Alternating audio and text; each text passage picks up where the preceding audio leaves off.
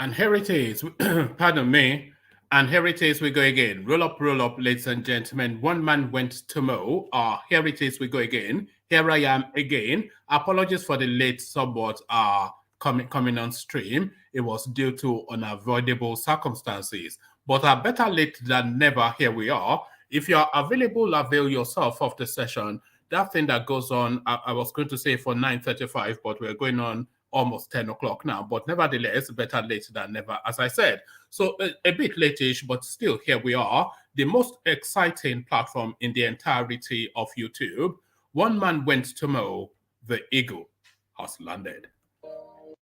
Another Savior, holy, holy, holy, holy, Adimebujuku. Another Savior, holy, holy, holy, holy, Adimebujuku. Well, this is Mobien. This is dedicated to the gallant heroes of the Nigerian Biafra War and IPO families all over the world.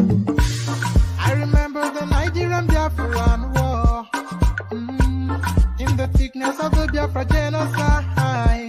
Hey, one man revived the vanishing hope to life.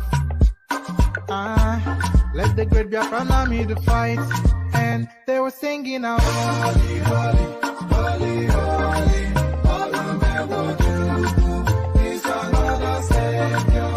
They were singing out, holy, holy, holy, holy, Olumegojuku is another Savior. Holy, holy, holy, holy, Olumegojuku is another Savior. Many years after the genocide, whoa, yet another great leader has risen up now. Oh, and he's leading the Biafrans to victory. In your madika, yabika kokwa namno wow.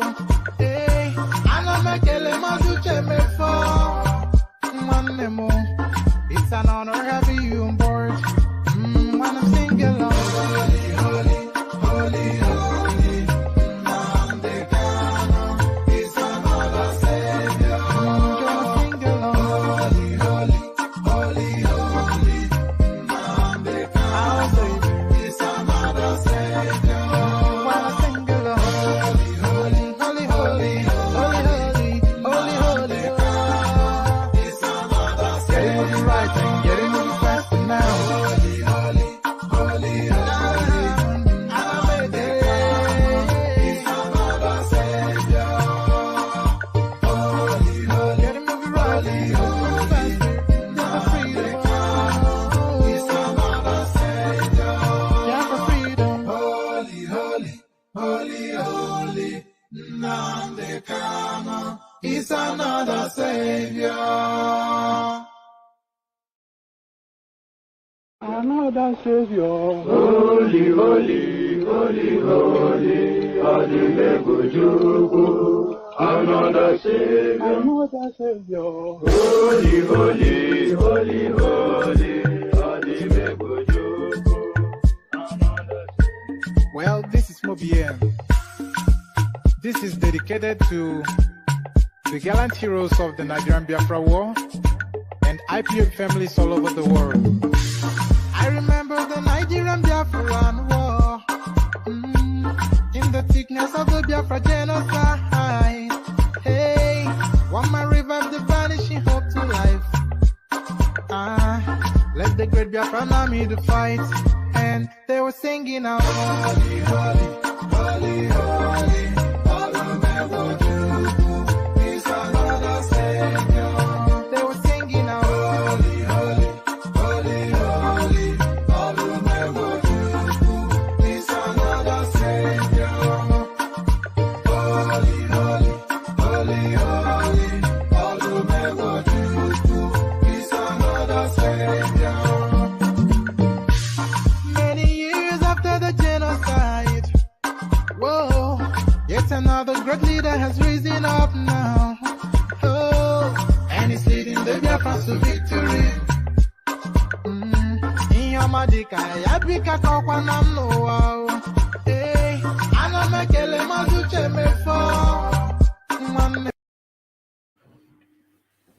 And there it is right there. Holy, holy Nnamdi Kanu, their other savior. Pardon me. Let me just short this. All right, so there it is. Holy, holy Nnamdi Kanu is their other savior. As guys, I bring you this. Dollars will reign. Dollars will reign at PDP primaries. Atiku Wike orders to spend $10,000 per delegate. Doyin Okupe. So park to one side, park well is what they are saying now to the small boys in that space. Because money talks within Nigerian politics, there was never a time that money was not the language of Nigerian politics. And this certainly is not the time that that would not be the case.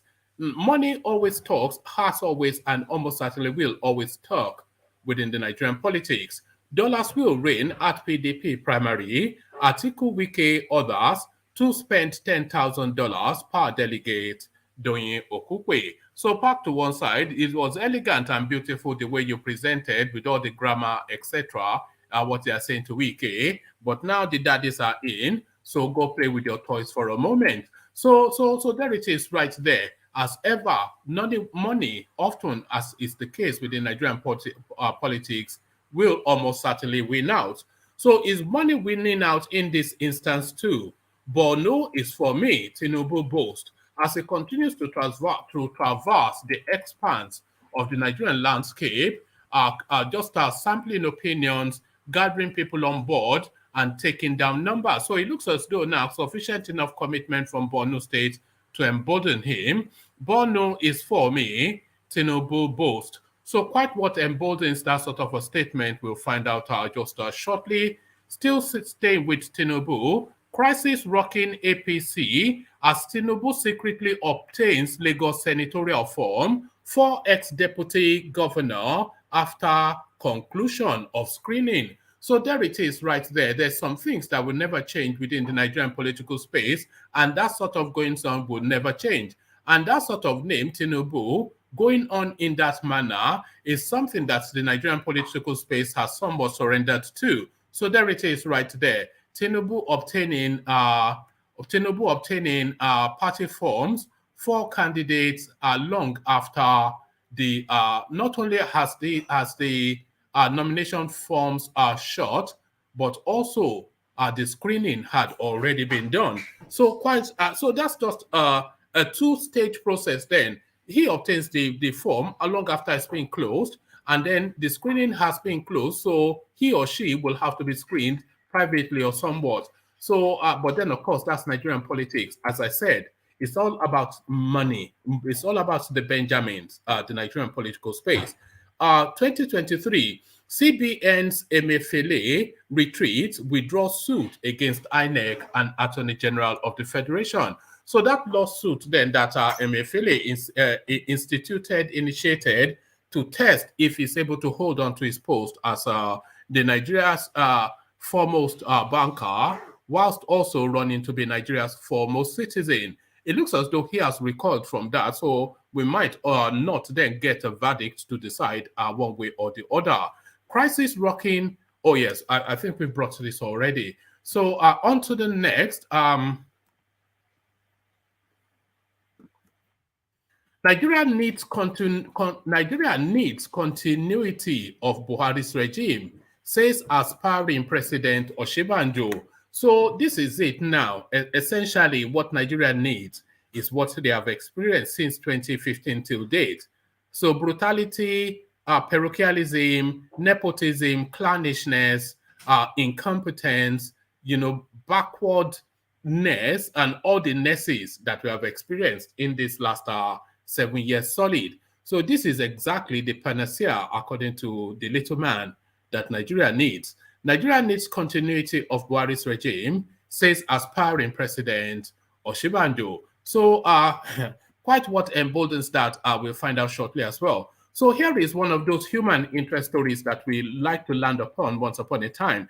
It's one of those, I'm sure you've seen instances of this severally because it's all over the internet, what I ordered and what I got. So in instances, you see that the person did not get what was advertised. But is it the case in this instance?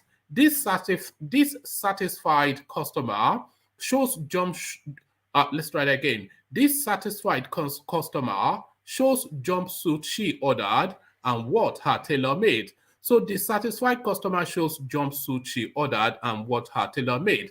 So is the picture really a lot of the story within that space? So we share the picture and then we'll see if this woman so-called is in the right or not. So that is the menu. So lean back, kick back, take it easy, relax into it. The usual protocol, click on the like button, of course. You know the reasons why we're asking you to click on the like button. And some of you that are obsessed with the channels, with the channel, not channels. So some of you that are obsessed with the channel, if you go back and look through the last few weeks, you'll see an astronomical growth in terms of viewership. That's all down to the like button. So when I'm laboring hard to ask you to click on the like button, and I'm seeing 170, 200 people watching the thing, and only 30 people are clicking on like, it's somewhat, I won't say irritating, but certainly disheartening. So just click on the lousy like button at no expense to yourself. So just do that and get it out of the way. And if you are not already subscribed, then correct that as well. As you set about the clickings, let me, in Nigerian fashion, give you a little bit of a bribery. Your calabash to the ready as we join the K guides in some palm wine drinking. Water, only water, only water, where they see ma. Water,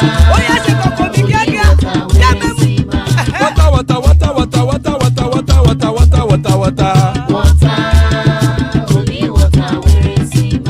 Hapa o naido.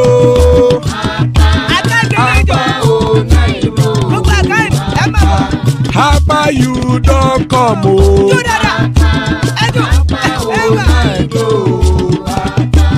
Hapa o naido.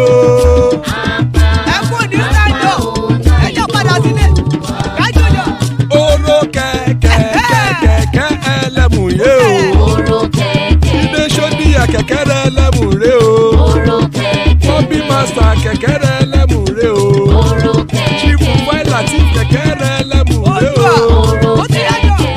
Eruku lẹ̀lẹ̀ ẹlẹ́mù dé. Eruku lẹ̀lẹ̀ ẹgbẹ́ ẹlẹ́mù dòde ojàre o. Eruku lẹ̀lẹ̀ Ghana ti dé ẹgbẹ́ bọ́dì o. Ọmọ ẹlẹ́yẹ ẹyẹ o ó dìlé o. Odúyẹ̀lá ẹyẹ o ó dìlé o. Petrosonama ẹyẹ o ó dìlé o. Petrosodúnkẹ́ ẹyẹ rẹ̀ ó dìlé o.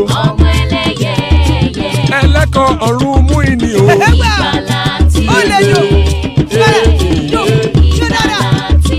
Àkùkọ ọ̀run mẹ́kọ̀.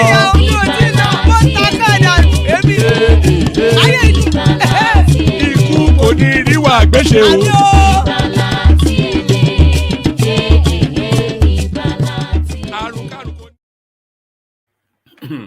And there it is right there. Powerful, potent prayer by the K guides. So powerful, potent prayer by the K guides. So let me bring you a story that I did not advertise. I was struggling to open the website. So I wasn't sure if I would be able to bring it, but it has opened now. So let me bring it to you now. Shehu Sani to Igbos, you are cowards, hypocrites. So this is not a language usually you associate with Shehu Sani. So why exactly is he calling the Igbos cowards and hypocrites? Former lawmaker Shehu Sani has described the people of the eastern part of the country as hypocrites and cowards for failing to condemn the activities of murderers in their region. Sani on his Twitter page said the Easterners condemned the murder in Sokoto, but lacked the courage and conscience to condemn the murderous activities of gunmen and unknown gunmen in their area. He also lamented their inability to condemn the slaughter of a legislator in the East, describing He also lamented their inability to condemn the slaughter of a legislator in the East, describing act of show of hypocrisy and cowardice. Sani tweeted, "You condemn the murder in Sokoto, but you don't have the courage and the conscience to condemn the murderous activities of gunmen and unknown gunmen in your area, including the slaughter of a legislator. That is hypocrisy and cowardice." He also said the threat against Pastor William Kumuyi that led to the cancellation of his crusade in Aba was a condemnable act. He added that the people in the East should have the courage to say so. So there it is right there. That's short and to the point.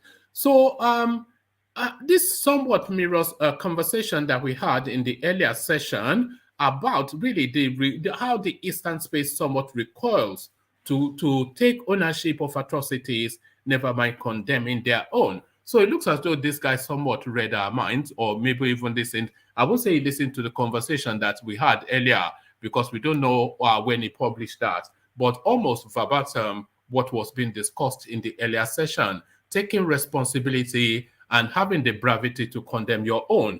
Dollars will rain at PDP primary. Atiku Wike orders to spend $10,000 per delegate. Doyin Okupe.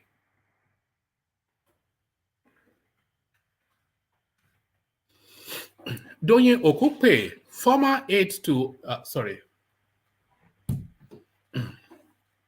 Doyin Okupe, former aide to ex-President Goodluck Jonathan, has revealed that the People Democratic Party's presidential primary election will be characterized by financial inducements, suggesting that the party's let's take that all over again. Doyin Okupe, former aide to ex-President Goodluck Jonathan, has revealed that the People Democratic Party's presidential primary election will be characterized by financial inducements, suggesting that the party's ticket will go to the biggest spender in dollar currency. According to him, top PDP presidential aspirants like Atiku Abubakar, Governor Yemson Wike were ready to pay 10,000 naira to each delegate to emerge as the party's flag bearer.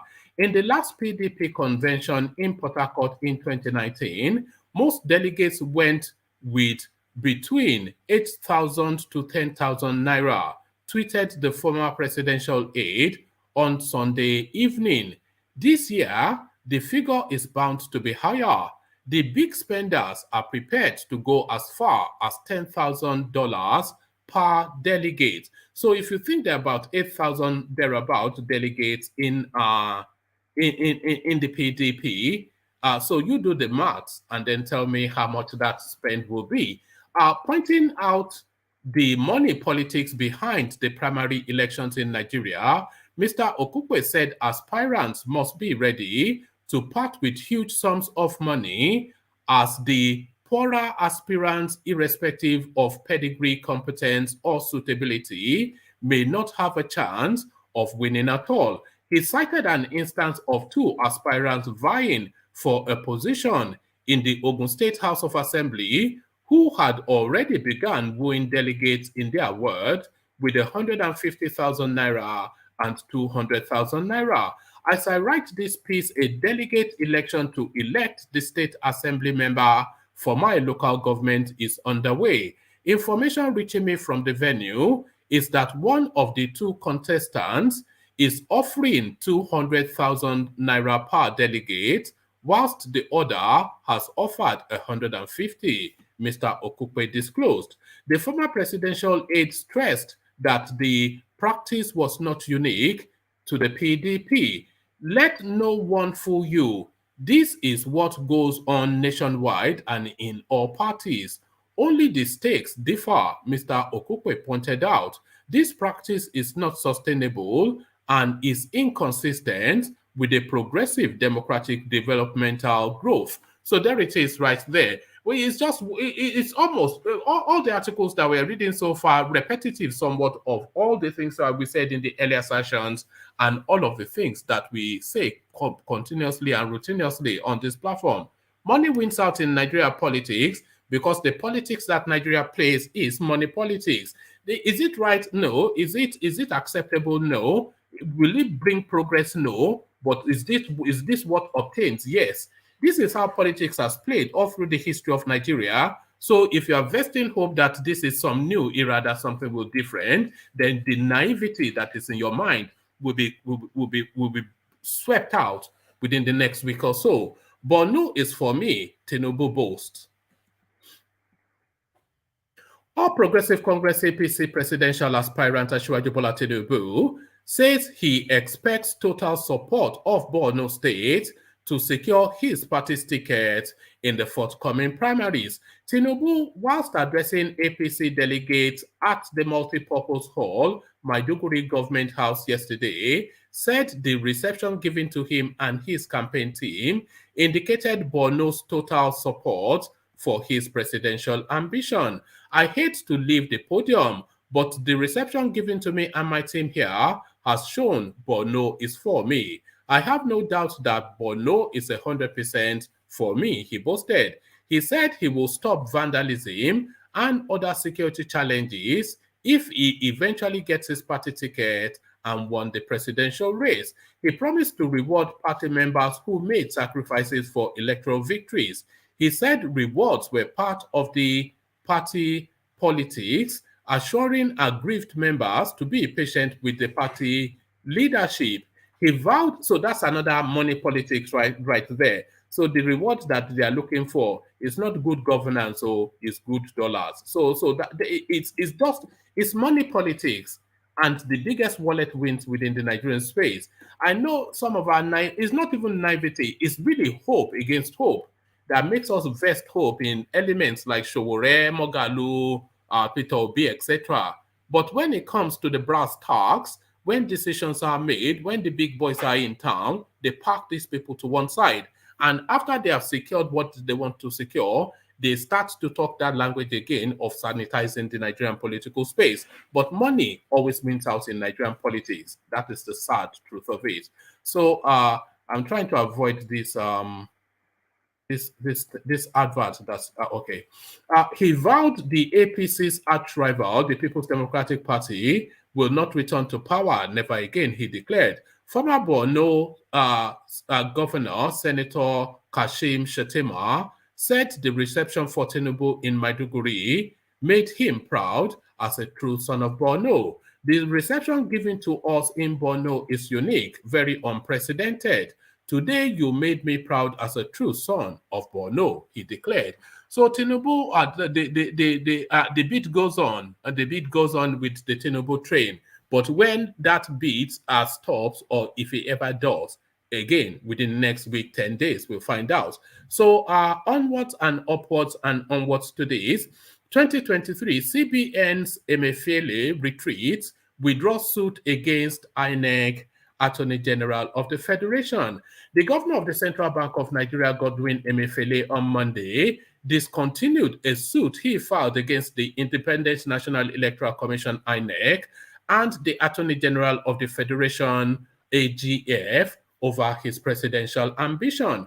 Emefiele had, in his suit, sought an order restraining INEC and the AGF from disqualifying him from contesting for the presidential ticket of any political party ahead of the 2023 general elections. But the judge, Ahmed Mohammed, on May the 9th, rejected Mr. Emefiele's application for an interim order against the plaintiff. Instead, Mr. Mohammed ordered the defendants, INEC and the AGF, to show cause why Mr. Emefiele's request should not be granted. In the last proceedings on May the 12th, the judge joined the People's Democratic Party, PDP, and two lawyers in the case as interested parties, despite an objection from the Attorney General of the Federation. So if we want to start to unpick this, let's start to unpick this a little bit.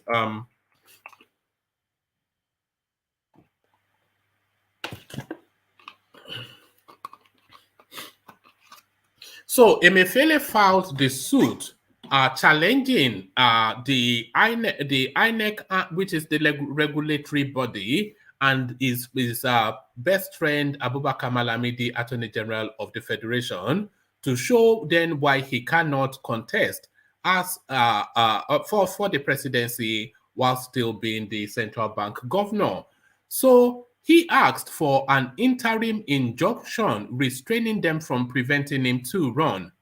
So he needed that loophole to get in, but the judge rejected it. That is not going to give him that interim order to clear the deck. So presumed innocent essentially until you're proven guilty. So he didn't grant him that. So then that then closed the loophole for the ticket buying, the form buying, etc. He did buy forms, but it looks as though that's stymied his moves somewhat.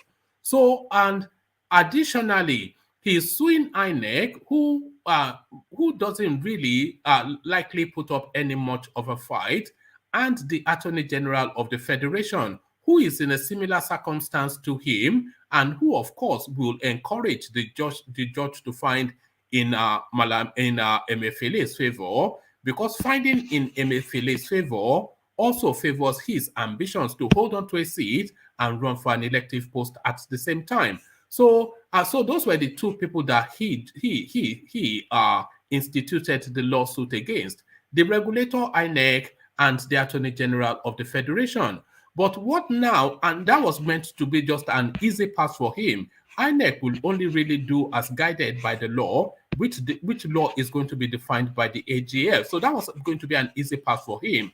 But the spanner in the works is that at the last proceedings on May the 12th, the judge joined People's Democratic Party and two lawyers in the case as interested parties, despite an objection from the Attorney General. So now that RNG thing that they were using to pass, they were hoping to pass through some judge to allow Emefiele to hold on to his seat and run for presidency, which then opens the window for Malami to hold on to his post and run for Kebbi State. That spanner in the works has all suddenly been put there by the PDP now joining in that lawsuit as interested parties to put an end to that scheme. Do you see? So that's the game in play there. At the sitting on Monday, the Central Bank of Nigeria's governor's lawyer, S.T. Malaki, told the judge that a notice of discontinuance had been filed and served on the 5 defendants in the suit. Pursuant to the instruction of the plaintiff, Emefiele, we filed a notice of discontinuance dated and filed May the 16th, 2022. Mr. Maliki, who held the brief for Mr. Ozokome, Mr. Emefiele's lead counsel, told the court whilst withdrawing the suit. And the said notice of discontinuance was served on all the defendants on that said date of May the 16th, 2022, which proof of service is before your lordship. Citing the rules of the Federal High Court, Mr. Malaki urged the court to discontinue the case and make an order striking it out. However, the lawyer to the 4th defendant, John Aekpopo Martins, opposed Mr. Emefiele's application to withdraw the suit and demanded 1.5 million naira cost against the CBN governor. In a ruling, the judge said the CBN governor had the right to file the notice of discontinuance. Subsequently, Mr. Mohammed struck out the suit. So there it is right there. It goes on then to discuss Emefiele's ambition, but that's already something that we've documented. So that is the machinations. Those are the Machiavellian moves that goes on within the Nigerian dark corridors, within the dark corridors of power within the Nigerian space. Arrangements using legal instruments. So onwards we go and on to this. Crisis rocking ruling APC as TINUBU secretly obtains Lagos senatorial form for ex-deputy governor after conclusion of screening. The ruling or progressive Congress APC in Lagos State has been enmeshed in a crisis after its national leader and former governor of Lagos State, Bola TINUBU, and other stalwarts secretly obtained Lagos West, sorry, I can't get the words out.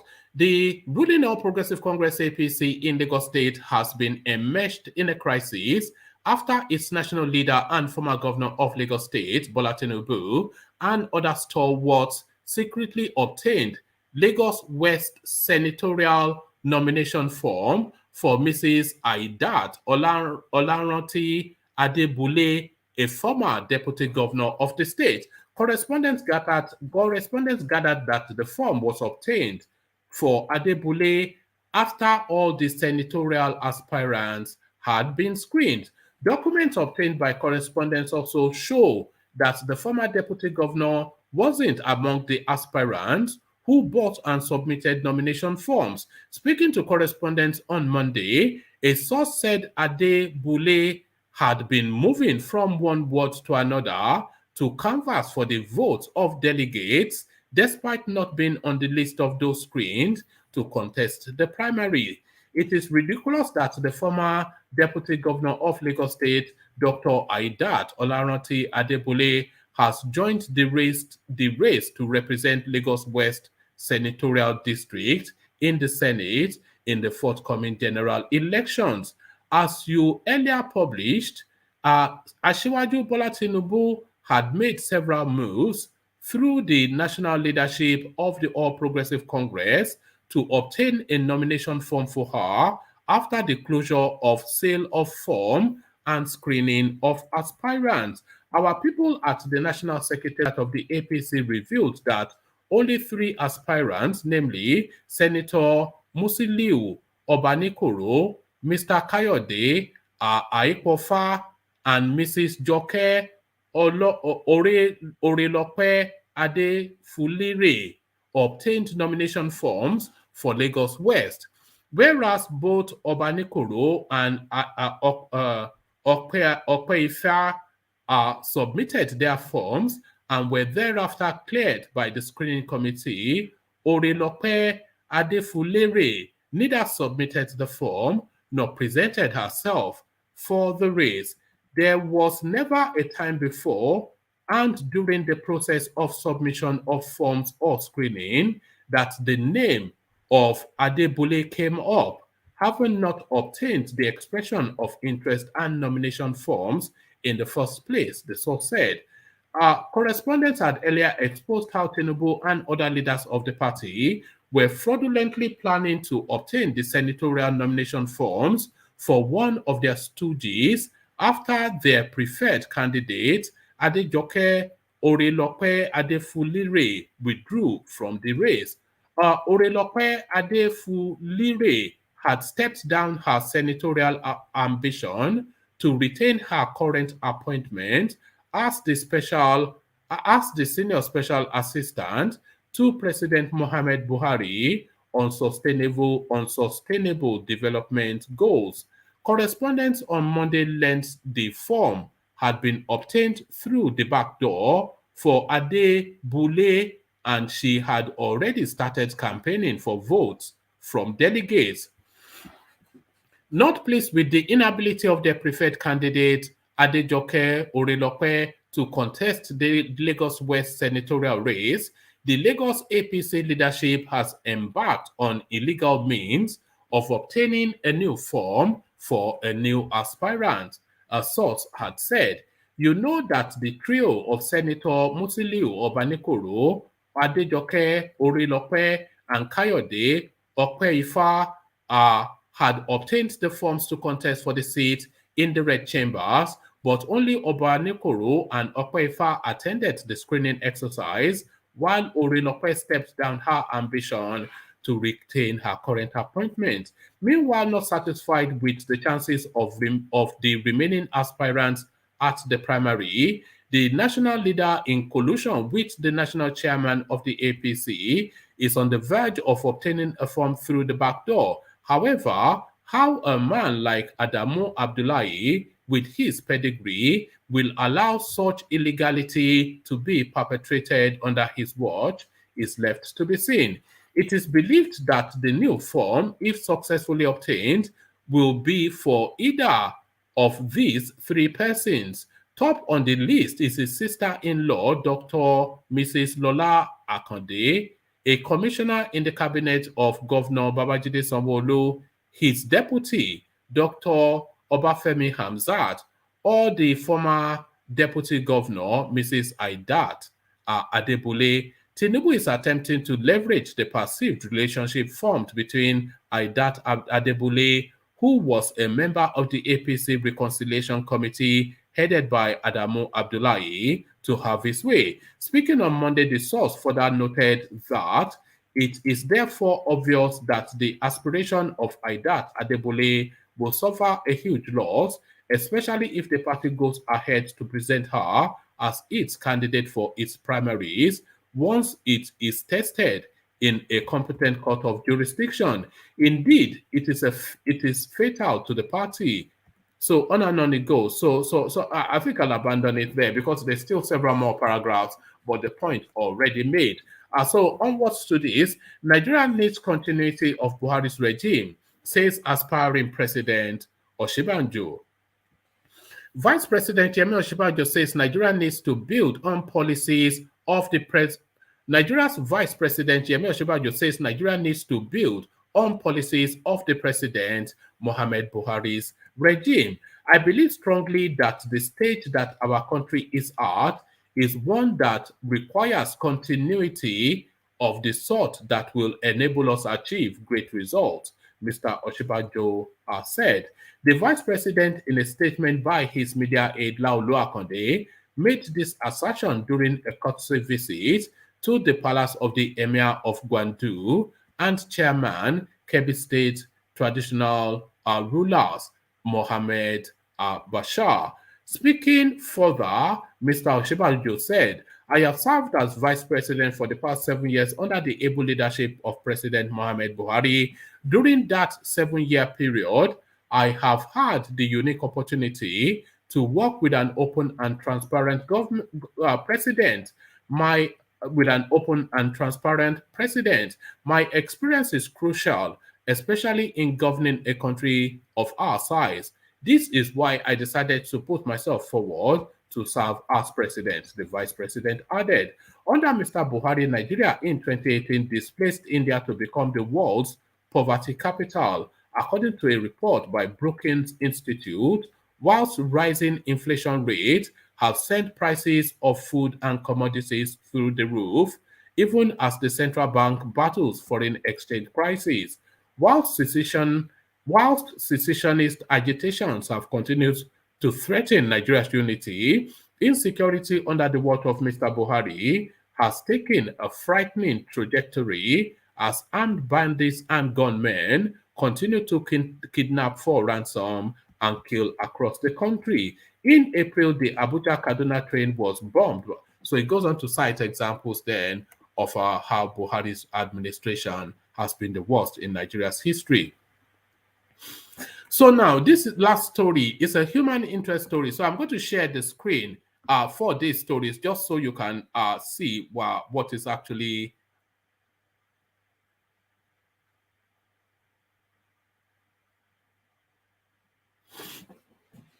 Oh, sorry, I was just reading the comments of some person here. So I'm going to bring this last topic to the screen because the picture is half the narrative of this human interest story that I'm bringing to you guys to consider. So it's one of those, this is what I ordered and this is what I got, sort of a narrative. So this is it. The satisfied customer shows jumpsuit she ordered and what her tailor made. So here it is right here, what I ordered versus what I got. So this is this person now. So look to the left of your screen. That is the outfit as is advertised. And look to the right of your screen. That is the outfit that the lady got.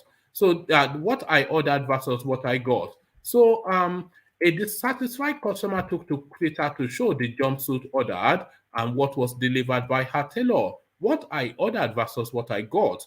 The customer wrote as she shared pictures of the jumpsuit made for her. So see the suit. So on your screen now is the suit as advertised. So before I point anything, I hope hopefully you guys are seeing the obvious. So that's the jumpsuit as advertised by this model wearing it, and this is what this lady got. So just look at that. Aside from the poor tailoring, look at the physique of the lady that is advertising it. Look at the physique of the model and how the thing curves around her body. But look at the physique of the person wanting to wear that jumpsuit. So sometimes when you the anyway, you see the point that is being made. Sometimes when you see these things hanging on models, don't expect that it will hang on your body shape in the same way that it hangs on the model. So I'm not quite sure if this person is not somewhat ridiculing herself. When you see somebody like this wearing somebody, when you see somebody that looks like this wearing something like that, and you that you look like this, you want to look the same as somebody that looks like this. Utterly ridiculous, of course. And this is the ridiculousness of that space, what I ordered versus what I got. So what I ordered versus what I got are Ete, I see you, Ajanlekoko, I see you, and Brownberry, I see you. So good to have your gentlemen. So Ete, hopefully you are there. No, Ete is Yes, on I am. brilliant. Yeah. So did you see that image that I just put on the screen? Yeah, I did actually. Is that not the it's most you see this often, don't you, on those Instagram? When you look when you're some fat woman and you are ordering something by some felt looking model and you are belly aching. I mean, do you see the point I'm making? Yeah, I see it. Maybe the tailor did his job, or probably the woman slacked. She slacked the material with her shape and her Mm. weight. So all those kind of things, it's funny because you can't just as somebody, if you're plus size or if you have any weight per se, you can't just order anything online the way you see it because it might not fit you the way you're looking at it. You need to go to a proper tailor and do it to fit yourself. That is what she was supposed to do, not to get it online. Probably the size also that she got it online is not her body size. And also This is a bad habit that some people have, and sorry, especially women. You see some outfit on some person that is felt tall and shapely, and you are fat, short, and stumpy, and you say you want to go and get the same dress. Are you the same body shape? Is what is? Don't be silly. Don't be you silly. know the also is the new wokeness and this new society thing that is going on Yeah. that is actually deceiving a lot of women. You Everybody wants to see, be Instagram model. everybody, you understand, this new way of life is actually making more women feel sad for themselves because Mm. they're ending up not being able to meet up, you know. And a lot of all these woke culture are lying to people. You tell people you can look anyhow you want to look. You can do the reality is that you can't look anyhow you want to look. You can't A just lot of them are running to Turkey now to have their bodies butchered.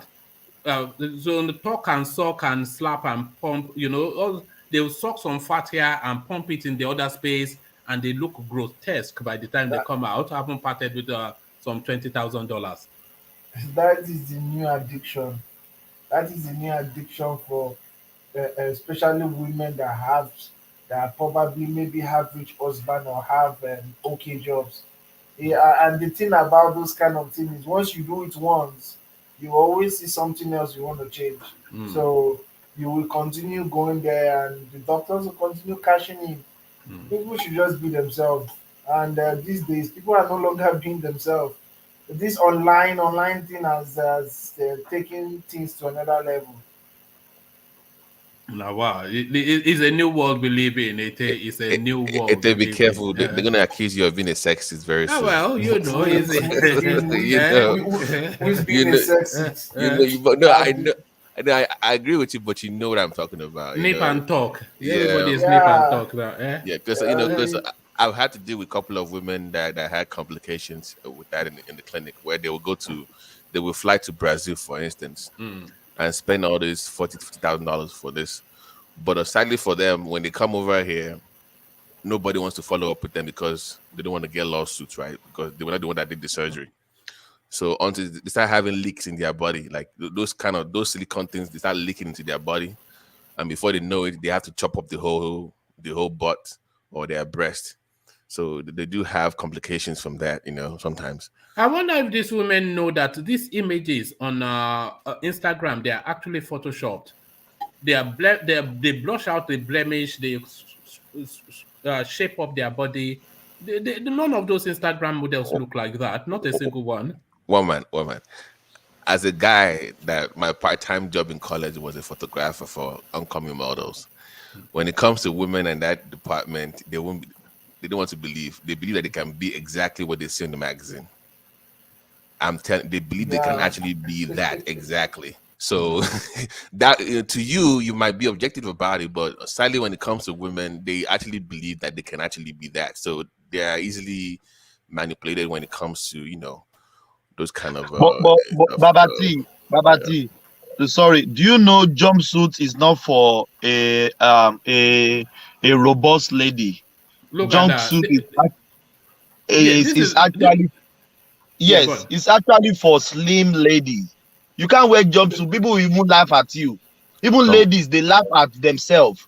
If a big lady like is have a little bit size, wore a jumpsuit. Jumpsuit is for lady.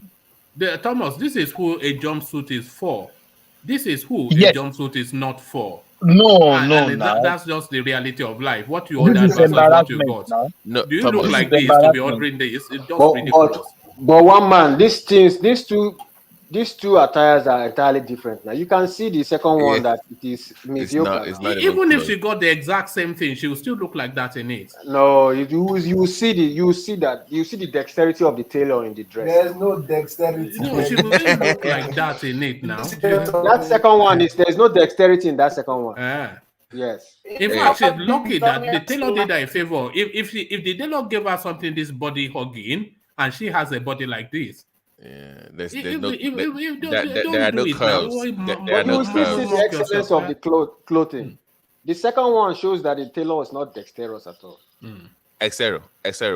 Have you seen the new commercials for Fitbit, right? Fitbit, that watch. Yes. Have you seen the new commercial for Fitbit? No. So if you have time, you go watch who they have modeling for them. It's an oversized woman. So they are feeding into the female delusion of you can be that everybody's beautiful. You are a 10. That's what's going on here.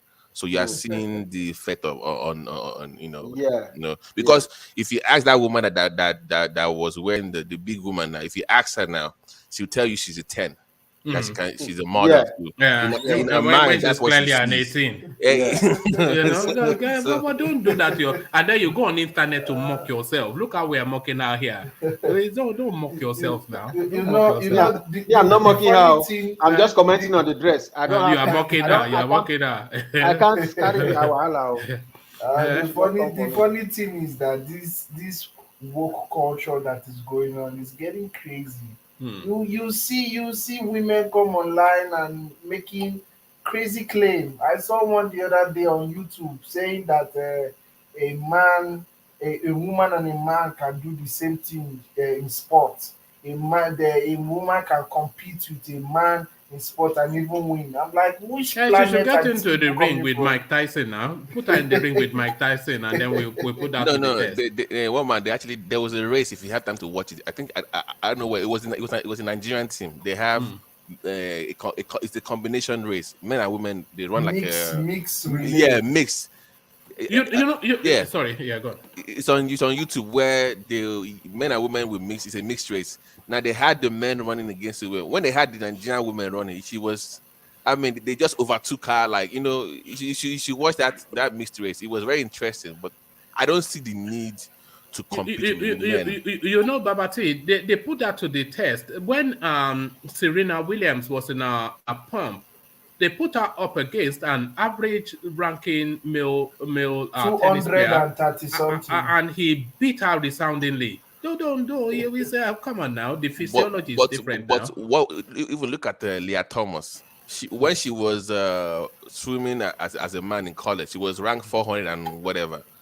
The day she became a woman, all of a sudden she's number one. she's number one in the world. That just tells you the gap now. Even in the military, But Babati, let me ask you a question. Since you're in the US, I don't understand. Is it that all these people, they just wake up and tomorrow they'll be like, oh, I'm a woman, I was a man yesterday? Like, how does it work? Do they do any process to declare that they're women? Or they just wake up and say, I feel a woman. I feel like a woman. No. Before 10, 20 years ago, you had to go to some kind of psychological evaluation. Yes. Because they noticed that people that were transitioning, as of now, they were still the highest rate of committing suicide when they transition and they cut their body parts off. So to negate that, they were going to psychological process. What has changed is that before, if I say I'm a man and I'm switching to a woman, I would go to some kind of hormone therapy and all that kind of process. But with the advent of transgenderism, I can just wake up and say I am a woman without having to go through that process anymore. You see my point? Because your body is not who you are anymore, according to the new world order now. It's in your mind. So you can be one man now and say I am a woman and I'm one man. That is a new. So that use yourself as the no. I'm saying that is the transition that we are. Can I also say I am citizenless? I'm a citizen of the world, so I don't need visa or passport to go anywhere. No. What they're doing is Luciferian in nature, because I always look at the spiritual angle of it. What they're doing is they're trying to destroy the male power structure, where they put even according to the Bible, once you have the woman on top of the man in any culture, that is Luciferian. It's not God-like. It's not the way God designed it. So, but for them to do that, they have to destroy what a man means in any society. So the point is, they will say a man is just, you are more than your genitals, because in healthcare, saying that nobody is male or female anymore. Right? So they want 30 something gender. I'm right. Like, how did we get to 30 something? Ete, do you know what an agender is? Agender, agender. I don't know. A person who is agender does not identify with any particular gender. Or so you can even be genderless. You can neither be male nor female. Just you can be bigender, no, cisgender, gender expansive, gender fluid, gender outlaw. There are close to 50 gender types that you can be now. But Disney they have removed the boys and girls greeting now. Now they are addressing people as people. No longer ladies and gentlemen or boys and girls. So it's people now. Right. But you know it's not only people. They put Z. There's one they call that says Z. They put X. They put X for what one man said. But and you know they did that. One of the main reasons was just because of the is it the daughter now, or what will we call her? Is it the son? Because she transitioned to a man. You know, the daughter of the owner of Disney. You know. Yeah. One man, remember I was telling you that I moved away from general to specialist, and that was the reason why. Because even now they are now giving children hormone therapy at 9 years old. It's ungodly, so isn't it? But that will affect their bone density, their cardiovascular development. Because if I'm a boy and I'm taking hormone suppression medication, you are actually killing that individual. So it's gonna, even as of yesterday, they are even giving 5 to 6 year olds those kind of things right now. So it's gotten so crazy where they're actually coming for the children now. They are coming for the kids. What does 5 years old know about gender? Exactly. You know more about sex. Babati, do you know what masculine of center is? Masculine of center. That's a gender type. Masculine of center. That one, a person who uses this term is usually a lesbian or a trans person who leans more towards masculine performances and experiences of gender, masculine of center, but non-binary, omnigender. Yeah. God, one man, but one man. Last chance. We don't enter last chance. God is not a God of confusion. What they're doing is confusing the masses. You have so much to the point where people say, you know what, let's just call everybody even. They're having bathrooms now for genderless bathrooms now. How can I have? Imagine you now, one man going to a store, and you have a daughter with you, and she says, "Daddy, let me use the bathroom," and you're not even feeling safe that your girl is even safe in that bathroom because you don't know the kind of girl or girl boy that is in that room with her. Are you not seeing is that crazy now? Getting inmates pregnant? There was a transgender that went to prison. Yes. She went to prison.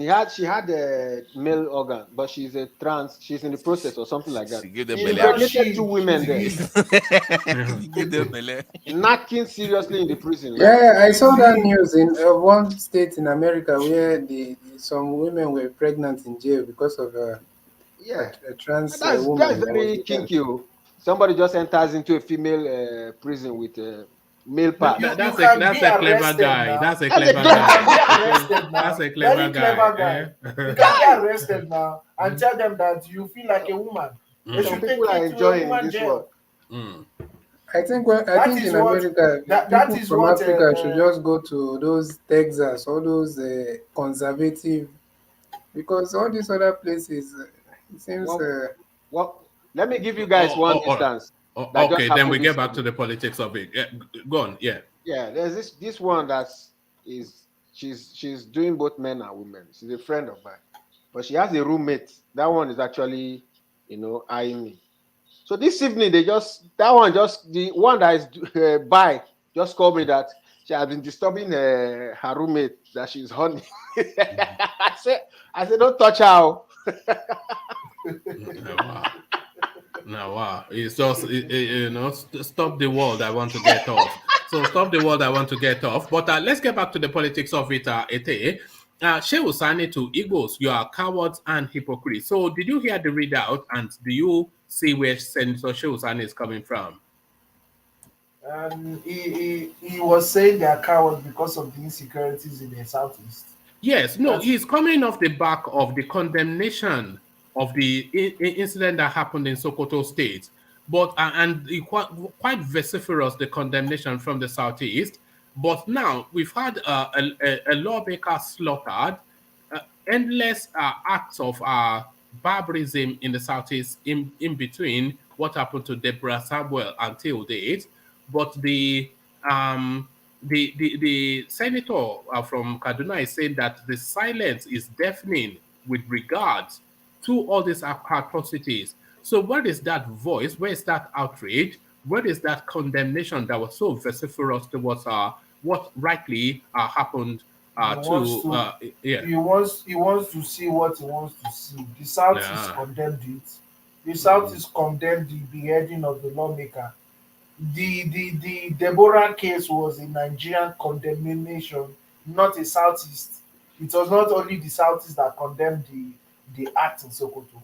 The whole Nigerian different states condemned the act. So what is the Southeast issue there?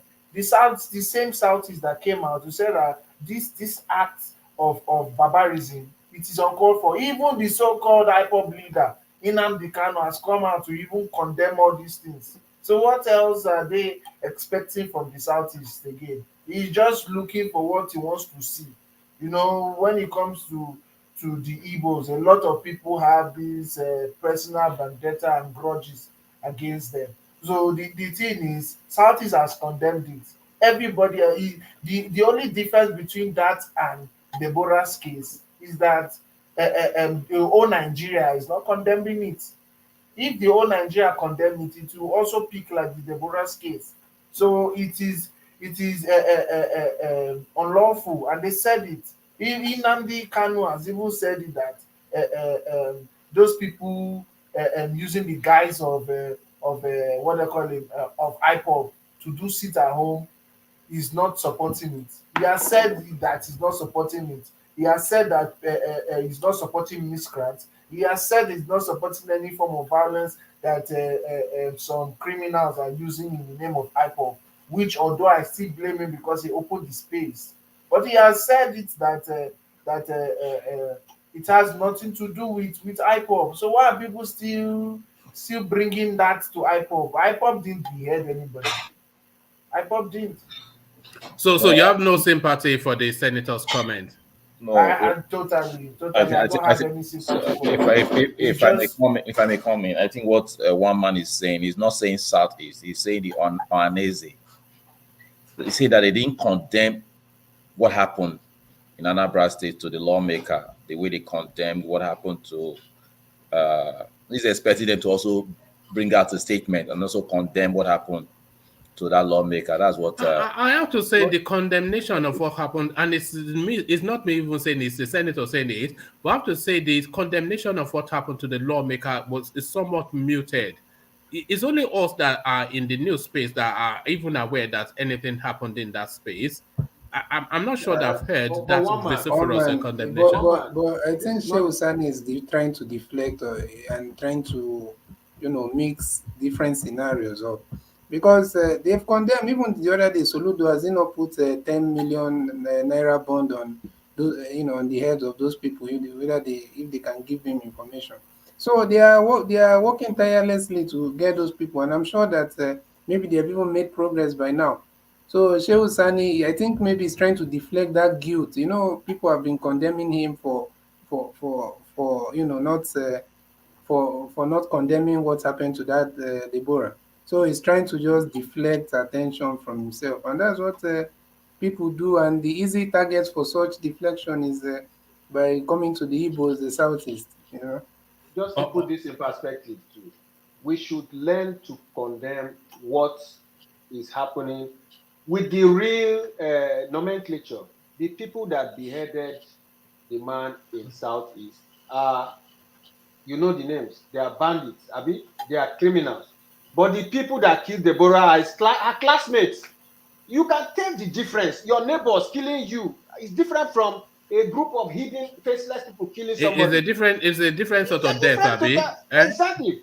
Is one of them half dead? Is one of them half dead? Is one of them half dead, or are they both dead? Is one half dead? No, is a different sort of dying. Yeah, you are going to school with your classmates, and your classmates kill you. Look at this guy.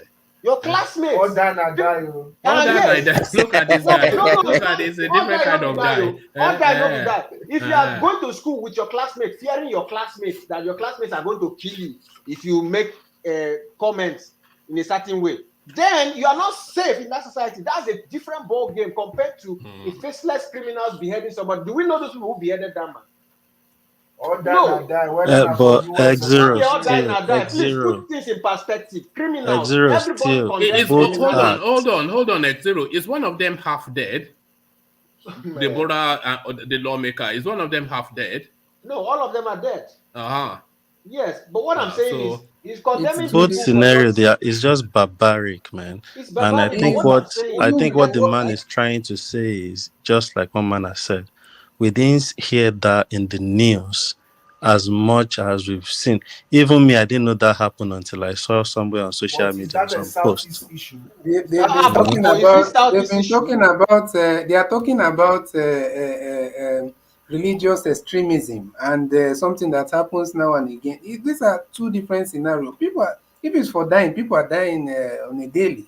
Even today now, some people have died, they didn't even wake up. But religious extremism is happening every other day in CBD. Sorry? Religious extremism is happening every day too. So should we say we should keep quiet because it happens every day? But who said the guy has a point, and this is what we are saying. We tend to be sentimental when they mention our tribe.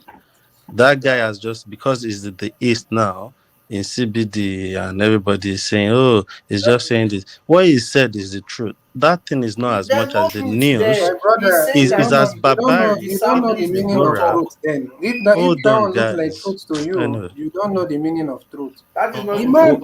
those is are the truth totally now. different How scenarios. many people are condemning what happened to Those are totally those different lawmakers? scenarios. How many people Everybody's condemned condemning it? it. I Just condemned like it. Everybody's condemning it. And you have to understand who controls the media in Nigeria. How many of the big Don't media go houses there. are controlled by the Southeast? I They're tell I you, all in the wonder, let me ask Southwest. them.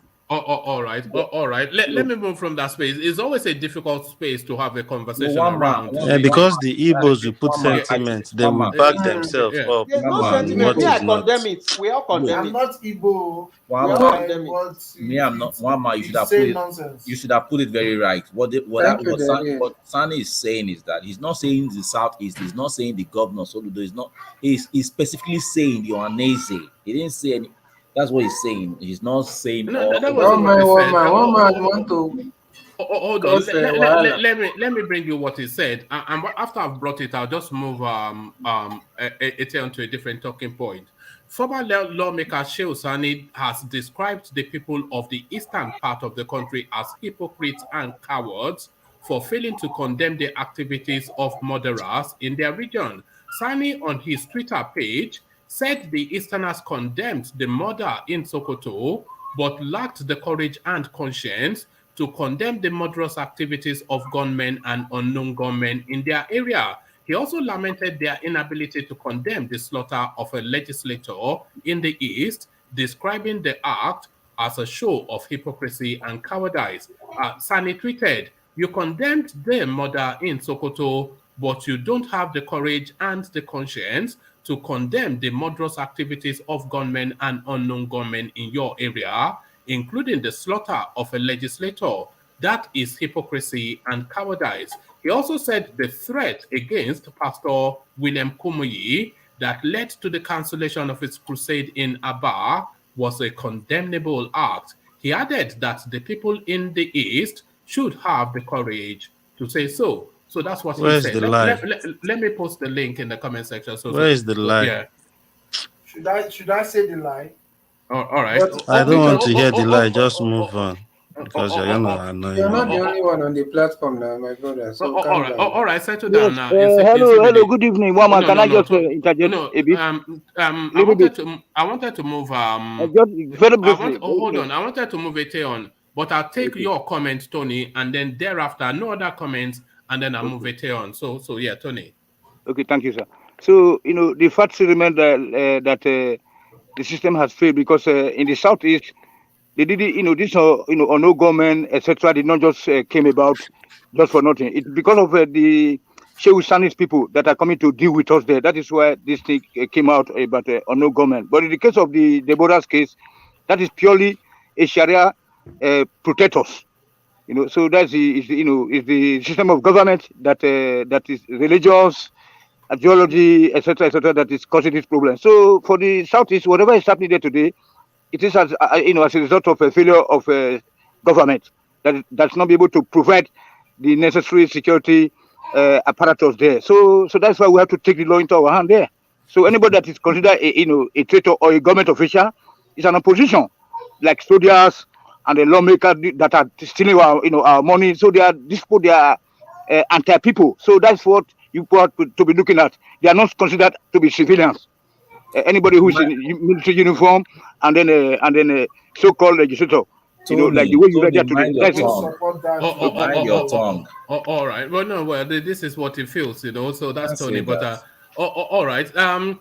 So I want to move Ete on. So the next two talking points, I want to give Ete the opportunity to address it. So if we can. So Ete, this for you. Dollars will reign at PDP primaries. Atiku Wike others will spend $10,000 per delegates.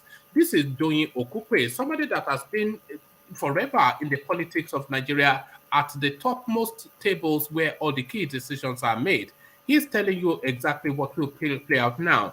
So all the fancy words, all the flowery words, all the marchings on the street and all the kumbayas, when it comes to the brass tacks, the heart of it, dollar speaks in the Nigerian political space, and whoever has the deepest pocket often takes the prize. This is what Doyin Okupe is saying. So nice effort, Peter Obi, Showore, etc., Mogalu, good academic exercise, and we will incorporate your ideas into our government. But go take a seat at the back now, as the daddies are busy. So dollars will reign at PDP primary. Atiku Wike others will spend $10,000 per delegate, Doyin Okupe said. So don't start off with Peter Obi said take the money and vote your conscience, because that's a nonsense. But address that frontally, Ete.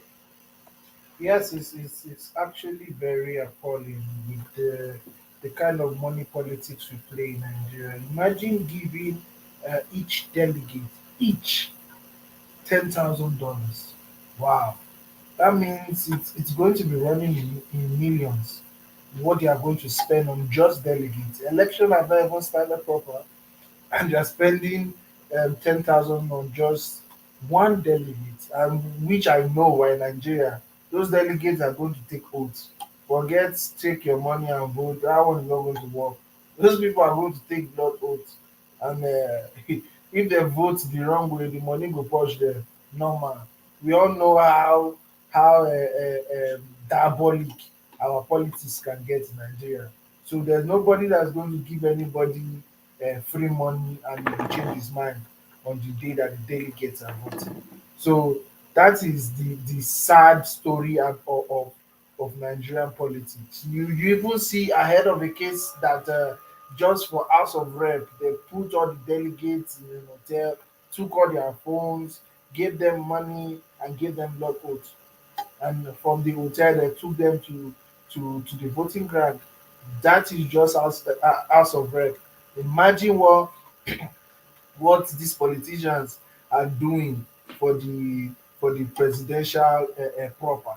So the thing is, anybody that takes money from either Atiku or what's his name, Wiki, is definitely going to vote for them. I don't have any doubt about that. So nobody is going to give you $10,000 and then you go around and say you are voting your conscience. Yeah, you understand? That would be the last thing you will ever do on this planet. 10,000, and so because it took us through the trajectory, it told us that in 2019, the fee was around about $8,000 to $10,000 that they were giving each delegate. So this time around, it's going to be more expensive. So $10,000 will be the baseline. So forget all the flowery words and all the good ideas. Nobody. I just pity for people of Port Harcourt because obviously their money is going into the delegate and this primary because Wiki is going to spend their money a lot, and Atiku, we all know Atiku too has the dollars to spend. Obi also has the dollars to spend, but it goes against his principle as a person, so he is not going to spend dollars. I don't think Obi does have the dollars to spend. He's a wealthy man. He has the dollars, but he's a pauper compared to when we're talking about Atiku Wiki. Somebody like Obi is a pauper.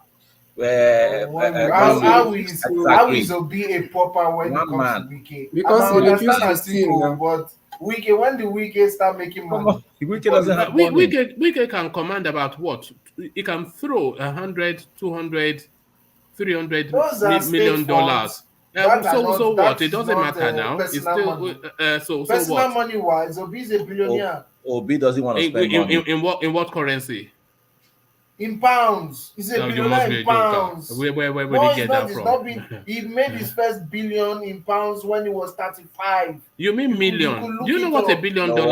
What are you saying? $1 billion pounds? $1 billion pounds. This is the thing now. He made his first million. Sorry, it's a mistake. His first million in pounds when he was 35. How is he now?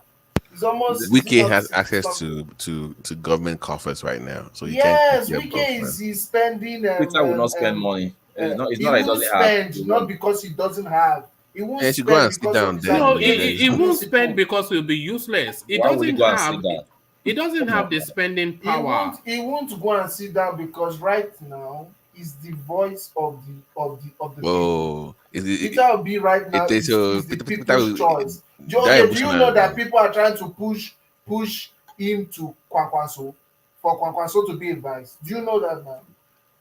That people are trying to push him to Kwankwaso. So if he becomes to the go and flag do what? bearer, To go and do what? He should be the candidate of NNPC. So Kwakwanso will step down for him, Abi. That is a Kwankwaso is years short to the Aso Rock. Years short to the Aso Rock. You know, you guys, because of already Okay. Peter Obi has the southern states. Nobody's dragging it with him. Nobody, Really? no matter how you want to play money politics or anything, when it comes to general election, southern Nigeria, how will he get to the general? How will he get to the general election? But how will he get to the general election? There are plenty parties. But there's a plenty parties. What he Sorry. needs now is a good northern alliance. That's all Peter Obi needs now. A good northern alliance. If Kwankwaso can offer, because obviously Kwankwaso can win the presidency in NNPC. But if he's a wise politician, if NNPC, I don't know their name. NNPP, NNPP. You understand? So that is the surest route. You can't even pronounce the name of the party that you're even. I don't know the name of party, obviously. Okay. If Peter Obi crosses over to NNPP, will he become the next president of Nigeria? Yes. Should I tell you how? Okay. Should I tell you how? No, you know when I say these things, I'll tell you how. I'm listening. Go on. Now, and NNPP is slowly taking off the northwest from APC. Right. Yes, because Kwankwaso is not a small boy in northwest.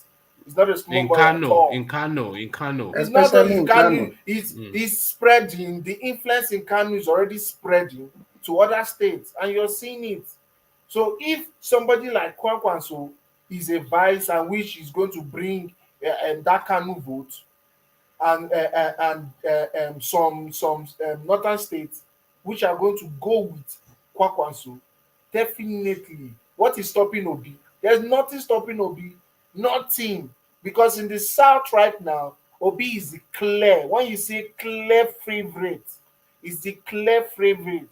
If they do a polls now, if they do an election now, if they do anything now in the southern part of Nigeria, Obi will take at least 80%. Hey, do you drink alcohol? No, I'm saying the truth. Sorry. No, hold on. Do you drink alcohol, Lete? Do you drink alcohol? If you drink alcohol, go and buy yourself a decent bottle of brandy. You will need it after the Mama, please, can you tell me who is more popular? Who is more popular than Peter Obi in the whole of South? Can Obi win the delegates without money? No, we are talking about. But you see, woman, let me add to about general election now. I think I agree a little bit with Tete because there's I don't know if you saw the interview Obi did with the Classic FM guy, and the guy, when he asked him, I think that was like yesterday or so, and the guy asked him about that he has some credible source that there is like a gang up in PDP to so that he does not get the delegate, the votes. But and Obi, from all his response, he did not deny anything. And he was towards the end of him answering that question, he said something like he moved because they asked him why he left ABGA. So he said that if his beliefs and his principles are not aligned to whatever he will leave, that even right now, and that might also take him out of PDP. And he said that, so when it is talking about that they might be trying to make him join forces with Kwakwanso and whatever, I think there's a possibility there, and I think it's it's possible, because it seems like these delegates they just want, like you said, like Doyin Okupe said, maybe they just want to do money politics, and that's $70 million for 7,000 delegates. You know, by the time the PDP primaries are over, he will be time barred from joining another party in terms of INEC schedules. No, but as long as the primaries window is not yet over, and if he has already made a an arrangement beforehand, so it will just be like a transfer and a declaration. It will be very fast because there will be no. It's just like he's going to get the ticket immediately. So you will you join the understand? party, register, and get their party within 5. It's a 5 days or even a 4 days old because the PDP primaries are the 28th to the 29th, and I think the presidential one is at the latter end, and the INEC submission is on the 3rd. So within 4 days, it will cross over to NMPC, register, grab their presidential thing. I think it's NMPC again. Yes, I think but he has the Kwakwanso party. Let's I not don't make know fun which of one he is. I don't know if it's let me ask the Peter Obi supporters here. Don't mean to be make fun of you guys. So have you given up on his chances in the PDP, or is it like a plan B that you're making with the NMPC? Have you given up on his chances in the PDP? Personally, I feel it's just my own view. Right. You know, I've always predicted the correct outcomes. One man can confirm that. No, But personally, I feel like he might get the PDP ticket, and I think Atiku will back him. Oh, okay. That's just my own personal. So, Rabbi, you are sticking with the PDP, but it is sticking of NMPC, right? No, I listen. You asked me how I see it. So, but I also be, if there's I believe there's a credibility to the fact that he might be having there might be some people, maybe his team, that are trying to look for some alternative for him. Yeah, I'm trying to see. The reason I asked it because I want to see maybe it's a 3-man race now, or it's going to be 2-man race with the PDP, APC. That's the reason why I asked. Like if it wasn't a PDP if TINUBU, you see, if TINUBU doesn't get the APC ticket, it's going to, and Peter Obi doesn't get the PDP ticket, it's going to be a 4-man race. Okay. Okay. Well, nothing is off the table, but that seems somewhat far-fetched. I still just wonder how Peter Obi will win the election, even if he goes to NMP or NMPC or whatever you call it. That man is known. Because that NMPC, NMP or let him say how he thinks so. No, let me land now before he say what he wants to say. That NMPP you mentioned, you've just only mentioned one man, which the structure is even in Kano. And you are claiming people will vote for him everywhere in the south. What about the other part of the north? What about the southwest? So election is not as easy as you guys think it is. Which structure the APC have before they climb party? Which structure? But they have AD and they form alliance with CPC. CPC was very strong. CPC at that time. CPC was not just in one state. Hold on, one at a time. Yeah, go on. Yes. CPC was not just in one state. CPC was not just in one state in the north. And AD was not just in one state in the southwest. AD was almost all over the southwest. And CPC was covering some states in the north, not just Kano that you mentioned. So it's not as easy as you see. I get what you are trying to say, but it doesn't really work as easy as you think it will. Saying it. DOG. Yeah. No, we play money politics. One man. Before all these politics, before all these parties, which were the original parties? We had ABGA, NMPP, and then which other party in the south? ACN. Yes. NMPP was the party Buhari and Okadigbo. If you remember those times, Buhari was losing the election. The North is entirely. So why did Buhari went to CPC? They transformed. I think they transformed somehow. They changed name. Yeah.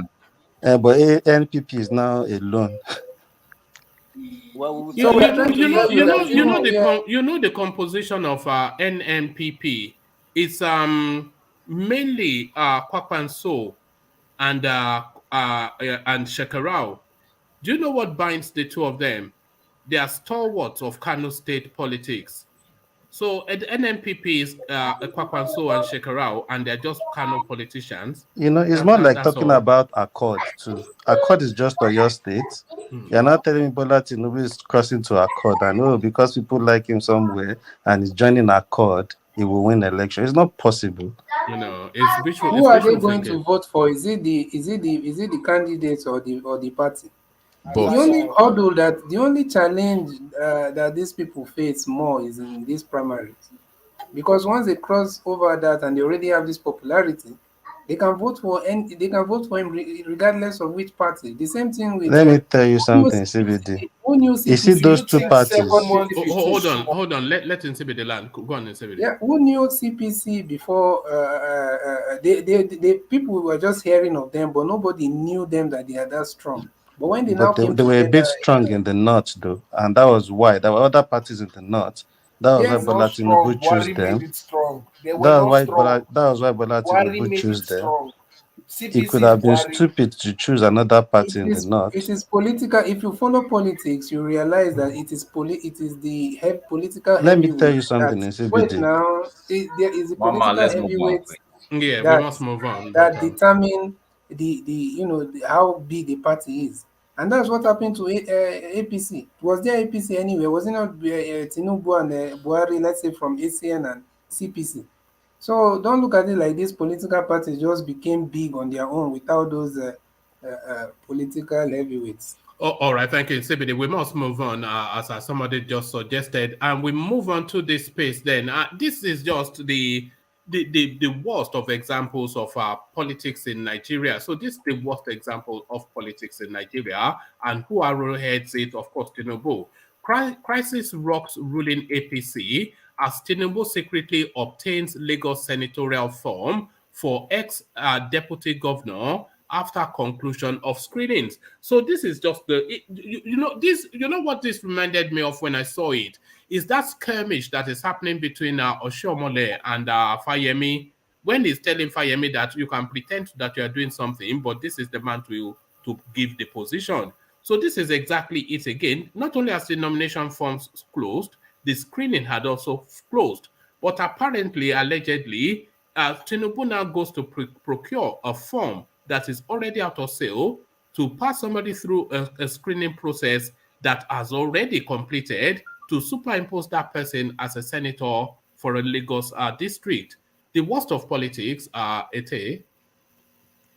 I see. I feel like this political dynasty thing that we're doing in Nigeria is going to another level. One man will just do what he wants in a party or do what he wants in a state, and nobody can say anything. So it's like they have their own mini empires. The screening is over, and you are going to get another ticket for somebody. It doesn't make sense. It shows that there's no rule and regulation in the party, and obviously people are not following those rules and regulations. So the thing is, and that is why when we are talking about structure, sometimes it's a bit kind of funny because Nigerian kind of politics is not structured. It's always the big shot you have. That is Nigerian politics. Obviously, Tinubu is a big shot in Lagos. He knights and crown anybody he wants to get power in Lagos. Anybody that doesn't go through Tinubu is definitely not going to have power in Lagos. So that's how he has built a dynasty. So that is the political dynasty that we're having, and and it's slowly going to even other states. We are seeing Wike trying to build his own political dynasty too, so that when he leaves office, who he puts there is who is going to be there. All these kind of things is not good for our politics, because the normal good politician that wants to bring something good for the people will not be able to, because they are big shots. They're calling the shots, calling. In fact, when they tell you that you are the next governor, believe them, because definitely you are the next governor.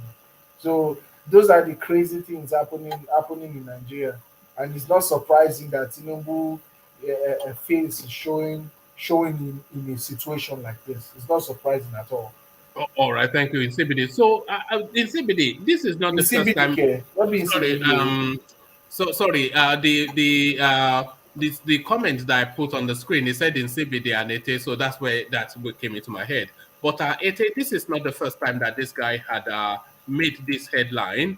And somewhat, the first time he came out with it was lampooned, but he's doubling down on it. So, what exactly is he trying to achieve, and which demography is he speaking to? Nigeria needs continuity of Buhari's regime, says aspiring President Oshibanjo. So here is Oshibanjo now saying that more or less he's going to mirror, or really, not even mirror, but really continue seamlessly where Buhari is stopping from. So I'm not sure. The backdrop of the Buhari administration is not one that the Nigerian population especially chime with. It's not one that sits with the people. But he continues to make the promise that if he ever becomes president, it will be business as usual. So what politics do you think the little man is playing at, Ete? You know, when you hear a statement like that, for people not to be scared and take that as threat to life is so funny. Because how do you what is there to continue? What do you want to continue? You want to continue banditry? You want to like everybody knows Buhari's regime has been the worst regime in Nigeria's history. We've never had it like this since 1960. We've never had it this bad. So you want to continue the worst of the worst? And like to me, it's a stupid campaign. But I can see that he's trying to get the corner, obviously, because saying you want to continue from where Buhari stopped is actually saying that Is that a high risk because I somewhat agree with you, but is that a high risk strategy that is deploying the little man? Because yeah, he knows full well that this sort of comment will alienate the South in totality, the Middle Belt largely, and anybody outside of that demography that belongs to Buhari. So he knows what the sentiments are, but he continues to hammer. Is it taking the Southerners for granted that if he gets the tickets, they will come to him? What do you think is playing out? Is it a high risk strategy? His camp is playing it in the sense that they are hoping Atiku gets the PDP ticket. Because if Atiku gets the PDP ticket, he has pretty much has the South. Yeah, it's a straight fight. Yeah, you understand. So if Atiku doesn't get that PDP ticket, and the PDP ticket goes to a Southerner, and it's OSINBAJO that gets that APC ticket, he has lost woefully. Because now all these things he's saying will definitely come back to bite him. You understand? So I think they are playing. His camp is playing the long game. They are feeling like, oh, Atiku has it in the bag.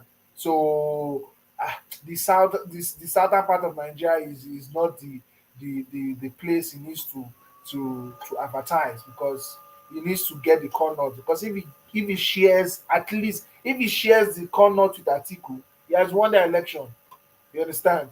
So the thing is, his camp is trying to play the long game. They're trying to play the long game to see that, okay, let's get Buhari base.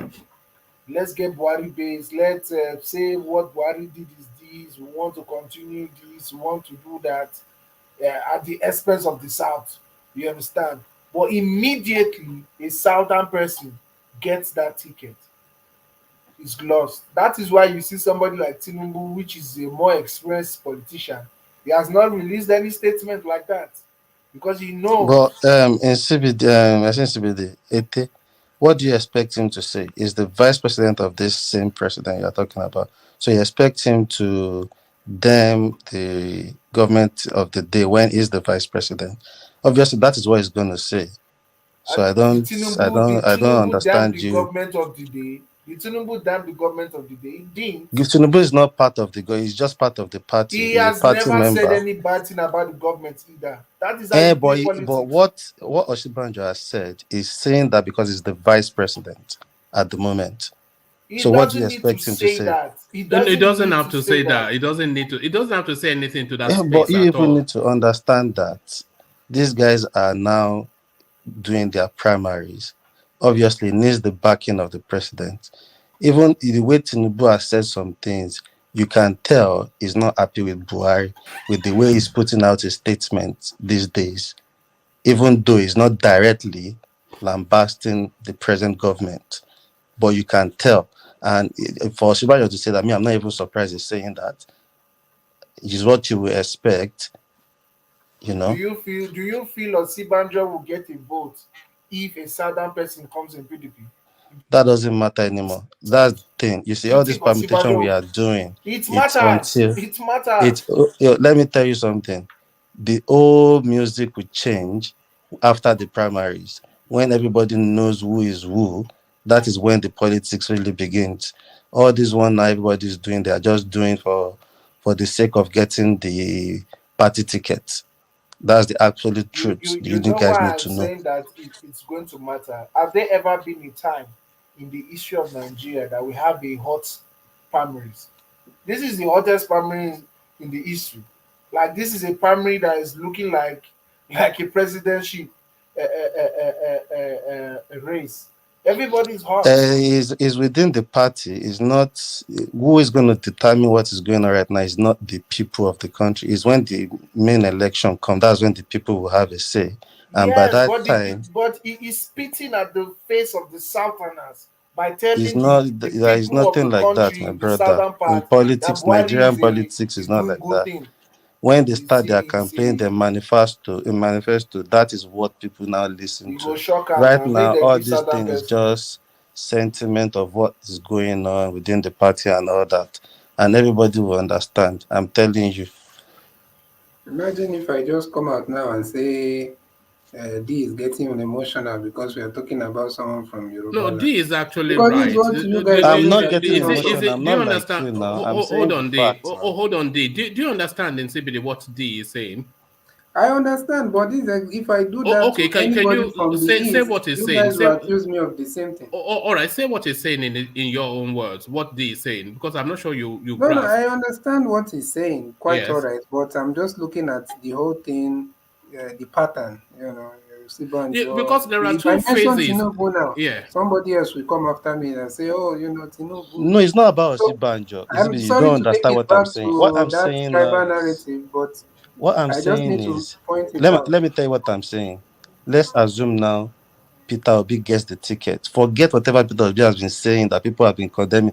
Even us, we condemn Peter Obi for saying, oh, he's 30-year-old child. Didn't have. All those things won't matter if he gets the ticket. It's after, you see, all this permutation we are doing, you can't really focus on one thing at the moment. And with the way all these guys are doing, is so interwoven that it's hard. If you permutate today, by tomorrow morning, something will happen. You will start repermutating again.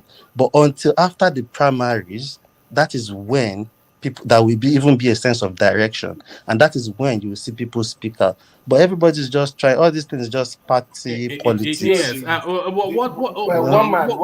No, you cannot disagree, because what D is saying, if you look at it in a different, what he's saying is that the language of politics, all the language that we're hearing from politics at the moment, is essentially language for the primaries.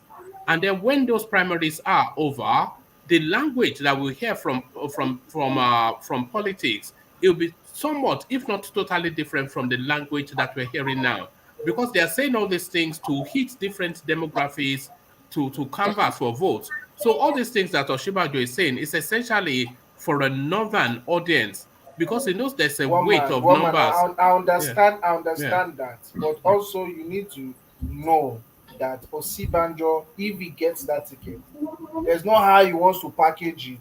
He's going to put it. He's going to build a campaign around building after Buhari. That is a fact. No, he will not. He will. What does he want to Why campaign? won't he? One man. It will build a campaign based around the future. Do you see? No, he's So going to you mean build a campaign based on continuity. Because that has been the only thing he has been saying. No, he will. What is going to build this campaign around? It'll be around policies. That this is going to be my plan for policing. These are my developmental strategies. These are the costings for it, and this is how I want to move the country forward. He would jettison Buhari, really, if he gets the ticket. I don't feel he's going to jettison Buhari because he has not crossed that bridge yet. Because he still needs the core north. So he's still going to build his campaign on Buhari promises. He's still going to build it. Maybe No, they he might will not now. repackage it That would be See some silly. what you are form. not understanding is after he gets the ticket, whether they not support him is not whatever he says about Buhari. They not don't even care about Buhari, whatever he says about Buhari anymore. They will look at the opportunity and that's what I'm saying. The music will change. All these things you are hearing now, everything will change. Buhari won't even matter anymore after the primaries to them. So everybody's good. Like one man has said, all his campaign will be on the future. And he will pinpoint some things that has gone bad in this government because he's part of He it wouldn't even and he tell won't you pinpoint it with the He government. won't He will just pinpoint paint exactly. That's it. what He I'm will saying. just Yeah, paint a yeah, yeah, rosy yeah. that this is the future. Exactly, and That yeah. project forward. So that is it. It's just the way it's played.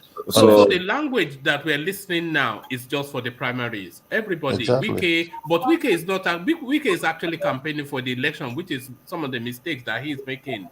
Instead of campaigning for the primaries, or maybe that's a What strategy for the primaries. one man I'm not Wike you No, Obi. I you mean, said one yeah, thing, sir. One sorry, man. yeah. one man, you mean Osibanjo will do like a total 360 No, he won't do turn a on his 360. He won't. turning point talking points.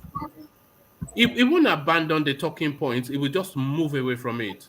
He will not deny it. Rather, he will just move away from it. With Because but the what Nigerians northern want to know is your plan for their future, and he will give them that You plan. see, one man, do you know why I can't move away I from don't it? see that. Because the things that the opposition are going to be bringing are these things. So you will still have to deal with it. The things that the oppositions will be bringing are continuing failure, things like that. And he will still have to convince people or issue statements that is saying that is not continuing failure. You understand? So he's They have a package to present you that Buhari's administration has been a success. Do you know they can package that? let there's nothing to package there anyway, but I won't be surprised. All right. All right. Thank you, Ete. So, let me move you on to another talking point. Um, have you covered everything? Okay. Let me move you to Emefiele. So, Emefiele, he has now retracted somewhat that lawsuit that he instituted against INEC, insisting that he wants to hold on to his portfolio while still running for the presidency. So, it looks as though events have somewhat enlightened that this is not something, because politics has moved on from his space. So he can just sit in the CBN and continue to loot those dollars until the last moment. So he's withdrawn that lawsuit. But are you somewhat disappointed? Because that space should be tested so that we are categorical then what the legal position is. Ete. I'm happy that he has moved away from the space because right now the naira is totally nothing to write home about. He should focus on his job. And I'm even surprised he was even making so much noise anyway and trying to get to the headlines much. Because Mayfield doesn't have any base for me. He's not even that popular. He probably his strength is maybe he might become a governor of Delta State if he wants to, but not of in the Nigerian space.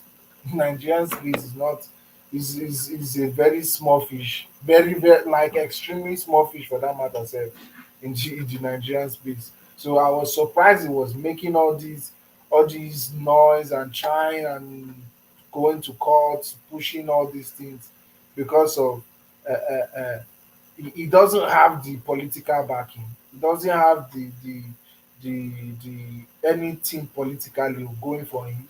I don't know why he left his non-partisan role because I believe he was still the same person under Jonathan. He was working under Jonathan also, so we believe that he was non-partisan. So I was even surprised he has an APC card to be able to buy an APC form, things like that. So I think it's something that is good for the future. So that in case anybody in that position wants to try something like a Emefiele did, he will know that it's not going to be an easy thing. It's not going to be an easy thing at all. And hopefully we pass this noise that INEC chairman might declare, this might declare, that might declare. We've The passed all Goodluck those. Jonathan narrative seems to have fizzled out somewhat. What's happened to Goodluck Jonathan? I don't know. I think maybe they brought him to APC to be a That one godfather. is still clueless.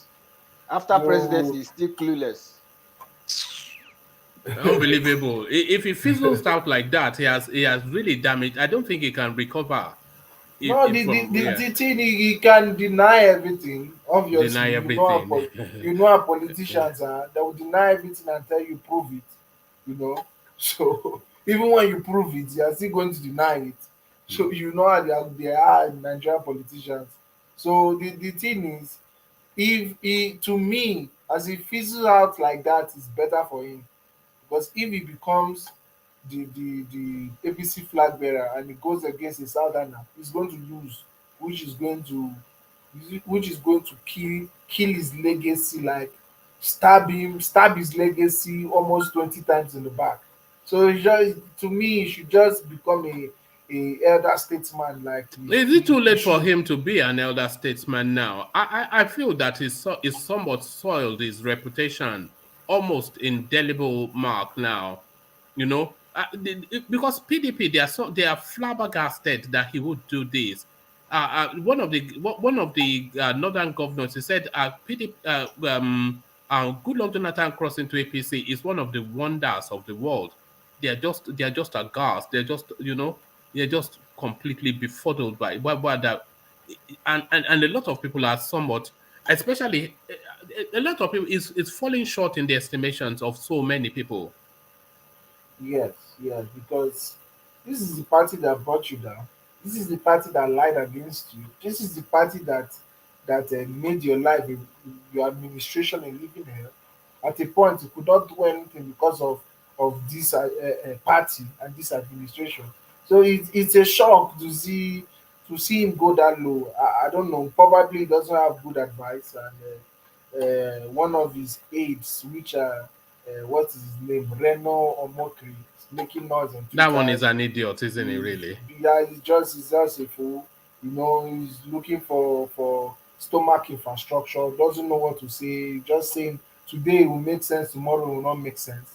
You know, so that I feel he's surrounded by yammets. That is why he's making such stupid decision. Imagine coming out to say you're not going to PDP, you're not declaring, you're not doing this. It was a lie. It was a lie. You sent one of your aides to issue statement to do this. All of a sudden, next day you're having pictures with APC chairman. You're moving to APC. How does that make sense? That doesn't make sense. You're moving to APC for what? What exactly are you planning to achieve in the movement of going to APC? He's going to chop some money. Which money does he want to chop? Is he not rich already? What do you want again?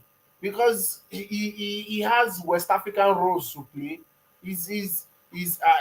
Those West African roles, they are not cheap. I'm sure he's putting there. I kind of like this guy. This Charles, or what's his name? The one that said he wants to chop some money. Yeah, he's Did he live in Nigeria? No, he's never been to Nigeria in his life. You couldn't even point Nigeria out on the map. But here he is putting Nigeria to the right. He's going to chop some money. You know what he said in the private chat the other day? He said that I'm eating some exotic Nigerian food. Exotic Nigerian food. Can you imagine exotic Nigerian food? I eat it, but what is exotic to me is Oyibo food, though. That's my own staple. Nigerian food is my own staple, but Nigerian food is exotic to him. Ajebota, So there it is. But no, what disappoints people the most? It's about. And by the way, 180 to 190 fluctuating regular watchers. Thank you. But if you look at your screens, everyone, you see just about 40 people clicking on the like button. We're pushing that. We want to hit 100, as we say. but which is easily hit if everybody clicks on the like button. So if you haven't done that, put that right.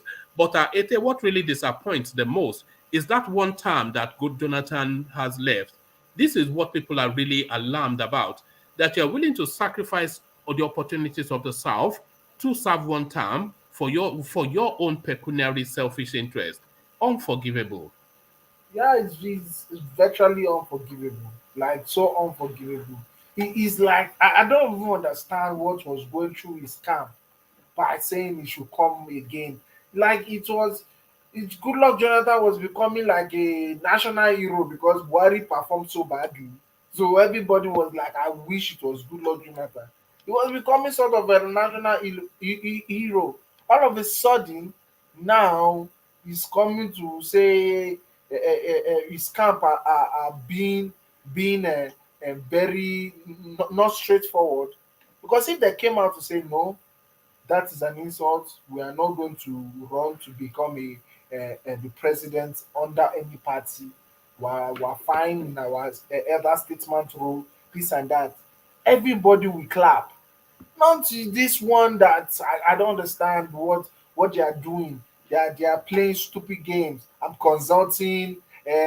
Watch out, watch the space. He's an idiot, What, isn't he? what kind of God. secondary school class captain talk is all those ones? He is as clueless as they said he is. He's a joker. The man is a good man. God. Yes, he's a good man, but why did he stain his legacy? He stained his legacy because I don't think we should look at it that way, because if he has withdrawn himself, I think he has just confirmed the fact that he's a very sensible, peace-loving president, and a very forget about sensible, peace-loving. Why would you put yourself in that kind of position in the first place? Why? He didn't put himself. They were coercing him. He put himself. Delegates came to meet him to ask they him went to that, his office against his will, Abi. They dragged him against his will. Yeah, they wanted him against his will. And Rabbi. Wait, let me give my opinion now. My opinion is that they tried to coerce him, and he didn't want to be hostile and refuse them, because he's a man of peace. So just say no. Just say no. All this wait. This is how I feel. I felt he said no systematically. And what do you mean? What systematically? Just say no. Let me tell you something. Guys, Abdullahi Adamu. That's how we said no. You see, this leadership you see, there's a spirit about this leadership. Even if you don't have interest, but you are close to power, so close to the corridors of power, and some people start hinting towards you, my brother, the temptation is bigger than you see it. Even Fashola was not tempted. The temptation of leadership, even if you don't have interest, but just seeing the fact that you might clinch, the temptation is too much. There was no temptation there. It was not. We saw that Jonathan was tempted. We saw that he was straightforward. He was not just forcing him. They were forcing him. There's nobody forcing him. My people. Sorry, one at a time. How can you force a former Hold on, guys. Hold on. The guy was the one country. Wait a minute. How can you force? I believe the truth will come out. Hold on. Let's hear from Babati first, and then you come. I'm saying like just a question. How can you force the former president of a country to go against his own will? So let's not make excuse for him. Exactly. Let's not please. All right. Let's hear from Brownberry, then Tony, and then I want to move on from Ete to Ego. So Brownberry, you wanted to come in. I think the truth will come out after these primaries. The truth will come out. I'm very sure about that. What are your suspicions about what transpired? Everything that ACBD said, that is what transpired. That's what I've heard. Okay, so we'll hear more details when these primaries are over. Well, that he was forced against his will. Exactly. I don't want to keep saying that. Let's just calm down. It was not forced. I've said it initially. That guy has just been lured in, and they are just gonna use it. It's just lust for power, isn't it? But Tony, yeah. Yes. Let's hear from Tony. Tony, yeah. Yes, sir. Thank you. You know that that was an act of foolishness and stupidity. Ete will know what they call raki in Turkey, which is a gogoro. Now I think now, now drunk now it was a drunk, over drunken. I don't know. I mean, even though they tell that you are going to take the chances of the Southerners for the future, and then you are doing that. I mean, Exactly. what kind of power do you guys say that is tempting? After Power being is tempting. no, hold on, let me speak. What is power? Why can't we just unite for once here against this all these criminals that call themselves politicians in Nigeria? Why can't we that are living abroad or that have visited abroad not be just for once be united here to condemn this political class? That was a total mess, and let us accept it. Whether it's from our own mother's family, I don't give a damn. We should try to unite and condemn what is wrong and say what is wrong is wrong. Thank you, sir. They are just all right. human beings. That's what they are. All right, thank you, Tony, and thank you, Charles. So let me go on then from Ete. Thank you, Ete, as well. So let me go on from Ete to Igo, only because he's coming in from Nigeria, and often we lose him because we make him wait for so long. So Igo, are you still there? Yeah, sure, I'm here. All right, brilliant. Good of you to stay. So Igo, let me then take you to this somewhat controversial statement by Shehu Sani. He says the Igbos are cowards and hypocrites for not condemning the atrocities that happened to the lawmaker that was butchered and slaughtered, and the endless goings on in that space haven't been so vociferous in their condemnation of what happened to Deborah Samuel. So do you agree with this former senator from Kaduna, or do you think he's just talking yam? Yeah. Yes, I agree with him to some extent. To some extent, because you will not be shouting that Deborah is killed somewhere around the north, and then they're also killing your people in the south, east, or wherever, and you are not coming out en masse to condemn the killing that is going on. We should see all the governors speaking against it. We should see people coming out to condemn the killings that are taking place in the East. Mostly Easterners should be coming out to be doing that, so that the Nigerians will also understand that at least they are just feeling the pain. It's not like if they know what is going on. But no one is coming out to condemn whatever is going on over there. We are not seeing that strong condemnation in the screen. And then they go out to an extent. I said I agree with the guy. Yes, I do agree with him. So all right, please. How many percent extent? To an extent, 60%. I give it to Shehu Sani. But okay, to which the 40%? Did you hear condemnations from some quarters? Guy, we had a lot of people here. Let him move on. Yes. So yeah. Sorry, one man. Like what? I'm taking questions from one man, but not Babati from does have anyone a point, because the audience. interjection will make it so that we'll end but the session without I a am lot of taking people. questions from one man only, but no one else, please. One man, please be telling people, let's move on by yourself. It's a bit. Honestly, and sometimes it's a different thing that the person is deviating away from the topic. Like when I was talking to it, that's why I said thank you to Aizan. I was trying to make a point, and immediately somebody said, let's move on. One man muted me, even if I was not saying anything at that point. I think you should be the one moderating. People shouldn't be saying things.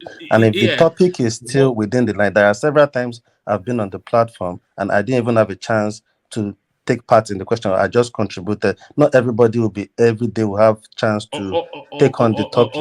Okay, let me address. Okay, let me address this from this end. This is what I see. So I'm on the talking point, and there are interjections. So an interjection is just a short insertion, either to enhance the point that the person is making or to disagree somewhat. But then you get an interjection that will sweep through about 3, 4, 5 minutes, and then somebody else will come to interject that interjection, and then a round-robin conversation takes place, and then it cascades for another 20, half an hour, which is what is meant to be like a 5-hour node. There's a time I was trying to limit it to. It's just the time management. That's just the thing. So it's not as though I don't want to. And then some of the interjections is somewhat repetitive. it doesn't really hold too No, firmly. one man, there's I no don't want problem to with stifle that. people, We are but just trying to, you know, so One man, let me But interject. be the one saying let's move yeah, on. that's Let's the point. people should That's the stop point. that you know, when nonsense. somebody says let's move on, I'm already thinking to move on. So I just use that window really just to move it on. But one man, let me interject you. This program is about interjections. Don't forget. No, That's it's what, no, that's no, the beauty, but that's the beauty interjection, of it. interruption is different from Yes. interjection.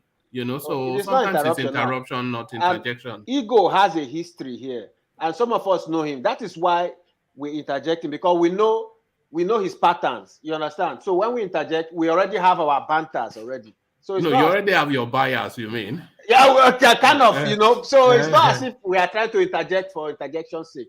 So if somebody doesn't understand that we know Ego well, maybe you think. Oh, but the interjections What are history- welcome. what Hold history on, has hold ego? on, What hold on. history has ego? We know the direction of your flow, so that's We why know, I'm we asking. know that you will soon start sleeping. They know that it's Golda talking. When they know that it's Golda talking. It's But not there's about stuff. that.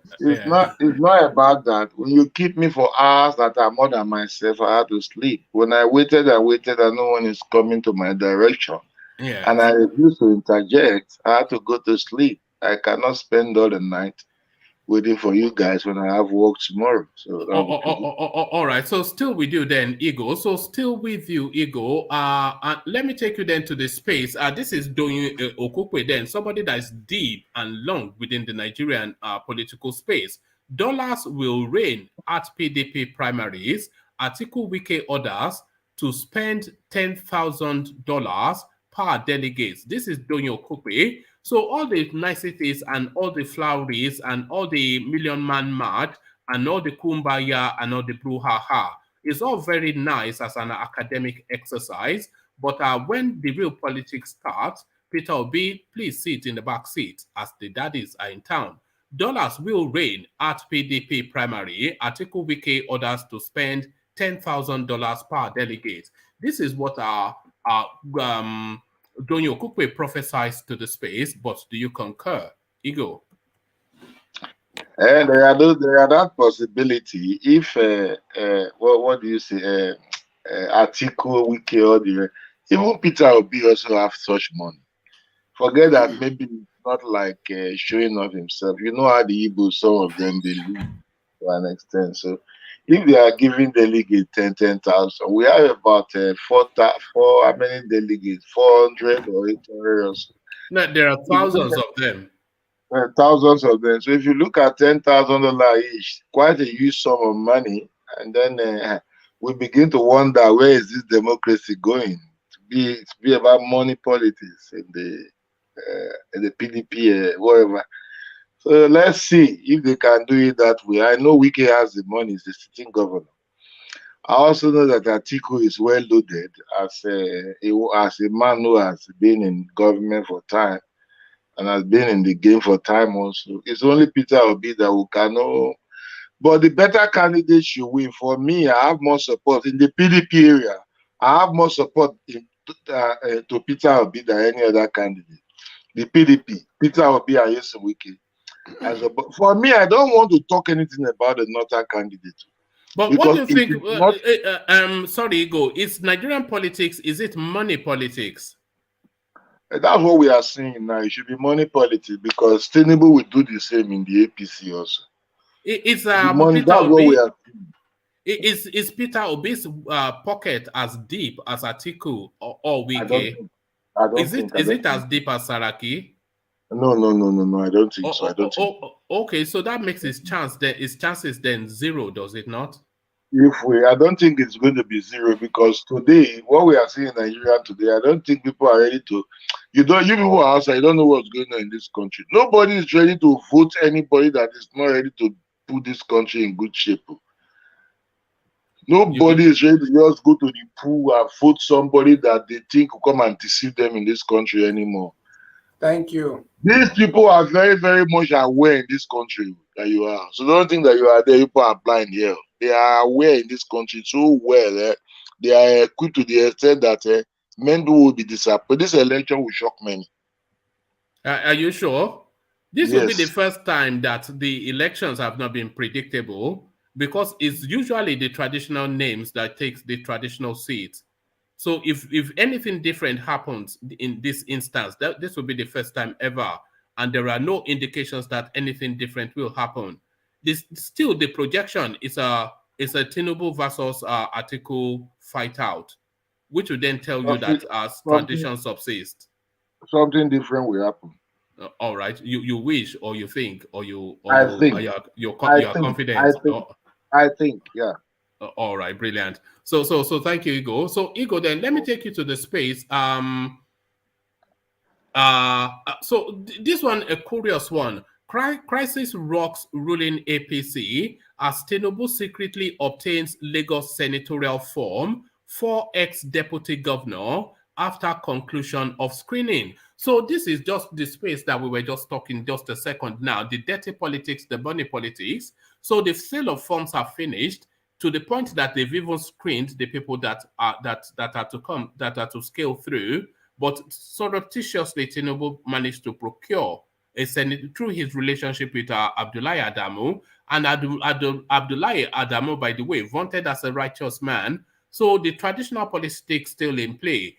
What are you then making then of after sales of forms are finished, screenings completed, they are still able to procure a senatorial seat for some person in Lagos State?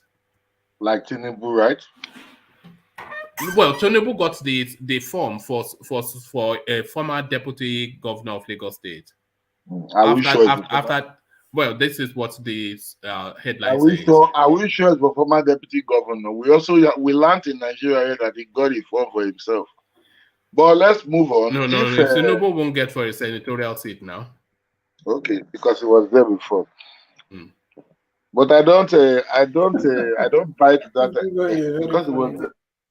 Yeah, because he was there before. So I don't buy that idea of him picking whatever senatorial wanting for some this thing. They don't have can't they pick it themselves? Or why must it be TINUBU that will go and pick senatorial form for them? Well, if the forms have closed, then it has to be somebody of influence that can unlock that space. Okay, so they use this influence to unlock the space because the forms are closed. Yes. This is what we are talking in Nigeria. There is no law in this country. Nothing is guided by rules. They just do things anyhow in this country. You understand? So at the end of the day, let's see what happens with the election that is going on, with these primaries that they are. I learned that one young man won the primary of PDP. That's Banky W. Yes, he got his.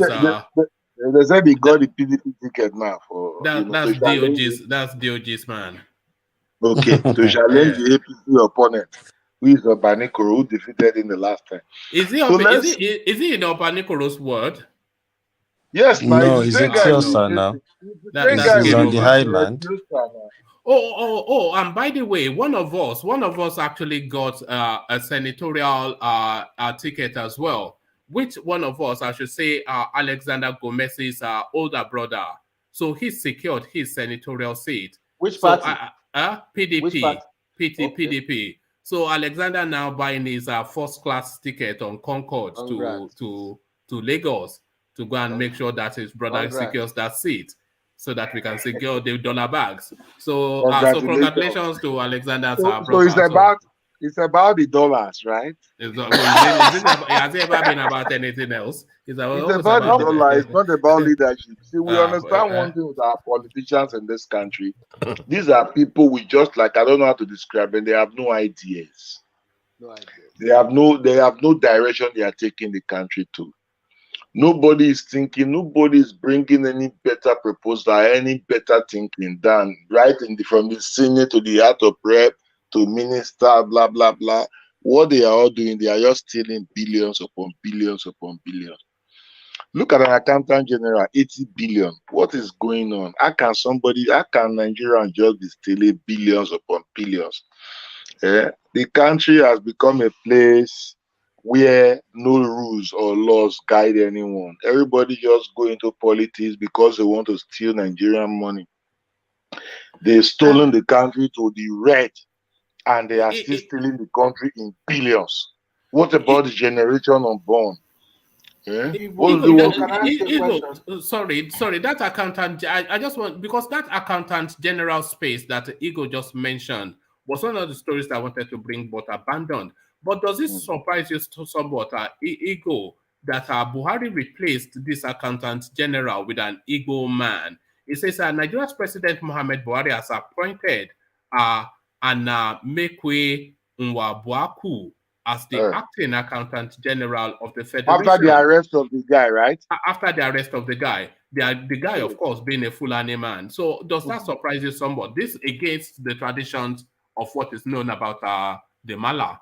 The nepotic or whatever is known for. See, it does not surprise me. This Buhari has understand that to an extent, he made some blunder in his administration. He understood this very well. You and I know 7 years later, Abi. Let me take it that way. Yes, let me put it that way. And of course, if he doesn't understand it 7 years later, I will not go and put an Igbo man there. We still put a Fulani man there. What would you do? Absolutely nothing. So if he put an Igbo man there, I hope the other seats, most of those ministers that are coming, blah, blah, blah, I hope you will be doing the normal. If not, the nepotism and whatever that has been going on in this country, in this administration, everyone, even the president himself, is tired of his action. He's tired of some of his action. This is what I believe. That's why you see him now putting an Igbo man there to replace the accountant general. Look at the kind of money these people are stealing. Billions upon billions upon billions upon billions. They've stolen the country aground. What happened? One person will just steal 190 billion. One person will just steal 200 billion. What is the problem with Nigeria? You that is going to have whatever, you just join the politics, you just win one election, you that is staying in one room, suddenly you now own estate and nobody is questioning you. In Nigeria, come on, we can't build the country. Sorry, I just wanted to, because that space that Ego just spoke to is a space that really bothers me a lot. And this is why I do a lot of those corruption stories on the platform. It bothers me a lot. So when you hear that this accountant general, he stole 80 billion naira. So a lot of people, they are alarmed, but they think, oh, naira is their localized currency. But you have to know that the value of that naira is backed by the dollar. So if you convert that 80 billion, it's not paper money, it's money from the economy. If you look 80 billion is not a small money, whether it's in safer or it's in nothing, whether it's in Zimbabwe currency. But if you look at the dollar value of that 80 billion, that is that dollar value that has left public use into private pocket. This is what people should think about. You have to dollarize all these corruption figures in order to know the real impact of it. So the dollar value of that 80 billion naira is what has left the public purse for public use to this guy's private pocket. And when we are hearing that, we did a story yesterday, Jeremiah Oseni, that the Jesse Island government, they've seized £2 million from him to return to the Nigerian state. So he would have stolen, they would say, oh, he stole 500 million naira. I say, 500 million naira is a thief, but people dismiss it. So if you dollarize this amount of money, then you really know, and that is infrastructure. You know, that is a school right there. That is a hospital that this guy has stolen. That 80 billion naira, that's a hospital. You know, that's a road in hospital, a well-equipped hospital. You know, full community. He has stolen full community. You're talking of hospital. So full community. If you put 80 billion in Niger Delta, all those oil spills, they will clean them up all. All those villages across the Niger Delta region, across the creek. If you put 80 billion there, those places will go back to normal. What is the problem of this country and the problem of this politician? That should not call off strikes. Yes, give 80 billion to ASU and they will be back in school immediately. We go to school. And then one man will just sit somewhere. One man will just sit somewhere and embezzle that money and we are looking at them in this country. It's high time we begin to make better decisions in this country. The volume of money, these people are stealing is alarming. It is not something and that to 80 tolerate billion at all. naira is cheap, because we usually hear it in the hundreds of billions. The one from Nigerian Ports Authority, the lady there, it was in the mid-level hundreds of billions that she stole. Even Buhari's daughter was implicated in that, Zara. So, and then the next day is another round and another round and another round. You know, you have to think of the dollar value now, and this is capital flight from public. They they get it out of the country as quickly as they can. Do you know how many houses? The Sahara reporters did an expose on Mongono, the national security advisor. She's just buying houses all over America, all over United Kingdom, all over Dubai. You know, this is what is going on now. This is what is going on. It's a travesty. Just imagine, with the country money, with the one region money, somebody is just buying some group of few, some very few are just stealing in billions. And nobody is saying anything. You know, because by tomorrow now we'd have forgotten about this guy, because another round of looters will say, "Oh, there it is again." Of course, when this government go, other people will come in, more thieves will come in, and started stealing again in billions and billions. The population is skyrocketing. We have housing deficit in this country. We don't have good road. We don't have lights. All these things are collapsing, and they are stealing in billions. And the security forces are looking at them, the SSS are looking at them, the ones who call the EFCC, they are looking at them, and they're embarrassing common Nigerians who are finding way to survive or eat or feed the in the middle of the night. Those they are going after. Some politicians have even come out to say clearly that they are not going to stop the political class from benefiting. Oshibanjo was one of them. And you are supporting one of them, Ego. So are you not contradicting yourself now?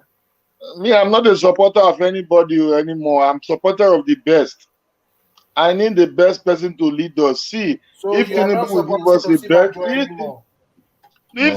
give us a better job, they should bring him there. If OSINBAJO will give us a better, if it is Wike, if it is Peter Obi, me, I don't want to front any northern candidate, because it is not the turn of the north to lead this country. The north has had their shot.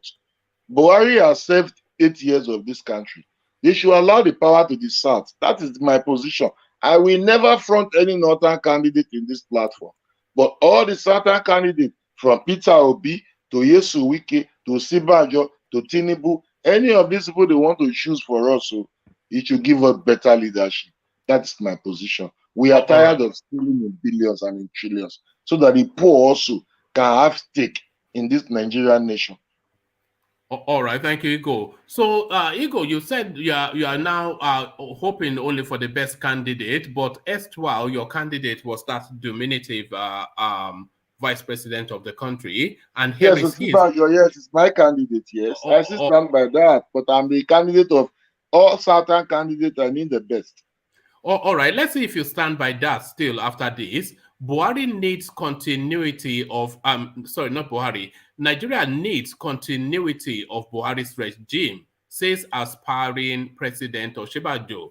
So this is not a thing that he's saying for the first time. He has said that severally, copiously, 2 different gatherings, that should he become president, it will be a continuation of what you have experienced for the last 7 years. So what are you then making of the politics of your man, Ego? I just thought that he don't want to ridicule his boss, to me.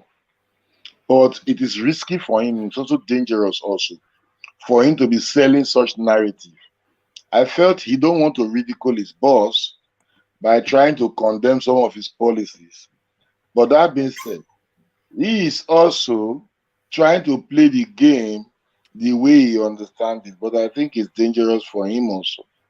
That's what I think. I think it's very dangerous for him to be telling Nigeria. Okay, so he keeps so Ego, he keeps on saying this all the time. And by the way, before I come back to you, we're still pushing for that 100. Somebody has done the conversion. it's the a billion 80 billion naira is equivalent to $192 million and $192.7 million US. Just imagine. Just imagine. The We are able 192 to million, 1 million to $100 million, 92 almost $200 million. Just imagine the kind of money one man will steal, and they will allow the man to sleep in his house in this country. Eh? It's a travesty. May God help us. But it's not, and it's not just this one man. It's the total. He's even stolen the list out of all the stealings we've been hearing. It's just stealing and stealing and stealing and stealing and stealing all the time. You know. But your man, Oshibanjo, is he running the risk of alienating the South, who recoiled totally from Buhari's experience, telling them that if he becomes president, nothing will change. It will be a business as usual. I don't think it's that. I don't think that's the message he's selling. I don't think that is the message he's selling. Like I said before, I think that guy doesn't want to ridicule his boss, to an extent. Maybe he's playing the politics of having the guy's support at the end of the day. I know that Osinbajo as president will be a man of himself. That is what I know. All right. That is what we hope. Either Osinbajo or not. Whoever. Osinbajo as president will be a man of himself. TINUBU as president will be a man of himself. Yesu Wike as president will be a man of himself. Peter Obi as president will be. These four people, nobody can control them in that office. Do you think Peter Obi can be a man of himself? Yes, he can. You think he has that in him? Yes, Peter can. Yes, he can. He can be a man of himself. You don't find him somewhat weak in his presentation as. Maybe some people are gentle, some are aggressive. Peter Obi is a gentleman. He's a gentle person. You understand? So I don't look at him as weak. I just look at him as a gentleman, but he will make some better decisions in the overall office. He can make big decisions. You are confident that Peter Obi can make a big decision? Yes. I believe he can make better decisions in the Oval Office. When has he ever made a big decision, Peter Obi? When he has made a big decision, when he has ever made. Yes. And when he was governor, he made a big by leaving 70 billion as reserve. There is no governor that is leaving any reserve in any of the states. Go across the 32 states and 30 how many states, and tell us which governor left a dime in his reserve. So it's a big decision. He was giving the schools money directly. Forget about money. That's not my concern. I say for him to leave 70 plus billion in his account because of his in Anambra reserve. It's a big decision. 75 billion. Big decision. It's gone from 30 to 75. No, how many governors are leaving office indebted? They left office indebted. They left office and stole the office, even stole the property and the vehicle of the office as they are leaving. Yes, they even stole property of government as they are leaving office. There's no money to chop. He's the only politician saying that there's no more money to eat. He's the only one out of all the politicians that you are seeing, even in the south and in the north. He's the only one saying there's no more money to eat. So he's the best bet to fight corruption because he has proved it in Anambra. There was no corruption there. He made sure that they did accounting. We've debunked that already. That is why there's a hashtag now called Go and Verify. You can go and verify yourself. We have done that already, and we found him wanting. He was not wanting anywhere in Anambra. He was not. We've done that already, and we found him wanting on this platform. Wanting of what? What did he do? Embezzling funds. Which funds did he embezzle? Anambra State funds. That's lie. That's a big lie. That's a very, very big lie. All right. Why is he saying too? I'm sorry to say, Igbo the only rich people that actually care about the poor people. No other tribe. It comes with Igbo people that care about the poor people. From your area, your people don't care about you guys. I'm sorry to say this, one man. All right. You don't have to be sorry. If it's your opinion, then own it frontally. So Igor, round off your thoughts then on your man Oshibanjo, who's promising us more of Buhari if he ever becomes president. Like I said, one man, while I'm supporter of Banjo, that is a red line. He's just playing. Is a risky game for him to be telling Nigerians that he's going to follow the legacy of Mr. President. This that. Well, to me, what he's saying is, I said it will build on the achievement. Then the areas that they've not made progress, at least he will try to add his own experience and let them be progressive. So that's what I think. I don't think he's telling us that he's going to allow the killings to continue. He's going to allow the nepotism to continue.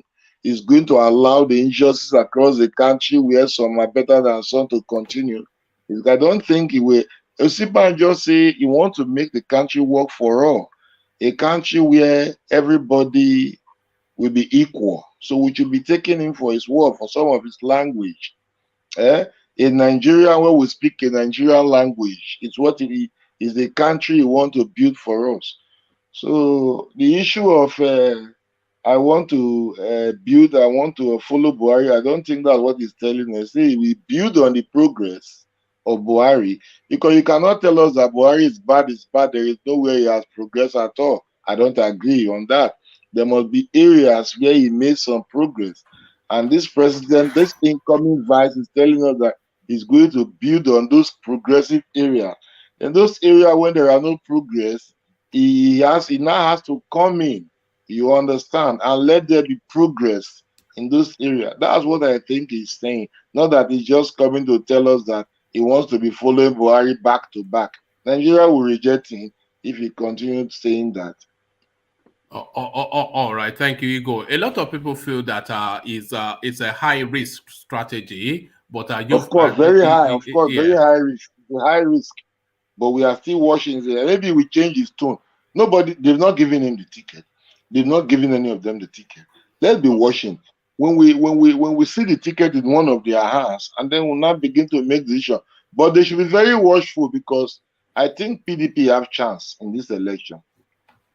You know, I think there's a good chance for PDP. In fact, this election is so unpredictable. No matter what we gather here to say, we don't really know until we know. Very unpredictable. I think PDP has chance in this election. So we are still watching what is playing, and we are going to see how the whole team play. We have good candidates in the APC. We know TINUBU will make a good president.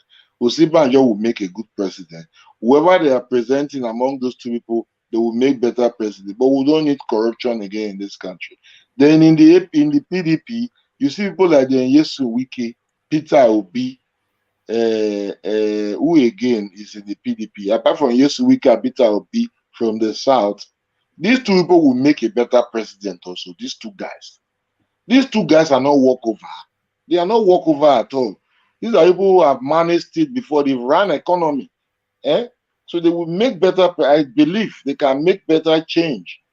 And not this level of nepotic and whatever we have seen in this that has been going on in Nigeria. I don't think any of these things will come up if you have any of this kind of people. But I want you guys to rule out any northerner for this particular period of election.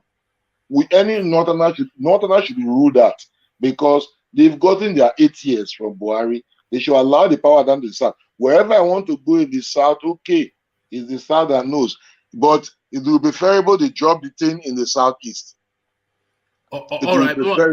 All right. One more question before I let you go, Igor. Not let you go, but go on to the next commentator. One more question. But before I ask that question, well in excess of 200 people on the stream, thank you. But only 50 people thumbed up. So as you can see on your screen, we're trying to hit 100 likes for the stream. So if you can hit the like button, you know I've been laboring on it for quite a few days now. We want to maintain that 100. It's just it pushes the platform. I'm saying we have 100 people. Usually we have like about 200. Usually we have about just 120, 30, 40 thereabout. But from people clicking on the like button, this is what is propelling the channel to have more and more people. So next time I want to be saying we have 400, then we have 700, and then we have 1,000, because we want to be getting at least 4 digits but ideally 5-digit people concurrently viewing the platform. And all that can happen just from that click of that button. That is why it's so important when you are being pushed, to click on the like button, which is not a chore, it's just a flick of a button. But as you said about clicking it to take us to that 100 like mark, let me ask you then finally, Igor, I want you to give me a hierarchy of 5 in terms of who will make the best president in Nigeria. So this is a cross-party question. So it's not PDP, APC, or even anybody, just a hierarchy of 5. Who you think will be the best president as number 1, and then cascade it to a list of 5. So give me a hierarchy of 5 that, from your view, who you think will be the best president for Nigeria. Okay, let me start by pushing my supporter forward. OSINBAJO, I think, number 1. And moving to the other side, I say, okay, TINUBU, number 2. Peter Obi, Yesu Wike. These are the four people I can push before you. You refuse to mention Atiku? I don't want to bring any northerner to this issue, because it is not the turn of the northern leadership now. We have seen the northern leadership for 8 years. We should be sincere, and we should be frank to ourselves, and we should pursue the politics as people, as commentators.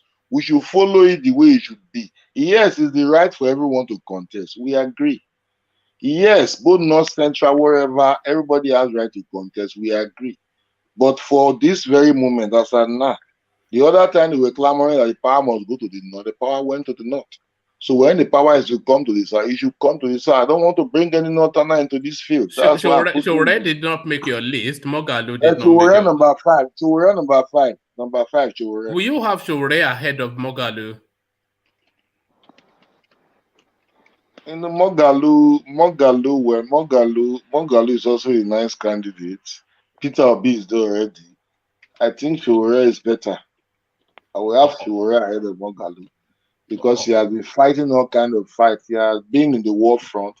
He has been in the forefront. He has received bruises and all and all. Moghalu is just in one corner speaking English for us now. He's not taking action.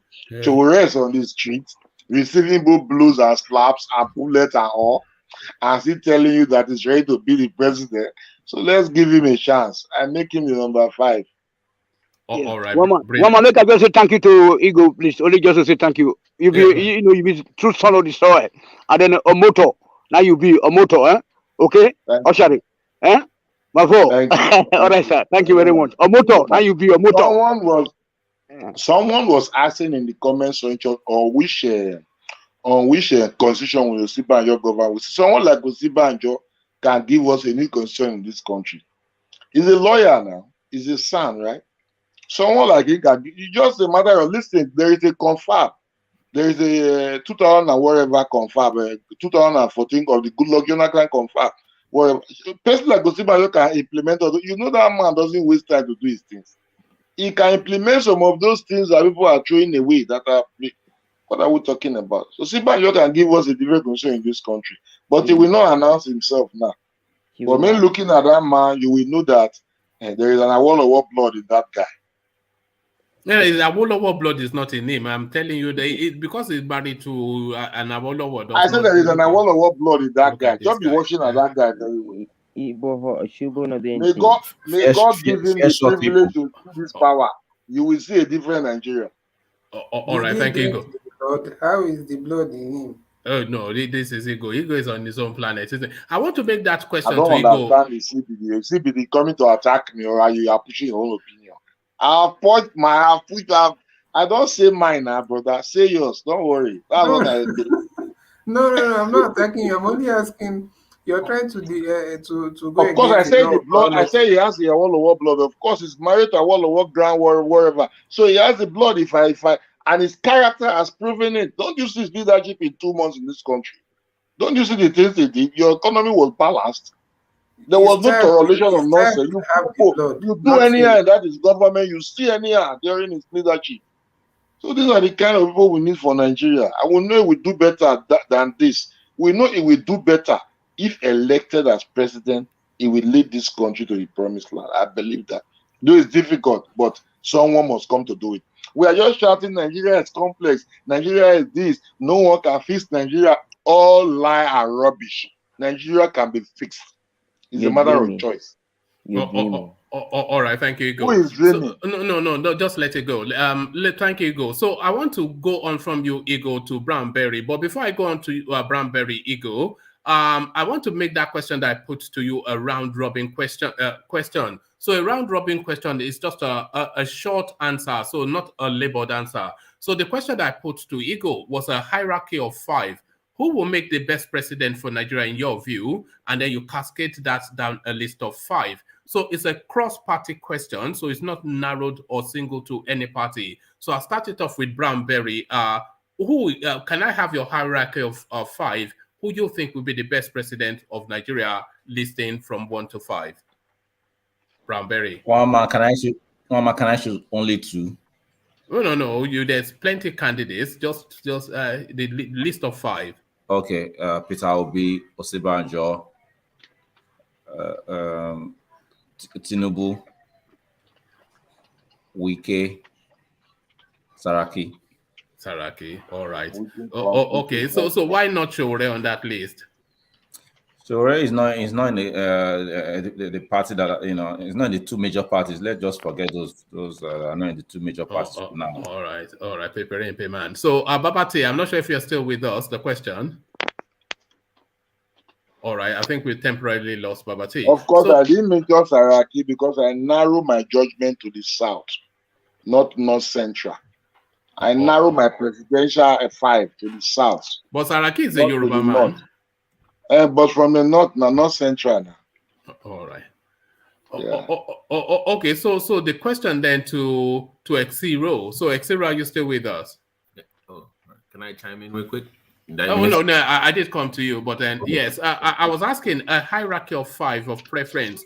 Who you think will be the best president for Nigeria, and then cascade down a list of 5. Cross party, of course, not cross party based on the people that are running right now, not the ideal candidate, right? No, the open field, just how you say it, yeah. Okay, so I would want actually limit to the people that are running out. Yeah, so let's I know.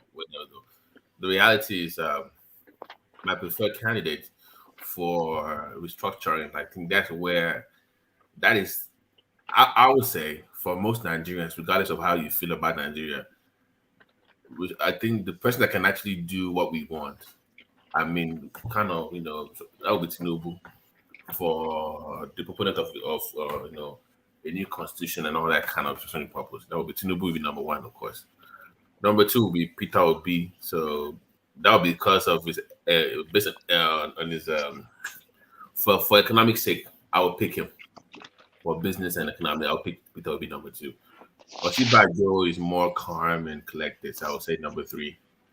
And number 4 would be Atiku.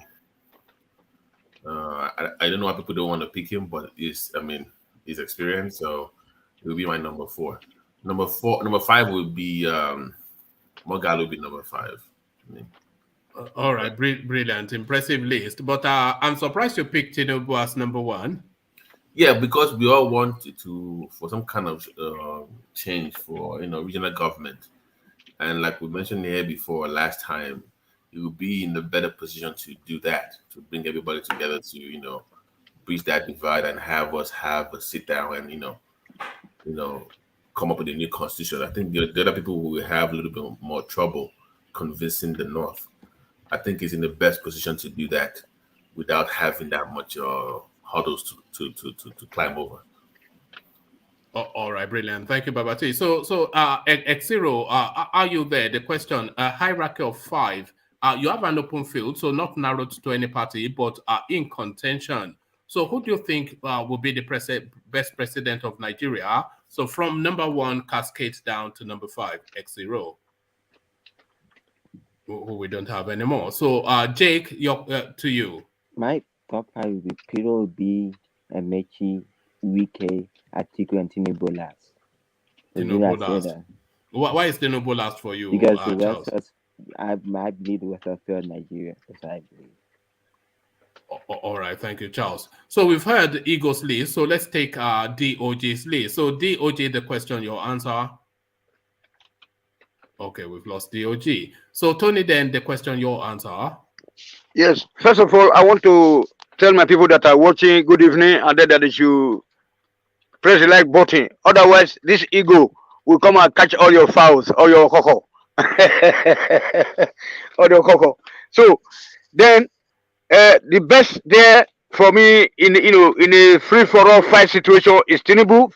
Then the next one is uh, this guy Donald Duke, who who are, agree about Donald Duke, and then David Umahi. The rest for me, they're not okay. All right, brilliant. Thank you, Ego. So I did want a Tony, list of Tony, five. So Tony. no, sorry, Tony. So I did want a list of five. So let me push you for the last two. Okay, then okay. Anyway, like somebody be one of us that have seen the light, and then knows what to do. Okay, but I don't. Then maybe Dele Mamadou, who has been good man, with good heart, you know what I'm saying. He think of how to develop the country, and then who again? I don't know. Do you think Nigeria can afford Dele Momodu's food bill? Yeah, that guy is from a humble family, sir. I'll be telling you, and then he's from a humble family. Well, can we afford to feed him? Can Nigeria afford his food bill? Because most of us here also, she took our GC papers before we actually went to school, so we know exactly how it is like for him. I work also in the printing press in Djibouti just to help the people to arrange all those alphabets. So the same thing. So people that grew up like that, they will have see the heart of the, very good heart, to serve us, and then he sponsored a lot of people, without making noise. Dele Momodu is a very good man. Very good man with good heart. Thank you, sir.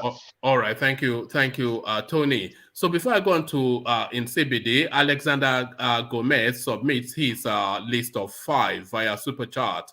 Oshibanjo is who Alexander would like to see sitting on that seat. In the absence of then Peter Obi, if not Peter Obi, then Saraki. TINUBU is number 4 in Alexander's list, and Rotimi Amechi comes up at the rear. So that is Alexander's list via Super Chat. Oshibanjo, Obi, Saraki, TINUBU, and Amechi. So thank you for the Super Chat, Alexander. As we go on to Insibidi for his list of 5. Insibidi, to you.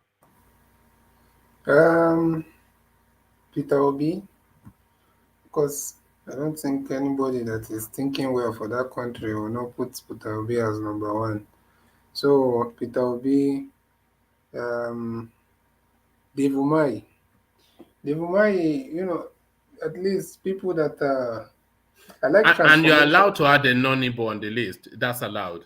No problem. I'm only two names in. All right. I'm only 2 names in. And the Obi of Onitsha is not allowed. So yes. One man, you are a suspect. You are a suspect. The real suspect is the thing is that as much as it looks like I'm leaning to the east, I'm only going for transformational leadership. All right. And that's why I've said Peter Obi, Dave Umahi is someone that can do something so drastically positive for his people, with results, no sentiments, no tribalism there. So Peter Obi, Dave Umahi, number 3. I will go with Fayemi. I'll go with someone like Fayemi because you can, from the way he speaks and from he's very articulate in his thoughts, and he seems knowledgeable with the things happening. Where's that? That's not my feedback on. I think it's Thomas. Carry on. Yeah. He seems knowledgeable with the things that are going on in the country. He's a very knowledgeable man, and well behaved. Even though they are part of the people that brought TINUBU for Buhari, but no problem. So I still feel like he has something to offer.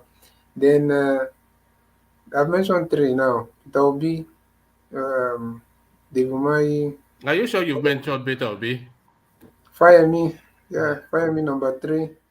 Then number 4, I'll go for. See, it's across all parties, whether small or big. Yes, of course, yeah. I'll go for someone like Showering, number 4. Then number 5, I will go for Moghalu. Why is Atiku not on your list in CBD? In fact, on a second thought, let me put. You want to substitute? Let me yeah, Peter Obi, Devumai, Fayemi, Sowore, and no, let me leave it. Moghalu. All these other people are just carrying names, and we need transformational leadership.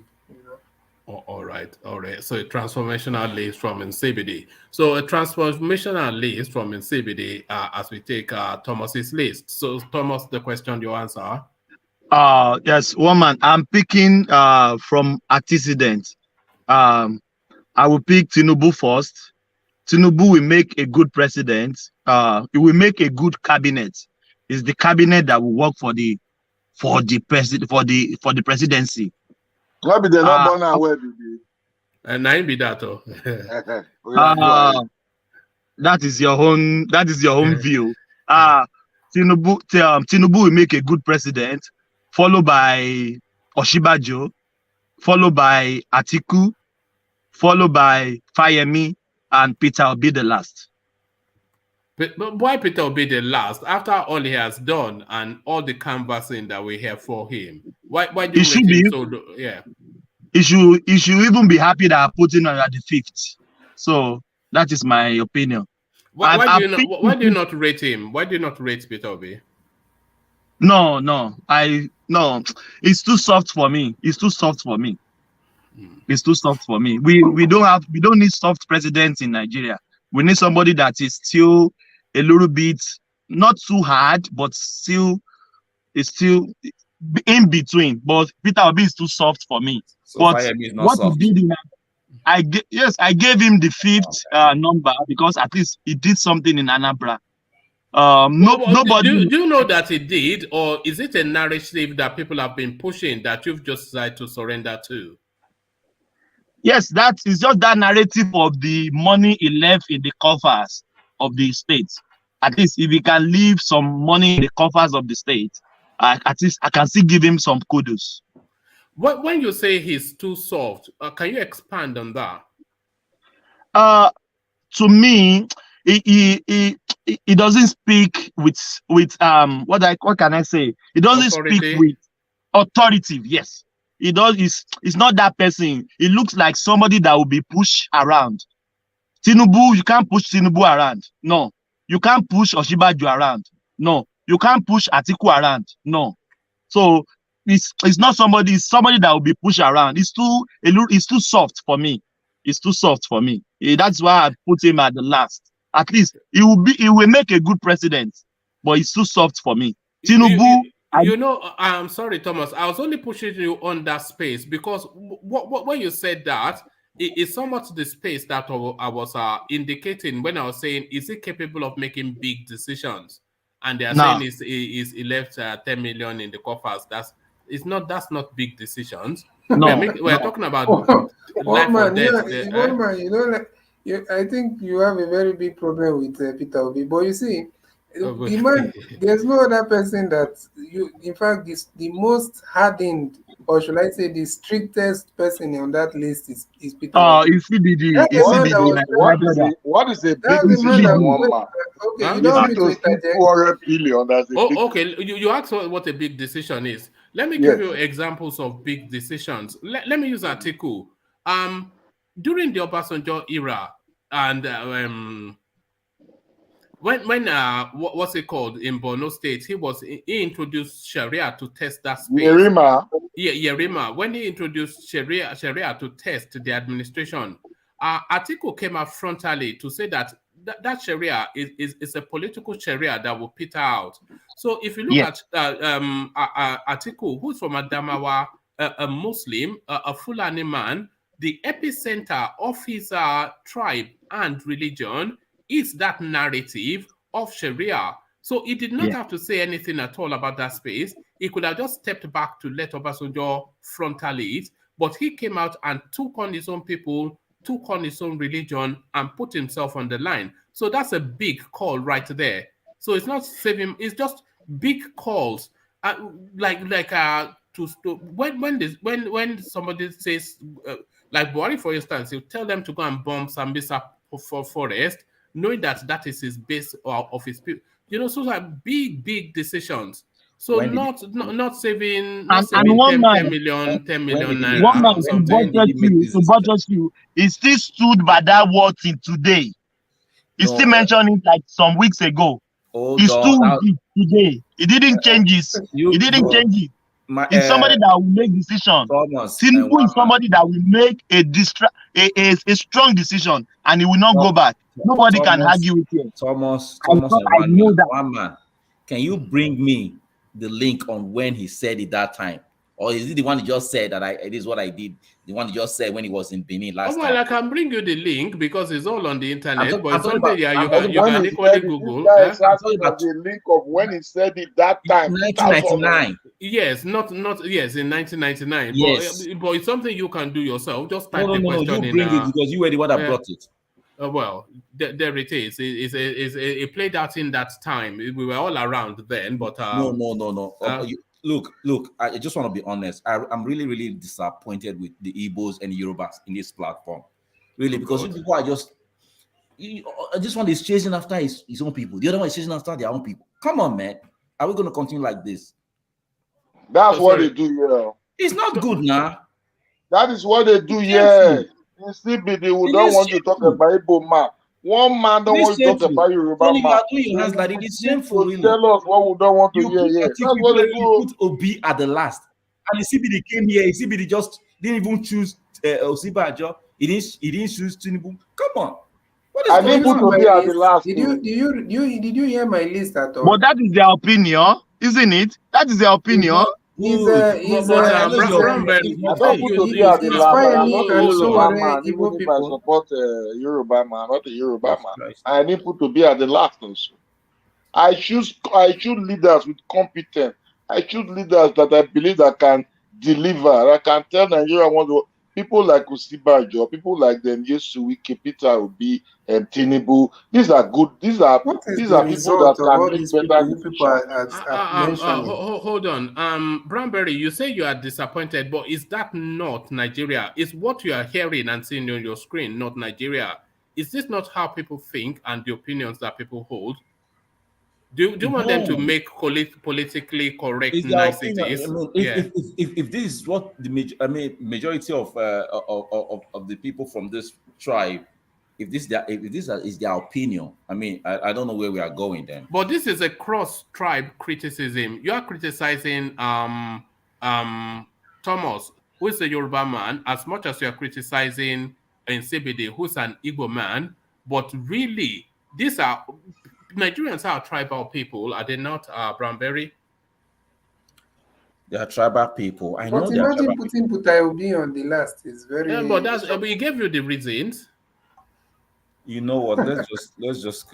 It is. I know that's where the frustration is, but it is frustrating, really. Yeah. So save that frustration a little while, Branberry, because I come to you now. Shehu Sani to Igbos, you are cowards and hypocrites. So you know the backdrop to why he said that, but do you rhyme with him saying that? How are you digesting then that headline from the Kaduna senator?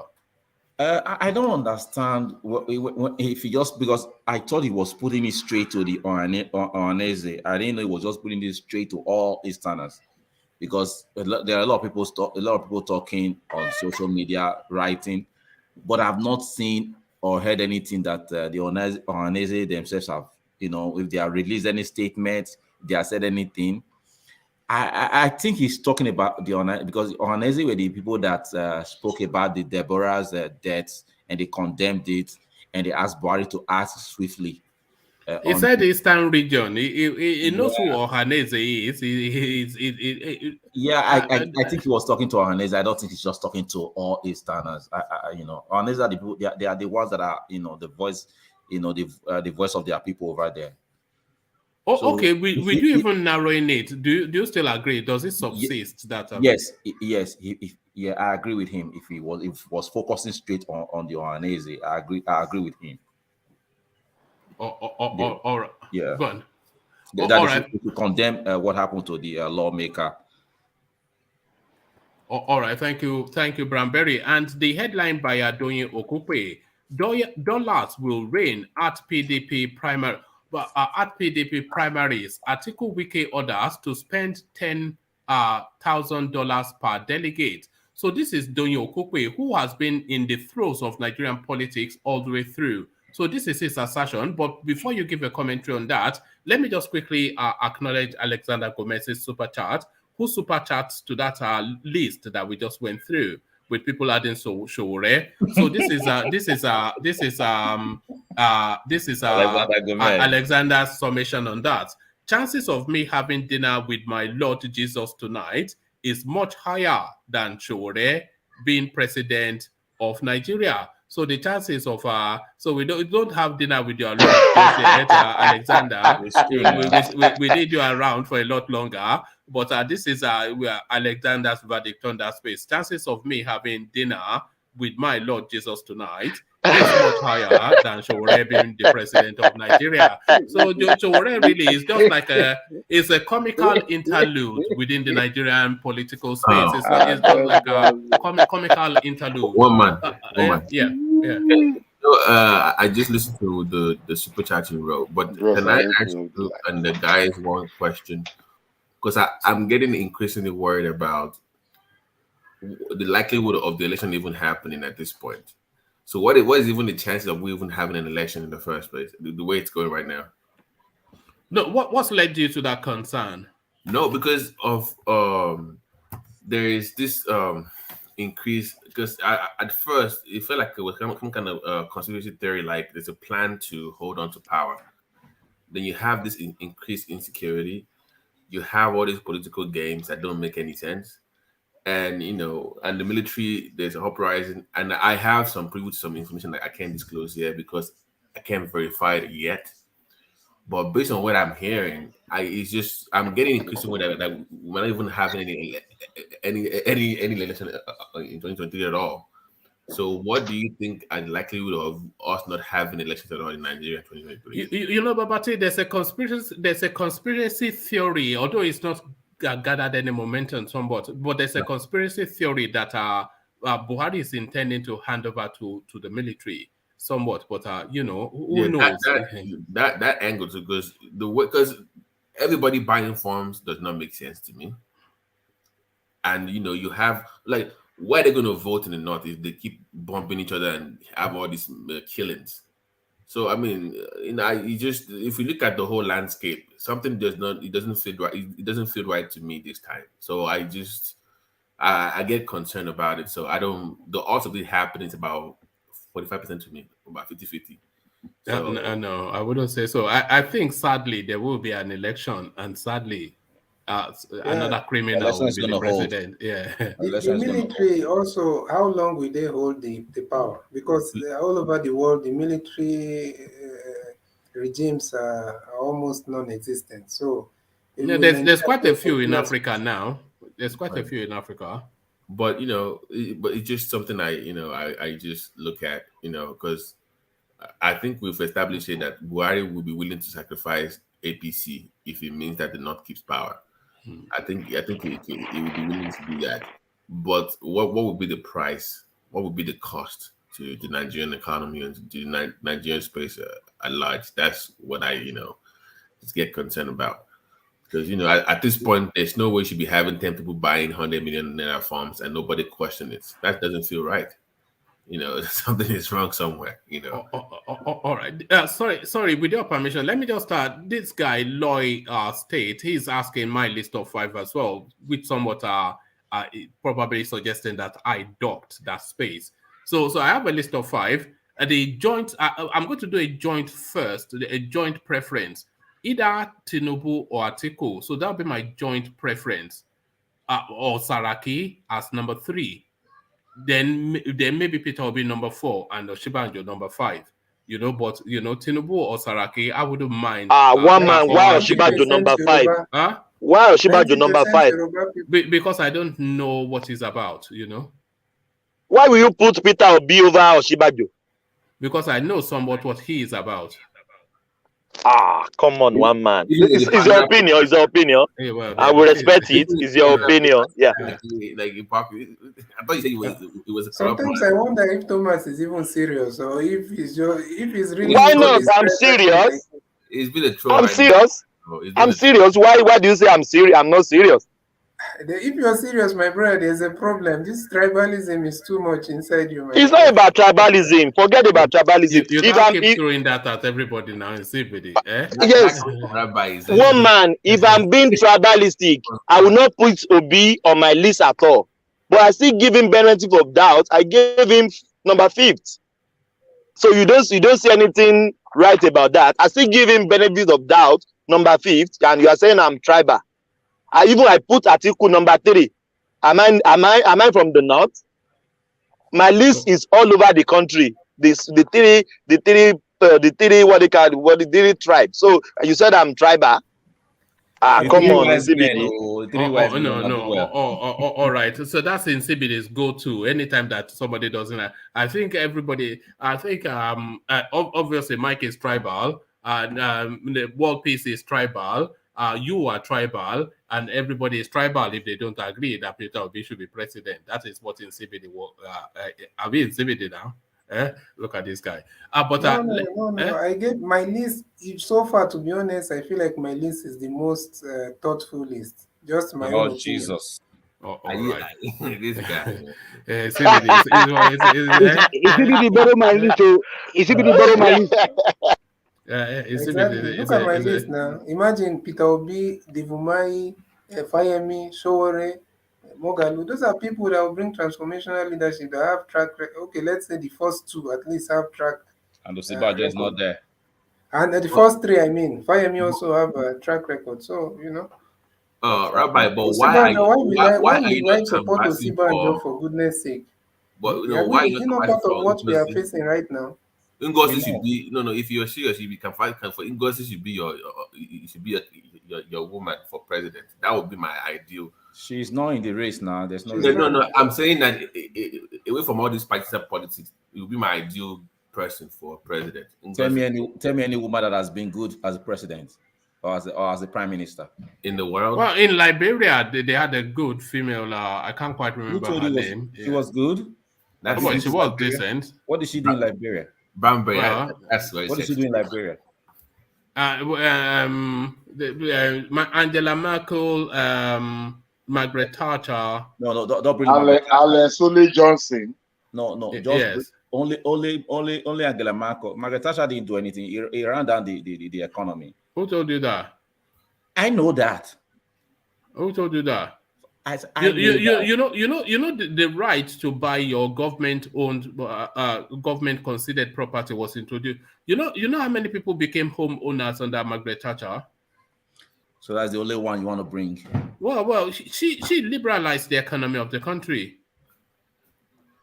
But Ngozi is the World Bank president, for God's sake. I mean, I know he does. She's a great woman. I'm just saying that. Since with what I've seen, I've not really seen a lot of them that has done well. Aung San Suu Kyi. Was a criminal. Googling I remember her very well. She won Nobel Prize, I think, at one point. I'm saying Ngozi. She later became a criminal. Those kind of guys, they're very smart. Away from partisan politics. So those would be ideal. Two-person combo, but Indira Gandhi. Was she ever president? Indira Gandhi. Yeah. Okay. All right. So yeah. Let's get back to you then, Brownberry, to the question. And by the way, guys, we're still pushing. We're about 30 likes from the 100 mark that we have set ourselves. So if you can just push it to that 100. So you can just shut me up and then I don't have to bellyache about that anymore. As you listen then to Brownberry speak on this dollarized politics of Nigeria, dollars will reign at PDP primary. Atiku Wike orders to spend $10,000 per delegate. Doyin Okupe, one of the most experienced political movers in Nigeria, alarming to the space. Brownberry. Let me just quickly make a appeal. I beg, make una, thumbs up. I beg, all of una we did, and I just watch. I beg, make una thumbs up. God bless you now. You know what? I just calculated the $10,000. That is $70 million. And that $10,000, I think $10,000 is about I think about 6 million naira right now or thereabout. I don't know what that's really going to do for any of the, it's going to do. I mean, it's a huge money in Nigeria, but I mean, what's it going to do for the future of your children? Can 6 million naira secure the future of your children and your children's children? I think they should think about that. People want to give you money, just take the money, but just think about whatever you want to do. Is this the right thing? If somebody can give me $10,000, somebody can dollar $10,000 for 7,000 people.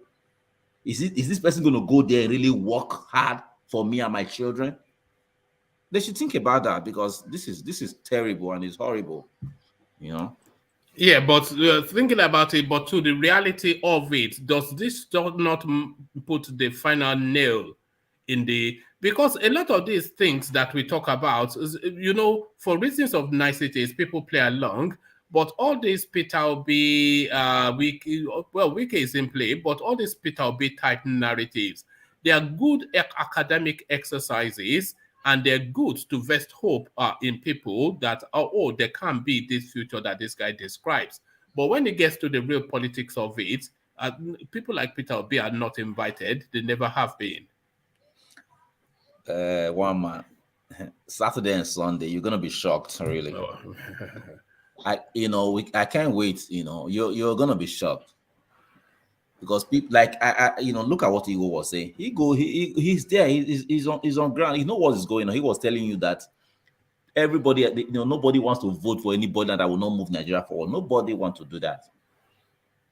So I've not seen anyone, because look, to be honest with you, if Nigeria, if they want to put Nigeria in this right path, we should have two candidates. We should have Peter Obi from PDP and OSINBAJO from APC. The reason I'm saying this is that with these people, we are gonna hear robust debates from both of them. About economy, about security, about education, healthcare, so on and so on. They've debated before, and OSINBAJO gave him a sound thrashing. We still need more debates. We need more debates. OSINBAJO didn't trash him. He didn't trash him. Both of them did very well. I didn't want to argue with one man. I didn't want to argue with him. We need. What I'm saying. One man. You know why I'm saying that? Because these two men, they will inspire young politicians, young people to come out, and say, this is how politics should be played. Let's debate, not cursing, no swearing. Let's debate issues. These are the two people that will really come out and debate issues. I can't see any other person. Is Atiku going to come and debate? Is TINUBU come and debate? So. But why do you say Atiku cannot debate? Why do you say Atiku cannot debate? Have you seen him? Why do you say Atiku cannot debate, my brother? Did he debate last time? Did he fight? Not fight? Me, I don't know the talk. Did he debate last time? He turned up at the debate, though, but when he heard that Buhari had ducked out, he just left it. Because he's more sound than Buhari. He would have trashed Buhari. Of course. I'm just saying that when it comes to debate that will inspire young Nigerians. And that was why Buhari disappeared. Yes. debate that will inspire young Nigerians and young Africans. Nigerian, the most populous black nation in the world. That they will see young men too, people speaking, good English, debating on how to move Nigeria and Africa forward. Those two people, that they are two people we need. For me, Bamberry, does that mean if you cannot debate, you cannot make a good president? No. Sorry. Let me also tell you the reason why I need these two. These two, they are not your ordinary. They are not just normal politicians, okay? Because we need to move Nigeria away from politician. These two people, whoever wins. Peter Obi is not a politician. He's not your normal type politician. How so? Your normal type politician will live he's not somebody that will live a lavish life. He He's not doesn't a live grassroots politician. He's not your normal politician. The reason okay, look, these are the only two people He lives in a palatial house. He served 2 terms. He's enmeshed in corruption allegations. These are all the CVs of the Nigerian politician. I'm not just going to answer you. I'm just going to move on. Okay. Right. Okay. Now the reason I'm focusing on these 2 people is that the Panama Papers. Yes. These two people, they are not going to, because they are not going to say, oh, because this man helped me with this and he's a politician, oh, I'll put you in this position. They are not going to follow, because they are just going to go straight to the best of the best to be in their cabinet.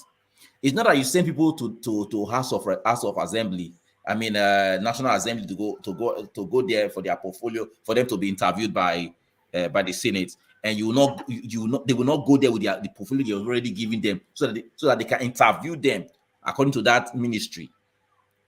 Okay, so they won't do that. They will go to different states and search for the best of the best. And secondly, these 2 people, if EFCC come after you, neither OSINBAJO nor TINUBU will say, "Oh, let me stand for you." No, they will just fold their hands and let EFCC do their thing. That's what they will do. So that's what you hope they will do. That is what they will do. I think they will do. These 2 people, they will not. They are not going to be the politicians we used to see. Just my politician friend. Oh, it sounds as though you are exonerating. It sounds as though you are exonerating Oshibanjo from any form of culpability for the last 7 years. Is he getting a pass from you? He seems to be getting a pass from everybody. He's not supposed to get a pass from me. He's not getting a pass from me. What I'm saying is that, OSINBAJO should be punished, and everyone that brought Buhari should be punished. But where we are right now, we have 2 major parties. And we know we've always known that everywhere in the world, what's it called? Vice president, they are just like boy. It's only Atiku that was fighting Obasanjo. Even contesting again, wanted to contest against Obasanjo in their second term. You understand? So we know that if you look at what he did when Buhari was sick during that 6 months. It took some drastic actions, So these 2 people, I think they will not be your normal politician. They will do something drastic that will, That's why I want both of them to be, in the 2 to be the candidates of each of their parties. All these flowery things that Peter Obi says that mesmerizes people to have them follow him. They'll be interrogated if he gets that ticket. Of course. All these things. Do you think a lot of these grand thoughts that he's always expressing, do you think they can hold up to scrutiny? That's why he's saying that you should verify. And OSINBAJO, whoever is going to get whoever is going to get the APC, whoever is going to be the candidate of APC, they will also be scrutinized as well. My problem with the rest of them is that, like Atiku and TINUBU, why are they not coming out to be interviewed? Why they've never been interviewed? People will say, "Oh, they are not ready for that yet. They are just getting delegates support of the delegate." Let us know what you want to do. Sorry, go on. That has to do with the media's responsibility to question them. That's not their fault. The media is calling on them, but they are hiding. Then you don't have a vibrant media that will put the pressure on them, that will force them to come out. Like in America, for instance, there's no way you're going to run for office. Fox News will be on your behind. CNN will be on your behind. You have to go to them. They don't have to come to you. In the same environment, the media is vibrant enough to be effective to where they put the pressure on the candidates. But when those people that you're even clamoring for are the ones controlling the media, TINUBU has his own newspapers, right? He has his own TV channels, right? Those guys own newspapers, they own TV and radio networks, so they control the media space already. So But Baba T, it's not time for debating. First of all, go to the primaries. Then, if you emerge as the candidate of your party, then we can be talking about the debate. No. Isn't it? No. What I'm saying is that even at the primary level, there should be a robust debate. Of course. At the primary level to weed out all those people. At the primary level is where you start debate. In most countries, you have a robust debate. They have 3 debates, even for parties, not even general elections, even primaries. So the debate should start at the primary level, not waiting for generals. That way, you reduce the influence of the cabals in any political party. Their influence, the party can then gauge who they want to put forward. Remember, the party's job is a platform, right? They're a platform. So when they have people in the primaries during a debate, they can poll the public to see who they like. That's how parties do it in the Western country. They will poll people to see who's your favorite. Remember, like Trump, for instance, when he was in the Republican Party, he was dead last. But as more people, but Baba T, that's not our style of democracy. Why will it not be? Why will it not be? It should be. We should be there. That's where we're supposed to be. I don't understand why we want to say that is not our style. Why will No. You are right. I don't say you are not right, but I said when we were talking about debate, it's gonna be after the primaries. That is what I'm saying. I'm not saying you are wrong. Get me right. I'm saying every debate comes after the primaries in our country. That's what I'm saying. It ends now. It should not be. Yeah. I want to see in the PDP, for instance. I would love to see a Peter Obi, an Atiku, and Wike on the same stage debating. And Saraki. Do you know how robust? I mean, that will give you an idea of where they're going. Who's who? Yeah, so that will give you that debate. The debate does more for a candidate that has little to no money. Debate can do amazing things for you if you don't have that funds. But Baba T, if they debate before primaries, it doesn't do any good to the masses. Because the delegates, let me finish, my brother. Okay. It doesn't do any good to the masses because the delegate will still pick the candidate, isn't it? We don't have power over that. Okay, I agree with you in some, because in most countries they have direct primaries, right? Where the like in America now, for instance, some states, even me for like a general, like if I live in like maybe Texas, for instance, and it's the Democratic Party, for instance, I can even vote in their own primaries without being part of the Democratic Party. So they have a variety of ways of voting. But I'm saying that we should have a system where delegates should have maybe half of the voters, of the numbers, where the party members will have that influence, where they can be persuaded. Because it's easier for Peter Obi to go to Ogun State now to meet the PDP party members and persuade them with words, without having that much money. But the delegates will need money to persuade them in Nigerian political space. So that on that point, I agree with you that the debate might not be effective in the Nigerian political space right now. But I'm saying that the future, we should fight to have a situation where debates matter and you have direct primaries. That way you can get the best of the best candidates coming forward. Because in the same society, if we had that kind of this system, Buhari would not survive in the APC. Buhari would not survive in the primaries because it can't debate. You see my point? That weeds out all these incompetent, individuals from even running in the first place, because they will be so scared to come forward to debate people even in their own party. You see my point? So that should be You are right. That should be our focus, our goal, to mature that the democracy in Nigeria to the point where you have the very best of the best coming on stage to debate, not just because you have money or you're a big man, This is how debates change even the heart of the delegate. You are saying, okay, when after the debate, the people, the citizens we now find, they will be hearing, even the delegate will be hearing, this man, is the best. This man is the best. In their house, they'll be hearing. Okay, so we now come tomorrow with your money, and when almost 80% of Nigerians are now saying, this man is the best, and the one that came last is now coming to give you $10,000.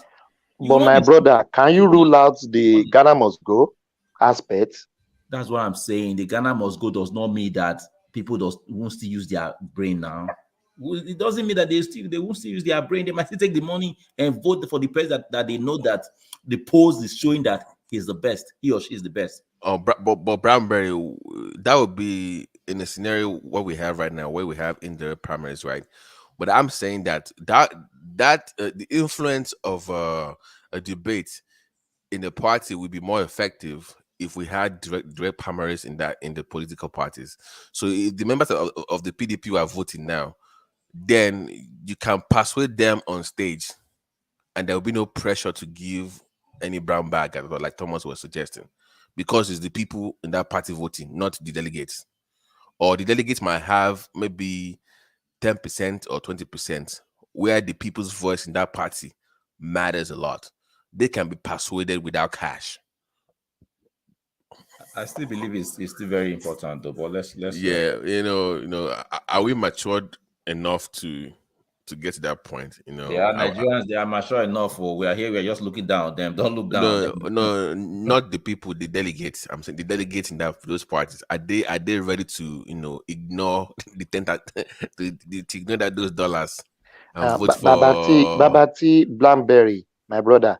You will collect $10,000 and you will turn the person down. Come on, nobody will do that. They will vote. They can't do that. They will vote for them. If you collect $10,000, you can't turn the candidates down. Are you sure?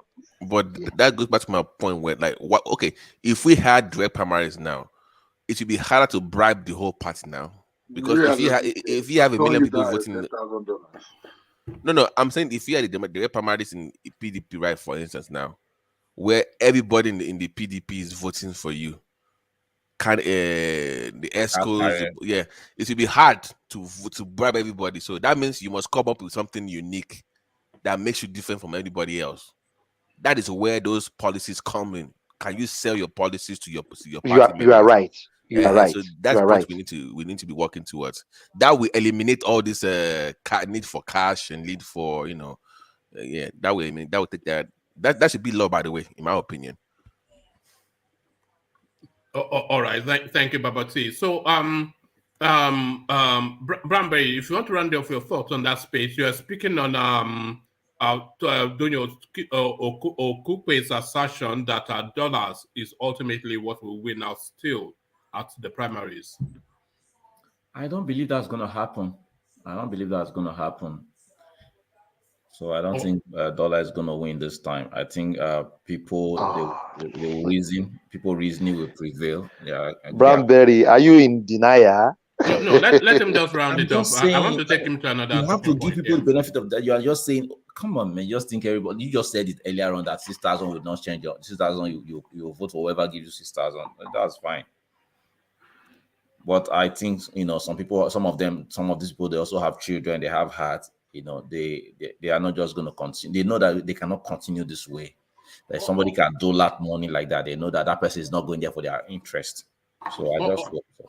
All right. Let me just ask you, because you said those people, they have hearts, they have children, and that speaks to the thing that Peter Obi has been saying in all of the town hall meetings that he's been having with all these delegates, inviting them to collect the money but still vote their conscience. He even told them to take pictures of their children to the space that they're going to do the voting and reflect as they're about to cast the vote, the sort of future that they want for those children.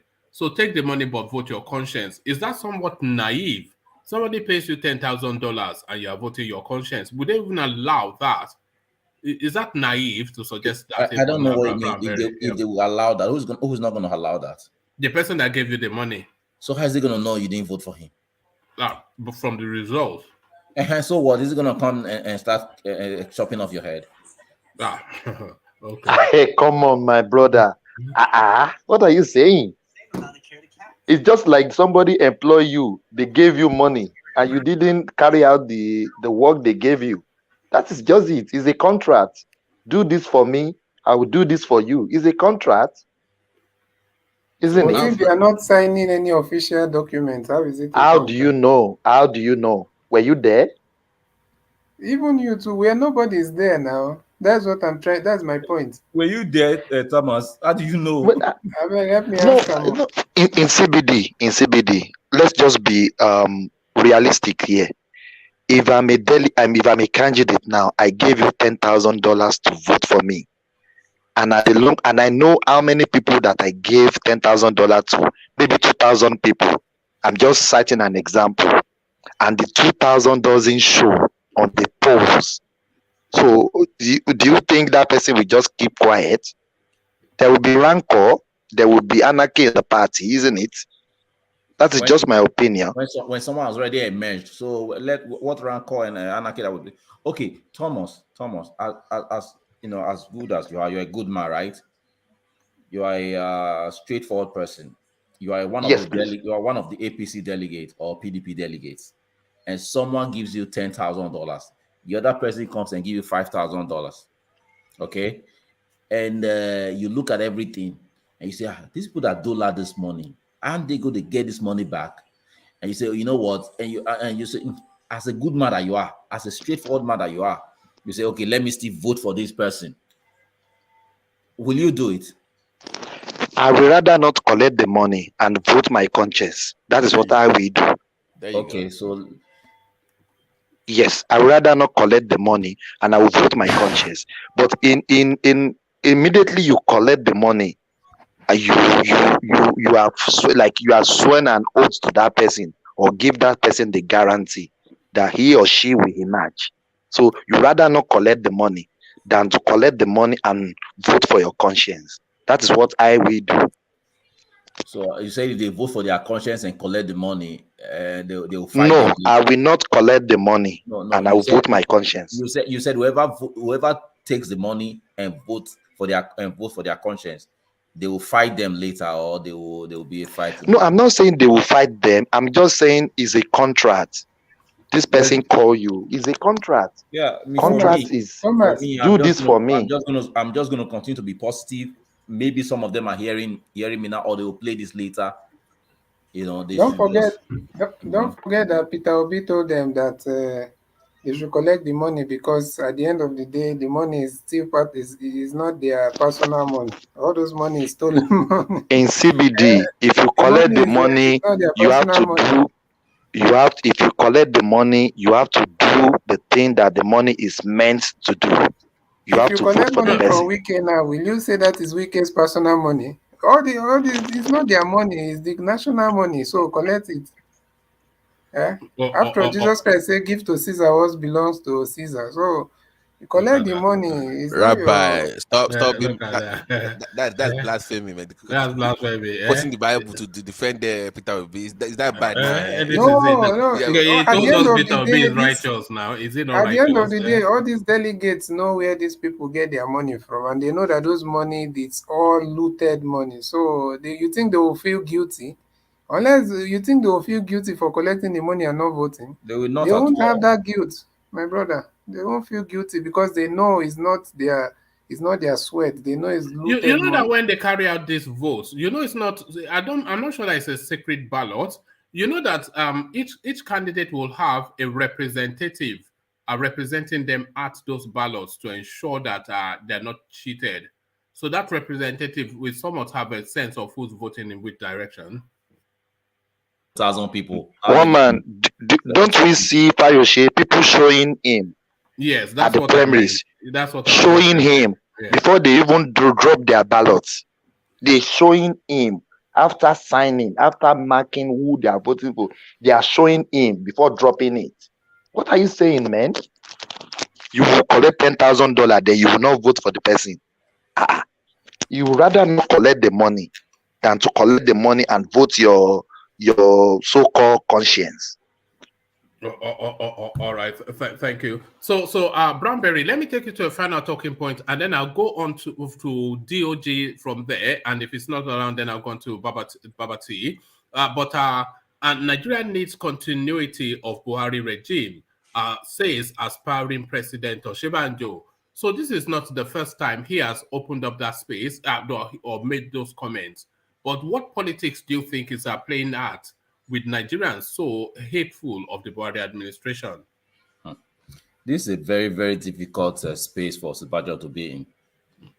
You know, Oshibanjo, I know he has already had, I mean, I know people, you know, already around him right now that they are, you know, they are already putting together what he would say if he emerged as the candidate, as the APC candidate, what he will, you know, the second phase on what he's going to start saying afterwards, after this time. You know, people are there just putting things together, putting brains together on what he will be saying. Because right now, he can't really say anything, you know, and it's dangerous for him as well, because even the delegates from places like Plateau, Benue, Taraba, you know, from the east, southeast, south, even from southwest, you know, they'll be saying, this man, why they talk like this, you know? So it's dangerous. It's dangerous. So, but I just hope he's able to skate through. All right. All right. Thank you, Brownberry. So let me go from you, Brownberry, to DOG, who I suspect may have left. Pardon me, may have left us. So D, are you still there? No, I didn't think it was. So let's go on to Babati then and do the rounds again. Babati, the commentaries by Shehu Sani, essentially accusing the Southeasterners of cowardice and hypocrisy for them not being critical of the lawmaker that was butchered like a ram, haven't gone on the streets and made the big hoopla about the Sokoto incident.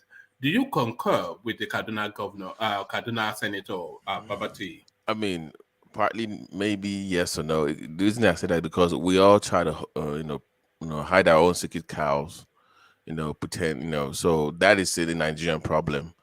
We all tribal in some sense, in some way. So I wouldn't fault him for saying that. But conversely, also when that happens to him as well and his own people, he will do the same as well, right? In that Nigerian environment. So I think it's just a Nigerian problem that we've yet to solve. And someday we'll get there. I have my own theory and my own proposal about solving problems like that. But he has the right to say that. I don't blame him for saying that, but we all do that as well. If that happened in the north, he will have done the same too. And the Igbos will have said the same thing as well. So it's a Nigerian problem that we're yet to resolve. All right, brilliant, Babati. So the Doyin Okupe space, dollars will reign at PDP primaries. Atiku, Wike, others to spend $10,000 per delegate. So, Nigerian politics is money politics. There's just no getting away from that. We think it's ideals and ideology. We would like it to be ideals and ideology. But the reality and practicality of it is that it's the person with the deepest pocket that usually carries the day. So do you agree with Okupe's position? And how do you think that plays out then for that PDP space? So if Okupe's position subsists, how does that play out, Babati? Right. I mean, what he said is, like you said, is the harsh reality of the Nigerian political scene.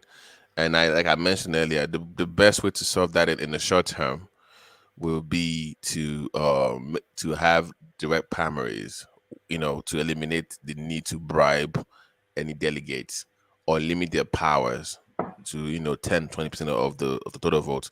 So if you involve the party members and not just the delegates, then the need to bribe will reduce drastically, because you have to influence people with your policies and they have to listen to you and buy into whatever you're selling. So that would be a short-term way to eliminate that process. The long-term process will be more of an institutional solution. Laws should be passed that you cannot have a certain amount of money. There should be strict laws, but I know enforcement is a problem in Nigeria, so that's another problem. But with the issue that we don't have enough institutions in Nigeria to counter all those kind of arguments. But back to the reality now, not my own. Back to reality. Yeah, it's money politics. It's always been that, even since 1960. All those Awolowas, they were paying people as well. I know we don't want to talk about them now, but they were also involved in that as well. So it's always been part of the Nigerian political system. But if that being the case, if that's the way it's going to be, then Atiku will, it will allow anybody. I don't think Peter Obi will, pay people enough. I mean, with all indication, he's already telling people that they should vote their conscience and to collect the money. That means he's saying that, Benny, I don't have enough money to spend, do the right thing. But we know they will not do the right thing. So Atiku, Saraki, and Wike will be my top 3 watch. Based on the question you just asked, they will be my top 3. Yeah. All right, thank you, Babati. It's sad but true. You know, it's sad but true that is how we will play out. We all hope just so fervently that someone like Peter Obi will break that space and end this nonsense once and for all. But the sad, who are the delegates? These are some 30, 40-year-old thereabouts average age person that has been in politics all the way through how these things are processed. They see that opportunity as a payoff. They look forward to it as a payoff. So all the flowery words of Peter Obi is nice and they agree, but the reality is they take the money and do what they have to do. Yeah, like one man, like I was saying, like those words will move the party if there was a direct primary, right? If the members of the party were the one voting, then I would give him a chance, right? Because he can persuade them, right? And there's no need for him to bribe them necessarily. But those indirect primary process, it kind of encourages corruption, right? And everybody cannot wait. Even if I'm a PDP member, I want to be a delegate right now because that's where the money is. To be a delegate is where the money is for I was just saying to somebody that it would be nice to be a delegate. They put you in some nice hotel, supply you with runs girls and money, and you are like living like a king for at least a week or two. It's you have to remember that they are not only collecting money for presidency; they are collecting for Senate in their home state. Yes, now for local government for governorship. So it's a money making position for at least for the short term. So when people say don't collect money, they are collecting a lot of money from everywhere. So let's change that system. That would be the only way to move forward.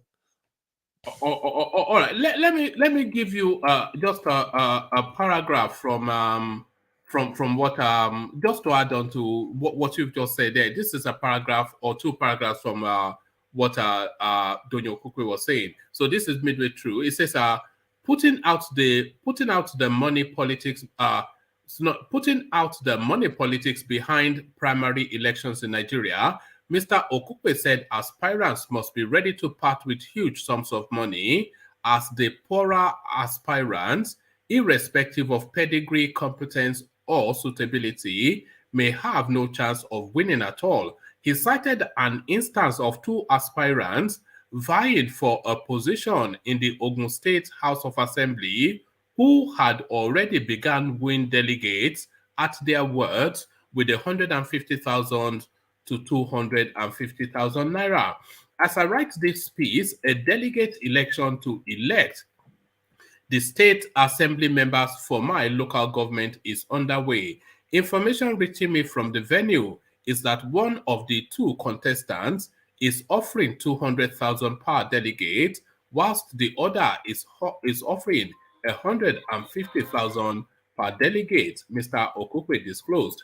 So by the time these people finish collecting, they make their money for the 4 years that is coming in just this space in time. Right. But do you think that there should be a law? Because I don't know about, there should be a law. Because in America, I keep using America, people think some states, they have delegates vote only, right? In some states, they have a mixture of the general public and party members vote. Some states have like just delegates and the super delegates. So there's a cutoff mark where if you don't like the super delegates, you can go through the party members. So depending on how big your purse is, So if you're a very influential person like Hillary Clinton, for instance, you go to the super delegates and the delegates, right? If you're like an Obama, coming up, you go through the party members. But do you think that we should have a system like that in Nigeria where you have a mixture where people have a chance, an avenue of going to the political party without necessarily having money if they have influence? Yeah. I think they missed the window with that new electoral act. They should have just left it at one space and to say that it's a direct primaries and no other way. So that would then test your popularity. If all of the card carrying party members are able to decide that this is their candidate, you know, and I don't think anybody is wealthy enough to bribe all of those people. So that will give us a good feel that the best candidate will come forward, or at least better candidates will come forward.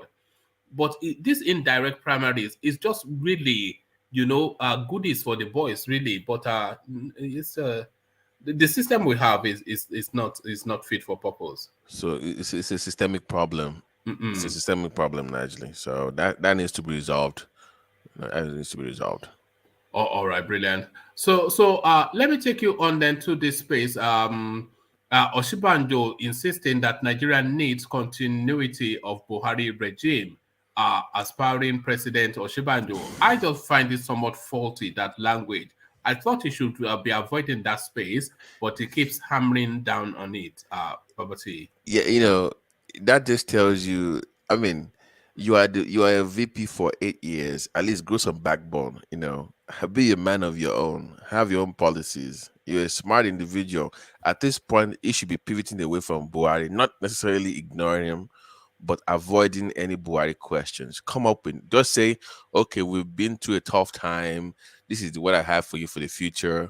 It's a new direction, you know, stuff like that. But continue what people cannot wait for this guy to leave office. And you're going to continue his policies. But Babati, don't you think the comment is using it to romance Buhari? I know he's in a dicey position. It's a political move, isn't it? Even he knows that the country is not working. But we use that to grease Buhari ego so that he can get the ticket, isn't it? Do you think Buhari does not know what he's doing? It's my point. People know what he's doing. He does. You don't make it obvious. It's my point, because you know Buhari is like my dad is like my father to me. Is the father. You know, when you make it too obvious, then it becomes annoying and ridiculous when you say it. But you still have to balance it with new ideas when you speak as a VP. You get my point? Nobody's saying you should not support Buhari, but when you speak, say, okay, this is what we've done in the last 8 years. We didn't get where we wanted to be. This is the new idea I have. That means that when people vote for you, they want fresh ideas, something new from the old. So you cannot just campaign for the old without coming up with new ideas away from the old. That is the problem he's having. So people know. You think Buhari does not know what he's doing? Like, come on, stop sucking up to me. He's getting ridiculous. So that's the problem he has. I don't. But anyway, second of all, OSINBAJO kind of, compared to when he first declared, it's becoming irrelevant more and more. I think it's even worse than it was 2 weeks ago. Nobody's speaking of OSINBAJO anymore at this point. I think that first 2 weeks, it was when he first came out that it was very, you know, it was very popular. I think after that, it just fizzled out. Yeah, I agree. Yeah, it has no base. It has no political base. So is that what you're attributing it to? That yeah, like that's why it's latching on to Buhari. Because if he had something to say, he would have moved on to be his own man. And clearly, it's cool. It's curious that TINUBU in none of his campaigns, he's not referencing Buhari at all. Yeah, he's his own man. When he talks about his own, you know, the way he sees Nigeria, the way he sees the country, the way he wants what he wants to do.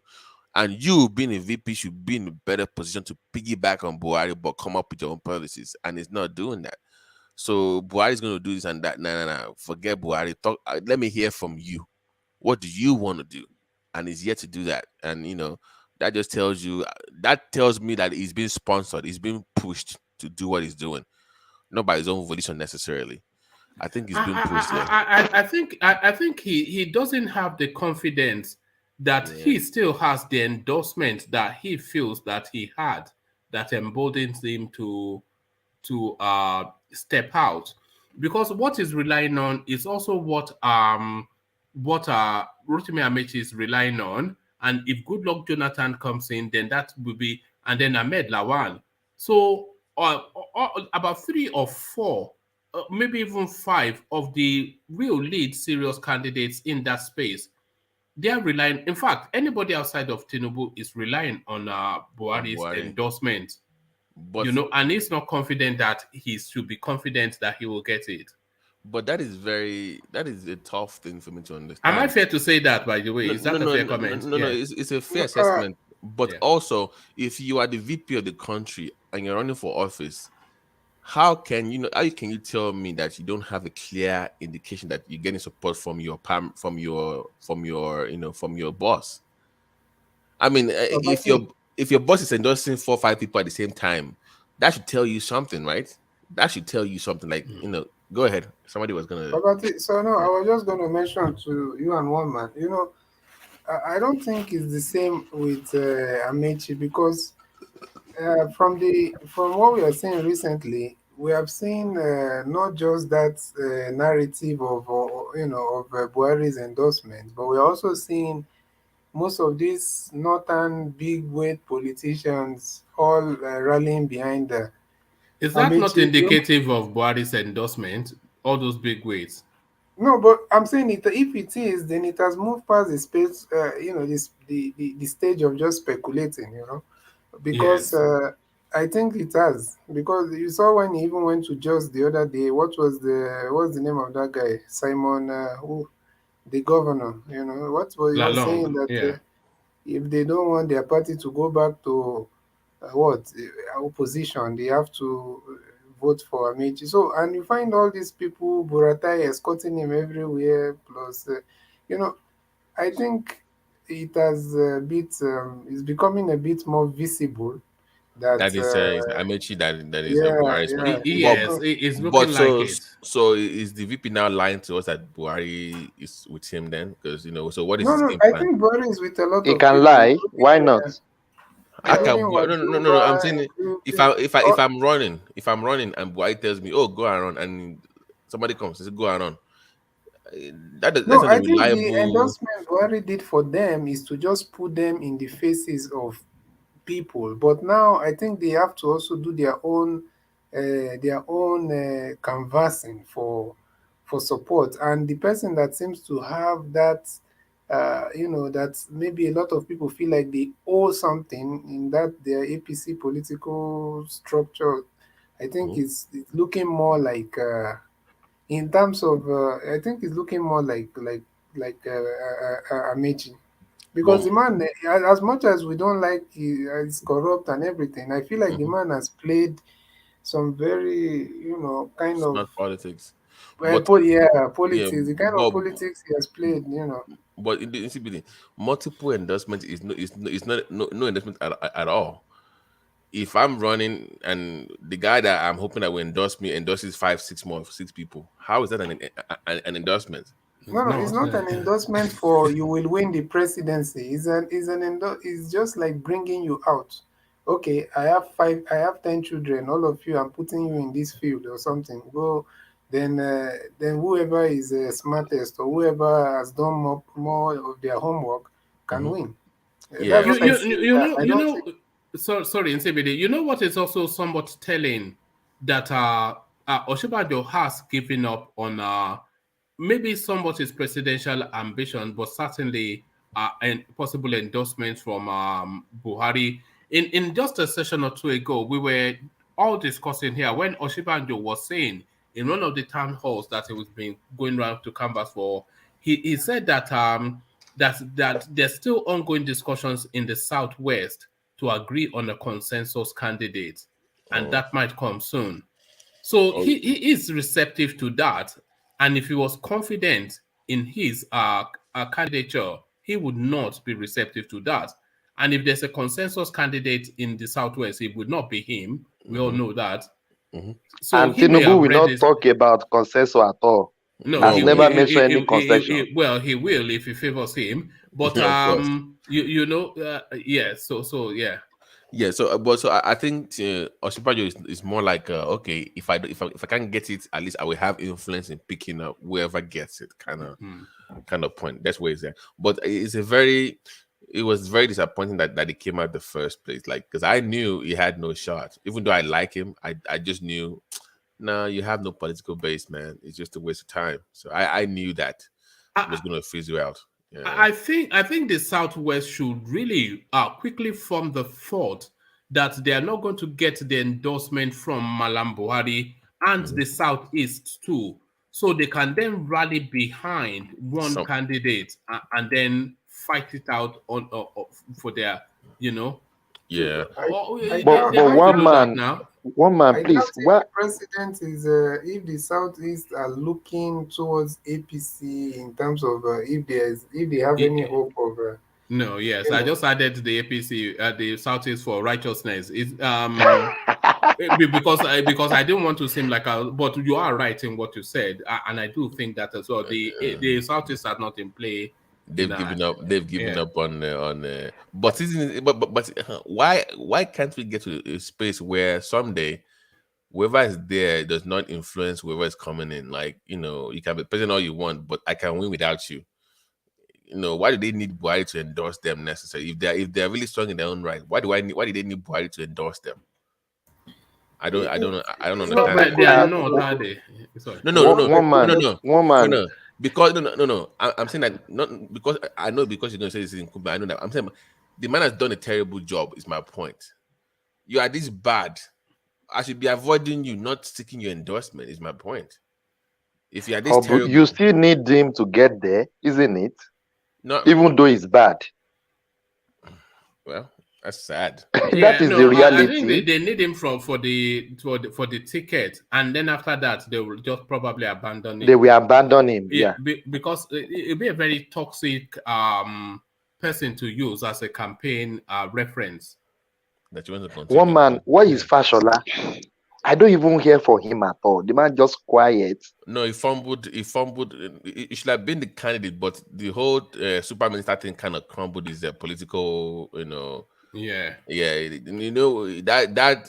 But I read his story on Power, so I knew why he failed. But the super minister thing kind of crippled his mystique. He was like one of those super ministers like can't do no wrong. So that kind of messed him up politically. So. There's no way it was going to run. You just made me remember that that scene of looking for camera. They really made a lot of that camera looking Agent Fash. Yeah, that kind of. The man was looking for camera, and the camera was right there. Yeah, no. That was placed there now. It was even like it was there, right? So I wish he didn't come out. We never got a follow up on that camera. I wish he didn't come out. The police said they will search the camera and will let us know what is in the camera, but we never get anything till now. The man just came and the camera was there and he found it. Imagine, camera everybody has been looking for. It was a very funny. CBD, and they are doing cleanup. They've done cleanup. Imagine they've done cleanup. And they missed the camera. They missed the camera. Do you even know what came to my mind just now? Like, if TINUBU gets the APC ticket, that means he has to pick a northerner, right? That would be a Muslim ticket.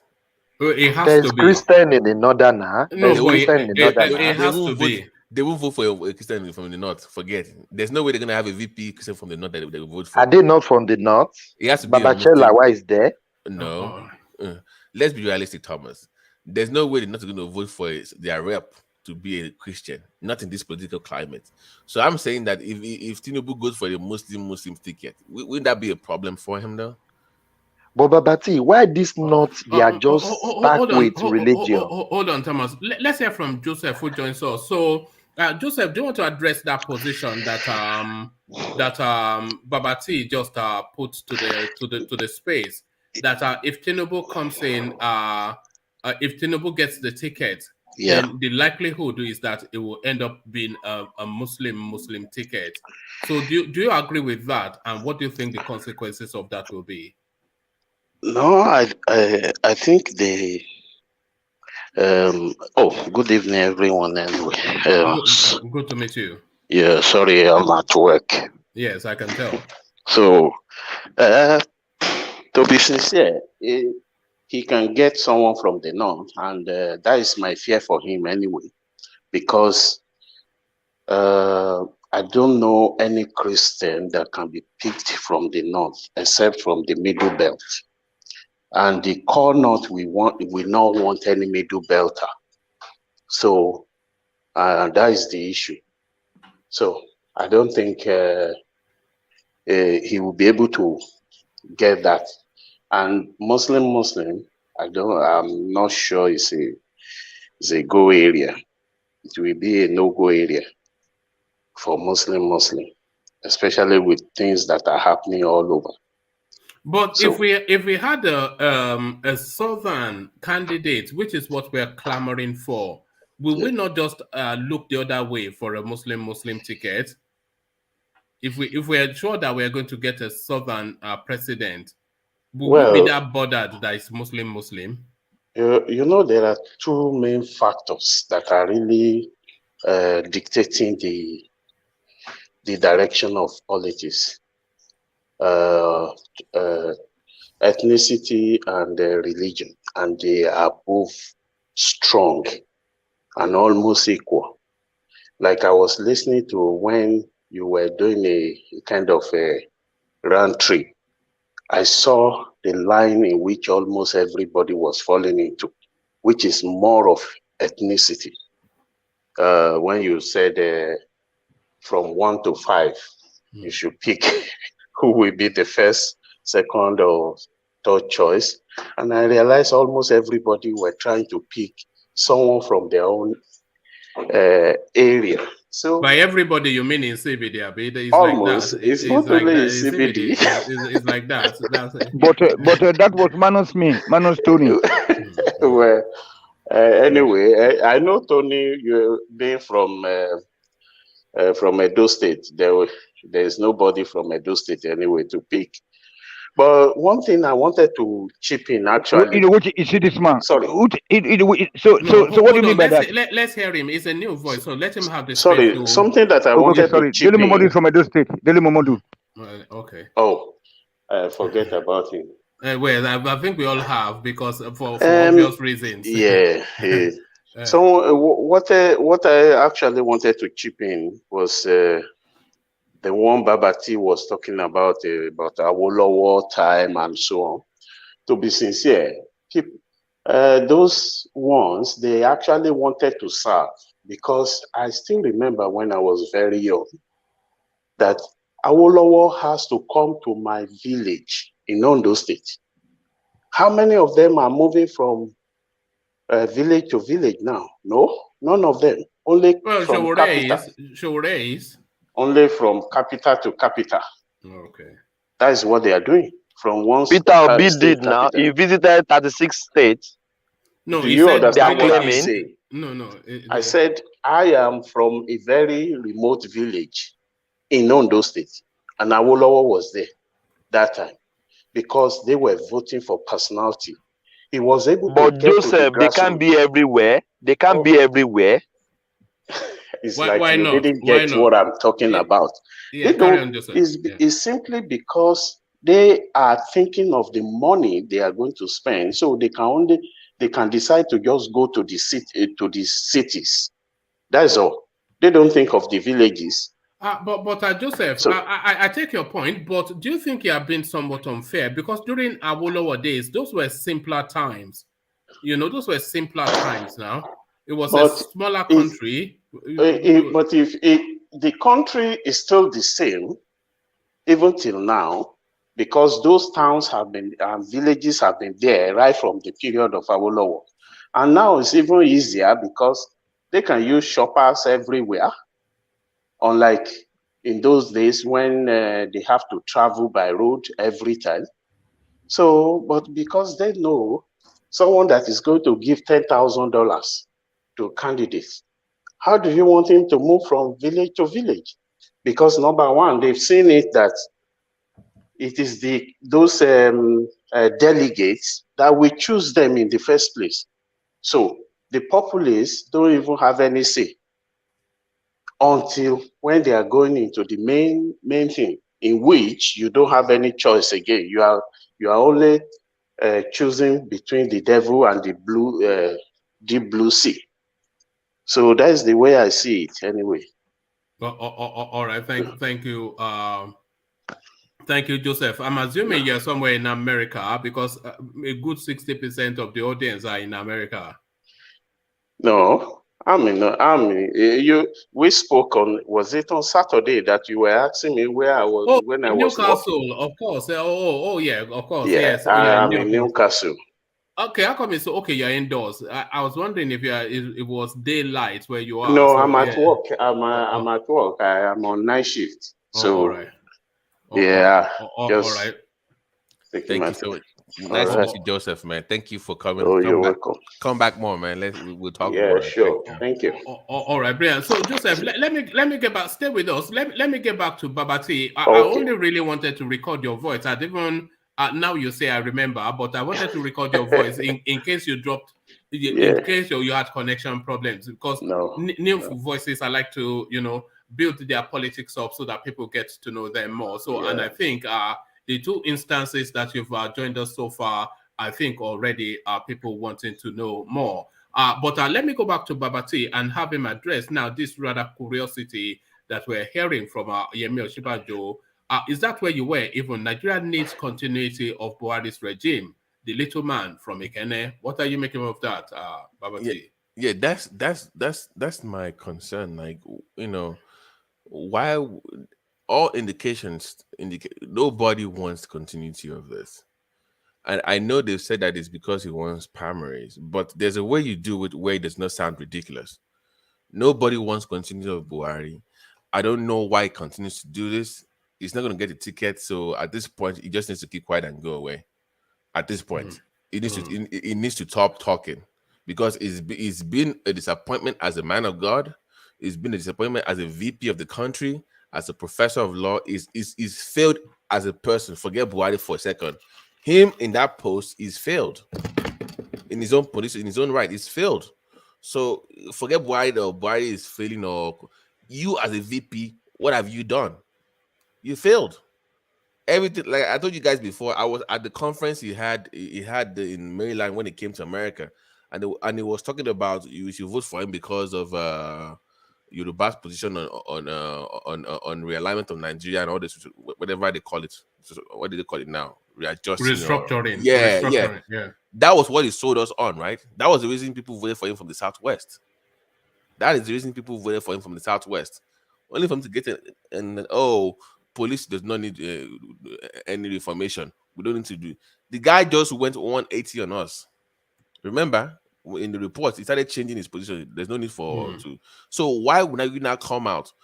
You should come out and address those same points again.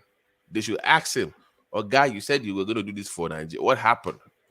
So he should not be running at this time. He needs to go away at this point, just to keep it short and brief. Before I get angry, he needs to go away. Yes, it's just he's a real curious man, and this is why Baba Akure always recalls from him. Baba Akure would say that he would rather have TINUBU than Osinbajo. Not because he trusts TINUBU, but he knows already that TINUBU is a criminal, it's not well, this and that. It's not. But Osinbajo, you can't nail him down. You remember when they mentioned that Osinbajo had about 80 billion naira in his account when they were doing the asset declaration? I think it was before. We were like, wait a minute, this small guy that always spends like he has nothing. So he has this amount of money in his account. It's like that's what he's declared that he has.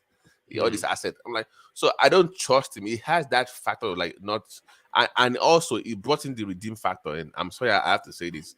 He brought his church into politics. Those so-called political posts they have in the RCCG, that was because of him. So I didn't like that at all. I didn't like the way he was pushing RCCG into. So he's done so many things that I don't approve of, and at this point, he just needs to go away and just save the place for somebody else. And Fayemi seems to have petered out somewhat as well. We don't hear much from him. Was he even running? I never even considered him as a candidate in the first place. In my mind, in the APC, it's only TINUBU and Amechi at this point, and somewhat OSINBAJO. But everybody else at this, even Tunubakari, have you heard from him since he declared and he did his own jamboree? I mean, I'm like, the guy was on China's TV blabbing, and God told. In fact, God needs to thunderfly that guy. So stop using. You know, I cannot abide that guy. The way he turns up his nose and talks like a, who like do you think you are? No. You know, like he talks to God, like God talks to him like the arrogance. You know, like God is his neighbor, like his next door neighbor. Like, I spoke to God last night. You know, like those kind of guys, they just need to go away. It's going to be Amechi or TINUBU. Babati, I wanted to ask you something. Eh? Yes, sir. This buying of forms, is it a kind of show off? Because I don't understand where everybody is buying tickets. Is it show off or what exactly? But that's speaking to my point. You know, earlier I said that I'm worried that there might not be elections. One man said, "Oh, don't worry about it. It's just, you know, there will be election." That was why I said I fear for the country. Because that means that some people are sponsoring them with that forms to dilute the system in the APC. So there's a bigger play going on behind the scenes. Because you look at the man is owing banks, for God's sake, for his church. How are you owing bank 2 billion or 3 billion and you're dropping 100 million for forms? It doesn't make any sense. But I think these banks are also the bigger problem in Nigeria, Seth. Right. You know? Right. Telling you. So yeah, because all the whole thing happening, they are aware of everything. Yeah, they are laundering money for all these guys. They are laundering money for them. So I'm saying that the system is going to collapse, but I hope. But let me just put it this way: I would say 40% we don't have an election. That's my position. There is a 40% chance that we don't have an election in that country. Something crazy is going to happen. I don't know what it is. One man. You know, I'm not far from you in that thought that something crazy will. It's almost priming itself up for something crazy to happen. You know, yes. No, you know, by the way, knowingly, not by accident. Like well planned. You know, in a situation where someone has been saying it on this platform for a long time. I've forgotten his name now. But he's been saying it for long. He's like very serious. Like this election won't hold. I think that's a Giro. I think that will be a Giro. Okay. It just doesn't feel right. Something is just. I can't pinpoint it, but it does. Something is just wrong somewhere. None of the parties even seem prepared for the primaries, which is just a couple of days away. Yeah, they don't seem ready for it. Oh, when is the PDP primary? And I thought it was a week apart, right? No, it's just a day apart. The PDP is the 28th and the 29th, and then the APC is the 30th and the 31st. Oh, wait, this weekend? This weekend. Oh, so PDP comes first. Well, Peter Obi will lose, so we can move on. One man, can I chip in something? Yeah, come in, Tony. Yeah, it's a pity, really. It's a pity, really, because I mean, like, you know, the country that is borrowing money here and there, you know, and then all of a sudden, this boy just pumping money out like that, you know. So I don't know what kind of. It's so terrible that people ought to go out and say, "Where did you get this money? Where did you guys get this money from? You are not fixing our road, no water, no electricity, or something like that." You know, I don't know what is wrong with us. So I don't know whenever we're going to get this right. It's very difficult, woman. Yeah, but that would sorry not be situation. We are in a sorry situation, and then we are just suffering abroad. We want to go back home. That's it. But are you sure you are suffering abroad, Tony? You that you are enjoying. You know, you take off the money. You take off only you yourself or me myself. We're talking about the condition of of our people. Tony, you are not suffering. You are not suffering, my brother. I can't. No, hold on. That be large. You are a big man. Hold on, my brother. It is not about me. It is not about you and one man and the other guy, Babati. It is about the generality of the people. We all have family back home. We have to also put ourselves in their shoes. if we're to be living like that. Because in this country here, we take everything for granted, even up to the weather Tony, forecast. I'm just joking. You are right. I'm just joking. You're No, right. hold on, please. Let me land. Things like water, things like everything. Like even I just tell you, like as minor as the weather, you know how to prepare for tomorrow. I mean, it's just too terrible that we're not just getting this up, right? And then just imagine all of a sudden, look at the condition of our roads, look at the condition of our schools, and look at the condition of our marketplaces, look at the condition of everything. And then we have people just coming out and dishing out money like that, and then with the punity, 800 billion somebody stole, then this people bring down 100 million, and then nobody's coming out to challenge the system.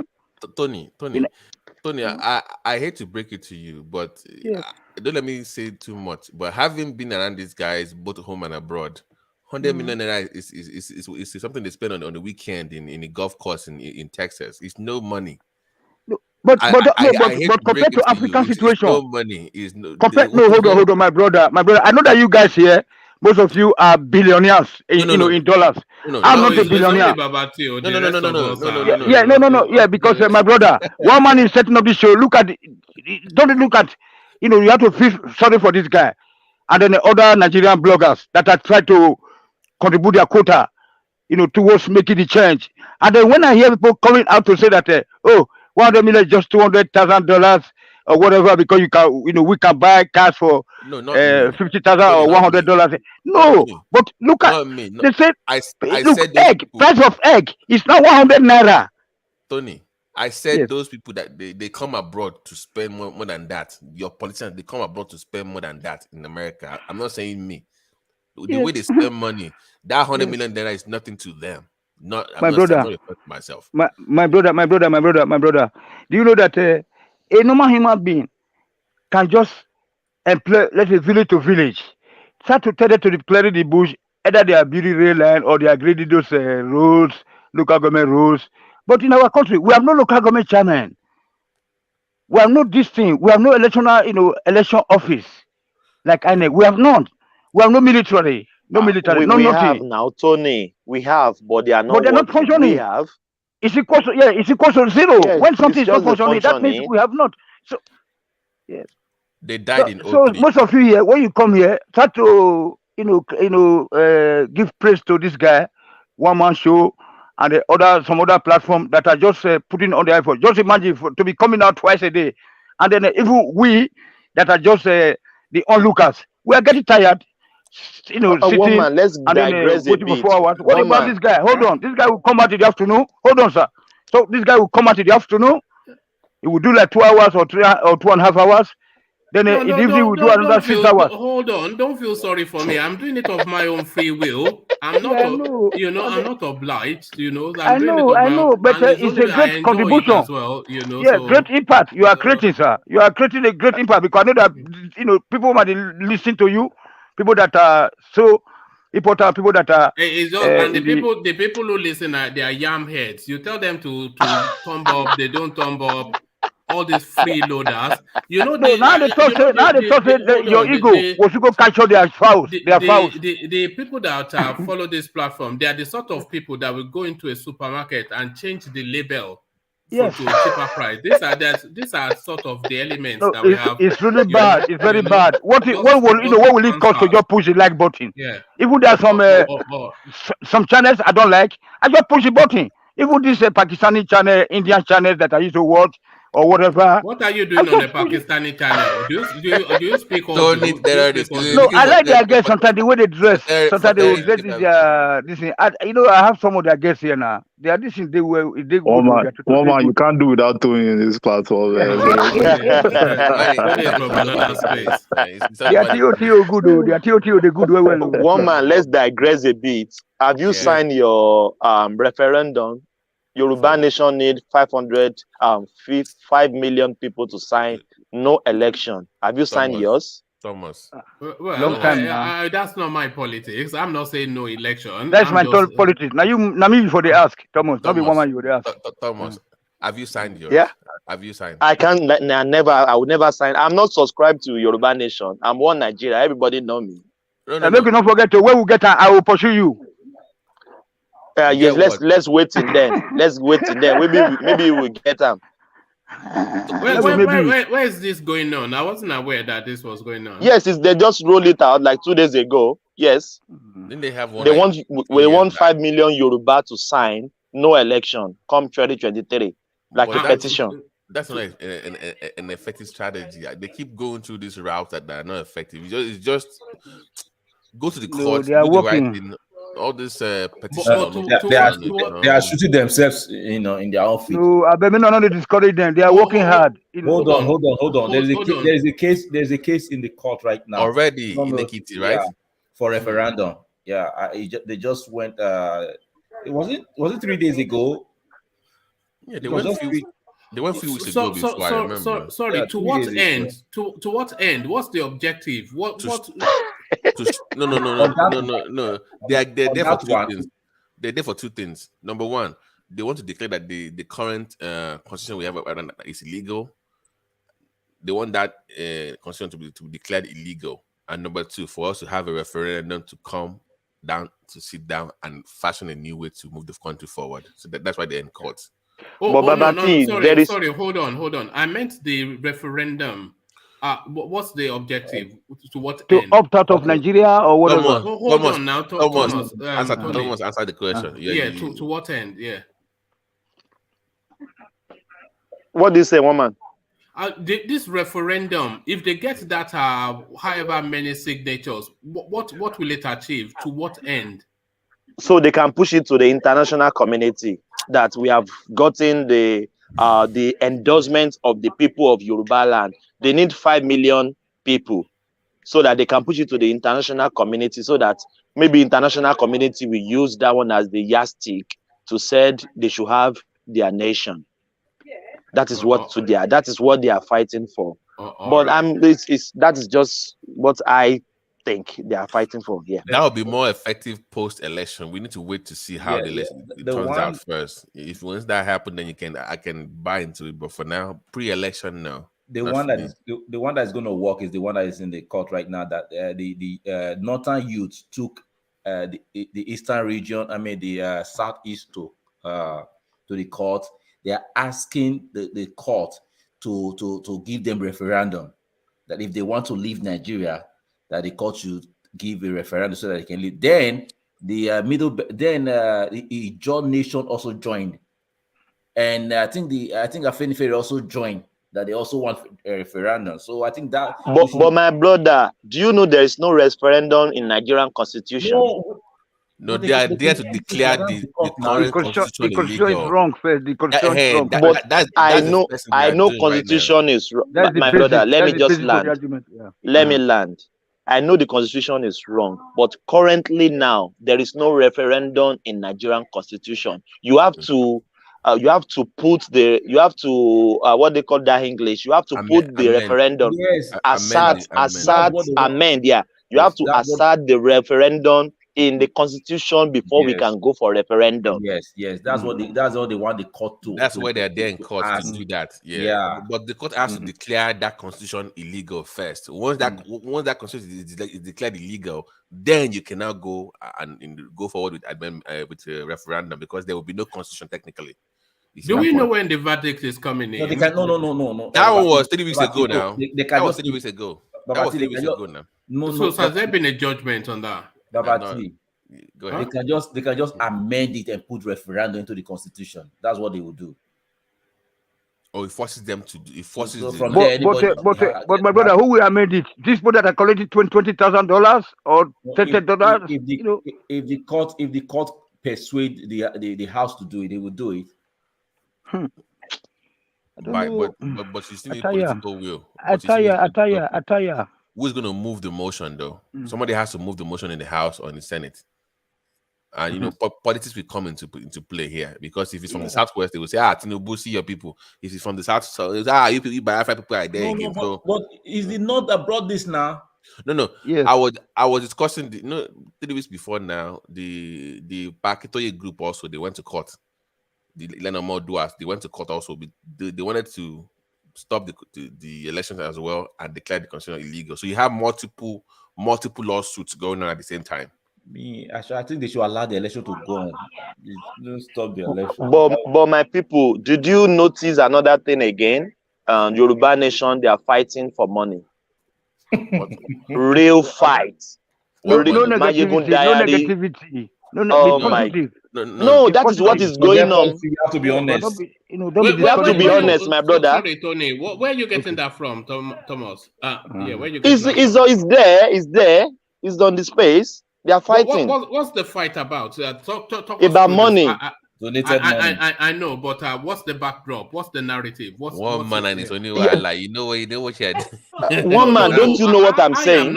No, hold on. I don't know what you're saying because I don't really follow that space that much. So I just for the knowledge of the audience, what is going on? So don't say you said they are fighting over money, but what's the Yes, Mayegun Diary is fighting the Ilana group, even lambasting them in a big lambasting. So about money, it's just about money. There's nothing. There's nothing much. What's the quarrel about money? What's the space? Maybe the Ilana wants to be controlling the Mayegun space about the money. So I think Mayegun wants to be alone. It's just about money that people are donating what ties them together for the money? Exactly. So, you need to know what exactly. You can't just say because of money. Yeah. You know, because I remember you need to be exact. You don't have to do that. Let me finish. Right. Let me just say what I saw in Mayegun Diary. I think they want to have like a common account to put money, or the Ilana side. They want to spearhead the account, and even I think maybe that Mayegun Diary too don't want them to spearhead the account. So it's just so messy, but just so messy. No. You're saying maybe. I think. I don't believe. If that is what is going on, that is what is going on. We're not hearing that on the news at all. We're not hearing that on the news. We can hear. Do you listen to Mayegun? Do you listen to Mayegun? I used to hear Mayegun. Forget about Mayegun is good. Every day we listen to him also. But in the Easter sector, you can see the fight there openly. That they're fighting for money in IPOP, that the other version of the other guy or the other guy. But in our place, I never hear of any disagreement. Which your place? Hold on. I'm going to do one. Let me address this because it's very important. I've been a fan of Mayegun for 9 years, so I know too many people in this room. So let me speak from because I know what Thomas is saying. All right, I'm being very careful with my words. I'm a big fan. No, just give us the broad stroke. But I wanted more than what Thomas just said. So basically, this is what is going on. He has a huge platform when it comes to this Oduduwa stuff. But the issue that the Yoruba groups were having with him initially was that he didn't want to be part of those groups. He was like a loner because they didn't like him, because if you notice on his group, he has Yoruba, Igbo people on his platform. It was not just only Yorubas only. So they were like, why are you campaigning for Nnamdi Kanu? Why do you like him? Why can't you just be Yoruba only? So he kind of had a multi-platform where he had everybody fighting for their own causes. He brings them on the show and he has all those kind of things. So later on, he decided to he became a fan of Igbo when the Igbo thing came up, right? And he's very close with Koiki now. They're both UK guys, so they're very close. So he was very close with them, and he was, because I think the issue he had was like trust. He didn't trust those groups that were taking money from people, so he kind of stayed on his own. But when Igbo came into the fold, into that movement, he kind of had a trust in Igbo, like Igbo can, I trust this guy. So where I think the issue started was he had Pakitoye on his show a couple of times, and they had a conversation, and they said, okay, we trust Mayegun. We want him to be our main guy for, the Yoruba group. Fundraising. All those other groups, forget them. This is the guy we trust with money. So that was, because I watched it live. It was a Sunday. He brought the two Babas, he brought them on. But the initial fundraising was to help release Igbo from prison in Benin Republic, because it felt like the other just to interject a little bit, there was a time, Babati, that I saw that Mayegun had put up a GoFundMe to raise, I think, about 10,000 pounds thereabout, and then that was quickly shut down before the target was. And then there was some control, but I don't really follow that space as much as I should. Let me explain why. Because they actually raised more money with 50,000, but it's about $27,000 pounds or dollars. Okay. Yeah. The reason that they shut down that was because in the midst of that, it was getting lawyers and everybody to go to Benin Republic. They released Igbo. If you remember, they released Igbo. So he came back and told the guys, said, guys, listen, this is the reason why we have the money, but the guy's already released from prison. So what should we do with the money? So you brought those back into, you brought them in, and he had a live session where he says, okay, we should do campaigning with the money or help people or whatever he wanted to do with it. But the issue it was having, like, I warned him, like, and other, I'm like, I don't know, when it comes to money and Yoruba, those kind of argument, there's always issue. You cannot. This guy is raising money from his own platform. But you that is somewhere in Nigeria saying you're fighting, you now want to control how the money is being spent. Even though it's a collaboration, he's still the main guy when it comes to fundraising for your movement, right? Largely from the diaspora. But that was why when he was asking his fans about it, I didn't want him to do it at all. I'm like, Mike, you can just stay on your own. Because I know these people, I know how it turns out when it comes to money and all these Yoruba, they start abusing you. Because he actually exposed them on an episode where these guys abroad, I'm not kidding you, these guys abroad that have all this Yoruba fund, they were asking all these old guys in Nigeria for money. Imagine Pakito is sending people money abroad from Nigeria to help with Yoruba agitation. He exposed everything. So I knew, Mayegun, please don't get yourself involved with these guys. I didn't, I like him being by like a one-man mopo. That's the way I like him to be. But they kind of mingle with that group. I was not comfortable with it. I contribute to the show, to be honest with you, but I didn't want him to mingle with them. So I knew this was going to happen eventually. So it has to do with him feeling like, I'm the main dude here. I'm the one that people watch. They are contributing money to this fund through me. So I should have the majority say. But they want to put those so-called, we are the elders, we are the mama, so we should be telling you what to do attitude to it. So he kind of went against that. So, but left to me, I would say, Mike, just leave them alone. Go back to what you were doing before. I feel comfortable that way. That's what's going on. All right. But Babati, you still need them. They need each other, isn't it? No. Leave that for a moment, Thomas. Yeah, I know. But I was surprised that he went into the money space at all. Yeah, I didn't like that. It's gonna be messy. I was surprised he went into the money space at all. Because you know how that you know how that goes when it comes. But like I said, I don't really follow it all. But and who are the other? Are they online as well? Because I know there's a smatterings of this Yoruba nation platforms all over social media. No, I know there's one on Facebook. This guy has a gray beard like that. I can't quite remember his name. No. They have multiple groups. So what he did was he didn't join those people necessarily. He went to Ilana Omodua, the more established ones. But those ones, they don't have that much presence online.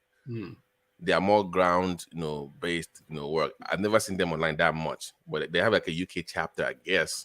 So he kind of collaborated with them when it came to the Igbo issue. But once Igbo was freed from prison, I didn't see the need for him to continue with them, in my own opinion.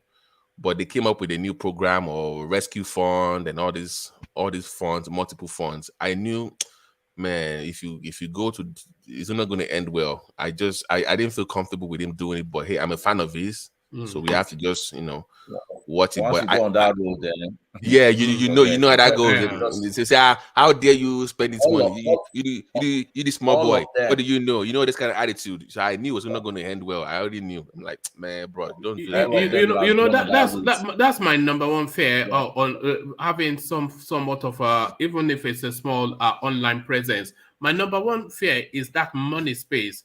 I stay clear of anything to do with money, because the moment you start to canvas people that, let's gather money to do this, no matter what, somebody will stand your accused, somebody will question your motive, somebody will try to tarnish your name. It's just the nature of who we are. Yeah, but at the end of the day, that is your own platform. Even Mori Badejo also started that at the earlier stage of people's arrest. To buy for logistics to buy some vehicles. There was problem also that she had to drop it. Tony, let me give you an instance. When Maurice Badejo was doing that GoFundMe for Sunday Igboho, Michael did not even know who she was. Yeah. He didn't know that they were at 10,000 at that point. Michael just brought this whole thing on his book and said, let's support this woman, let's go for her. That thing went up to $50,000. What happened to that woman? They started blaming her. Trouble. I know trouble. She can't drop her. She's like, wait a minute. I'm using my YouTube channel to raise money for you. Now you're not blaming me of stealing money. Yeah. So when you do those kind of things, more it's a Yoruba wala, somebody helps you with something. Koike was fundraising as well. So what happened to him? They blamed him as well. Yeah, they blamed. In fact, they accused him. That he was stealing money. Come on, somebody spending time online to help a program raising money. Okay, what if they even spend some of the money? They should. They are working to help you guys. Yeah. Now when they work, now they chop. Now when they work, now they chop. Yeah. Somebody raised 50K for a program. If they removed 10K for that for themselves, I won't blame them. It's okay. Yeah, it's okay. It's fine. There's a thought that a lot of people, they are piggybacking, especially in the throes of the situation. They were piggybacking off the Sunday Igboho narrative to canvas money, unauthorized. Nobody knows their CV. They have no link to the space, and almost everybody say, "Oh, we are canvassing for his legal representation."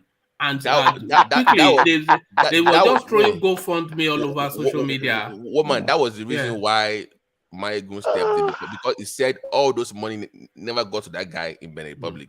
That all those money never got to Sunday Igboho, that they were just using him to raise funds, and that he was willing to spearhead the movement to free him. Yeah, the true one. So that was why I'm like, okay, I trust you enough, but this is a very dangerous place because you are fighting the government now. This is international waters now. I didn't feel comfortable with him doing it, but when he started bringing in more different groups, I'm like, dude, don't. Sunday Igboho came out now to say that I don't need any money. I don't need money. Yeah. So you see what I'm saying.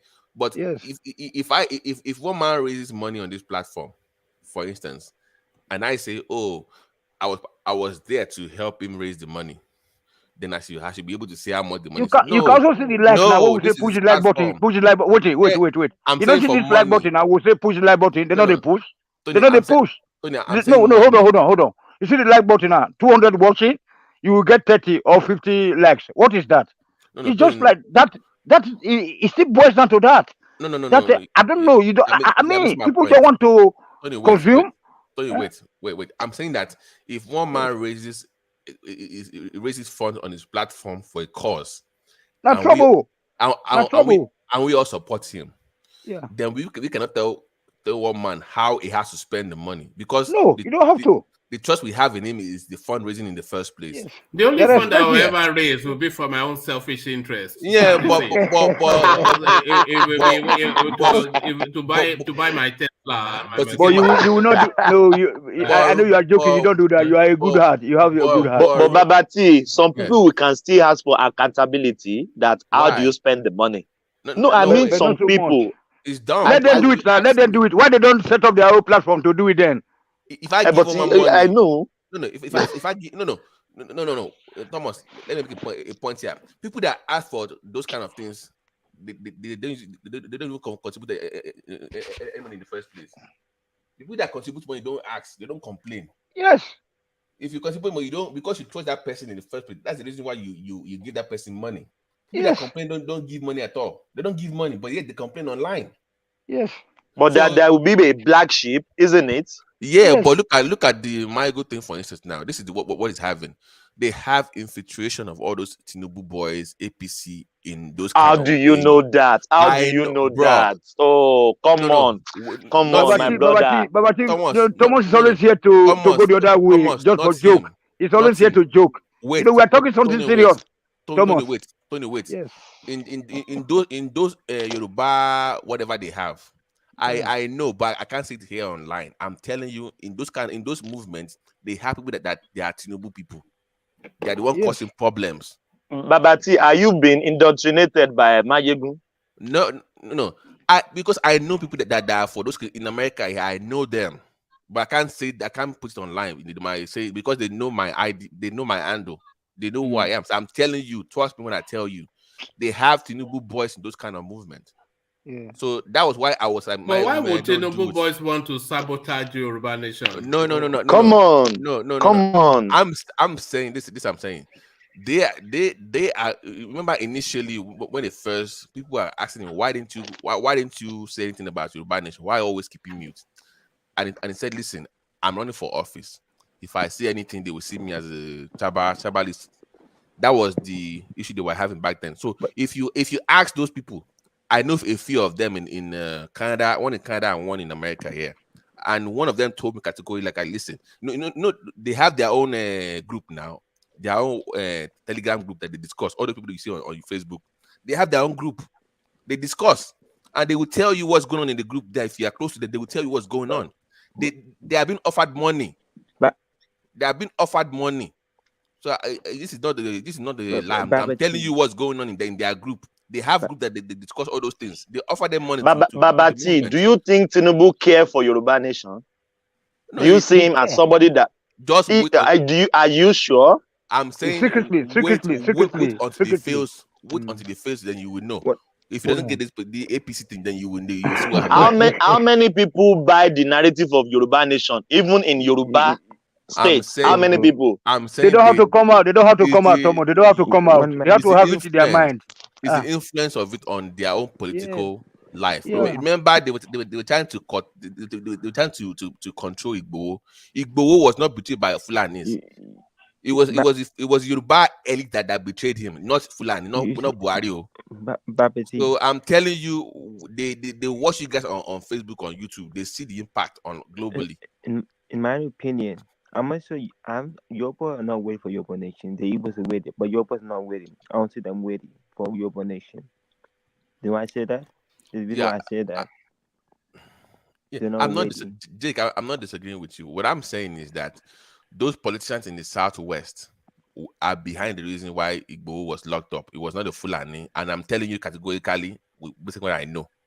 They are the ones that so-called Ibadan ambush in his house. That was a Yoruba Obas. I'm mark my name here. I'm telling you, it was a Yoruba Oba and their Lagos guys. Remember, the guy got into trouble. You so sure? No, don't bring this narrative. No, wait for me to finish. Igboho never had issues going to Ekiti. He only had issues when he mentioned he was going to Lagos next. If you remember, he said he was going to Lagos next. That was the reason why. Remember, he went to Ogun, nobody said anything. He went to Ekiti, he went to Ondo, he went to Oyo. But when he said Lagos, they warned him. They called him. I'm giving you exclusive on this program. The late guy that in Ibadan that died, Daoba in Ibadan, called him. Yes, they warned him. If you listen to Oni, he said we warned him. He did not listen to us. They called him. We don't do that Lagos. Don't do that Lagos rally. He said no. And what happened the next week? That was like 7 days before that happened. Oni went to Abuja. Remember? Yes. It was why? Because of Igboho. And again, how do you know? How do you know? Because of Igboho. I'm giving you inside information right now on this platform. I'm giving you info on this platform. So don't give me that. They watch you guys. They watch people online on Facebook. To them, it matters to them. I'm telling you right now.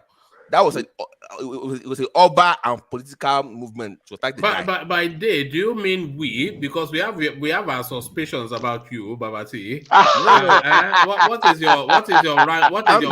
What is your registration number with DSS? One man, you know I joke a lot, but you see my Aremo Andu, you know I'm privy to some things I can't see online on a more serious note. So when I say some things about traditional stuff, take it as gospel. The man went against the royal Obas in Yoruba land. That was the reason why his ass was attacked. It was a KBC attack. It was not Fulani anything.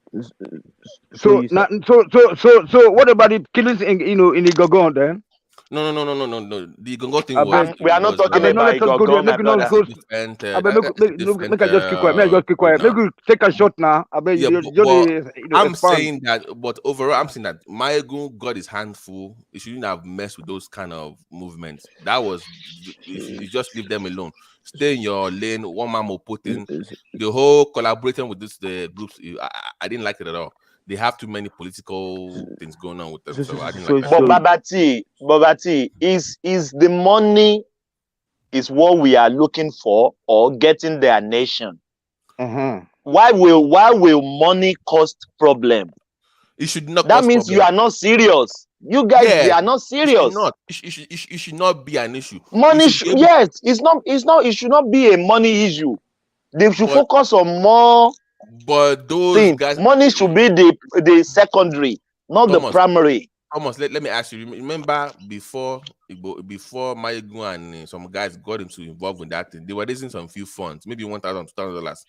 When they saw 50K, 40K online, they saw that money. Oh my God, what is this? So there's money in this thing. Because remember, they were also giving money in Nigeria as well. Not I know, Babati, I'm Maureen Badijo fan to the core.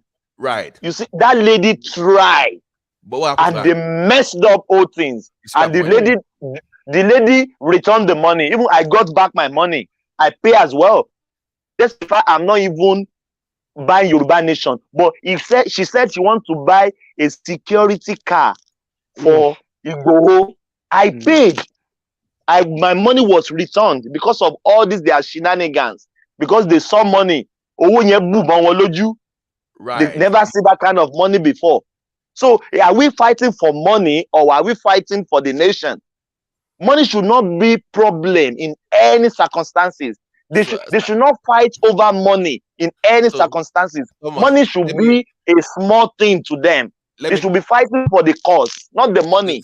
Since we are there tonight, let me even push it further. You know me, if you don't ask me for a while, I would don't. But let me cause while on this platform tonight. It might go viral, so let me cause while on this platform tonight. I even know people in there. You know, the UK part was the biggest for this so-called movement. The UK people, Yoruba people, they were the biggest pushing this movement. I have audio of them discussing money. I'm telling you, they offered them for money from Nigeria. I'm telling you, it's not like I'm making them. They offered them money from the government, eh? Well, where is your evidence? You can't say you have audio. So, I cannot. No. Because they have people. Like I told you, I can't mention some names here, but the UK part was the biggest. There was the biggest people pushing those kind of agitation. Look at this. So I have £1 million in my pocket, so I can't show you. But wait. Once they offered them that money, and this guy I was discussing with, once he turned them down, he left that space and he came online. He has his own YouTube channel. I won't mention him as well. He probably knows me. He came on his own YouTube channel and said, "Guys, this is what is going on," and he exposed everything. So I'm not making it up. He said, "Guys, this is what is going on online. I'm leaving that group. There are a bunch of fraudsters defrauding people of money." So he left the group. So when I called him, I said, "Oh, guy, what's going on? What's going on with this?" He said, Omo, money, so serious to you. They know the power you guys have. So he told me everything that was going on. So I'm telling you what's going on inside. Yes, I don't dispute what you are saying. But money should not be the main focus. It should be we are fighting for our state. We want to get our country. Babati, you are Yoruba now. Push more money to a Yoruba man. Everything is scattered. Do you know Just $50,000 this lady raised? They were so crazy that wow, this kind of money. But that Morimbade Josh is never out of trouble. She's always woman. Let me push this one. But she's a winner. She's a winner. She's a win. She's a winning Suleiman. This child is Suleiman. Do you know how many calls I got in America here from Nigerians with deep pockets initially when they voting? So I'm giving you this is one man exclusive right now. So this is one man exclusive because they know I know some of these guys pushing this stuff online. Do you know how many phone calls I got from all this? There are various people that in America that have money. There are Yoruba people, but they were not comfortable enough to contact all these people. That they said, Omo, so who are these guys? Tell me about them. Because they wanted to contribute big money to the movement. They believe in the movement, but they didn't trust Facebook. All these people. So they called. Some of them called me and said, "Who is this guy? Who is this guy?" So I made a phone call to one of the guys in the UK. I said that, man, I have all these people talking to them, whatever. So I did a three-way where you don't see the other number. I did the three-way. The guy said, "Okay, I will call you back. I'll get back to you." They called me and said, "We've done our thorough stuff. We don't trust this investigation. We don't trust them." I'm like, but they are nice. And they were nice. They said, no, you will see later. Wow. Within 6-7 months, I'm like, oh boy, wow. Even I started to see what they were discussing. So people are willing to give money, but they have to know that what they're doing online is genuine. So once they saw that it was about money, they backed out. They saw it. Big money. They big money. They saw it. They're like, so Babati. So it's all about money to cash out. It's not about the getting. So that means they are not serious. Exactly. They are not serious. Yeah. They care about it. Yes, they are not serious. So, but some people are still serious there. Some people are still working well. Some people are still working. Please don't be discouraged. Don't be discouraged, please. No. Tony, keep your hope up. Tony, what broke the camel's back was this: when Pakintoye left, this is what broke the camel's back. Remember, Pakintoye had an old group before. They had an old group before in an old. I forgot the name. World Congress. Remember World Congress? That was the group he had before he went to Omodua. He had a group called World Congress. If you remember, Thomas. Yes, I remember. I followed the space. when that group broke up, what happened? It was in the UK, right? And it was money, Abi. It was money. Yes, it's money. They stole money and they suspended him and it became trouble. So that was what made these people back at like Nnamdi Kanu people fighting for money. Samepa fighting for money. It's just money, man. It's just money. It's just money. It's just money. They are not even fighting for this. The cause they said they are believing. You just throw small money to these people, everything is kaput. So and I told people can't take you serious. I told one guy that does shows in mainland. I told him, I said, listen, forget about asking for money on Facebook for few change.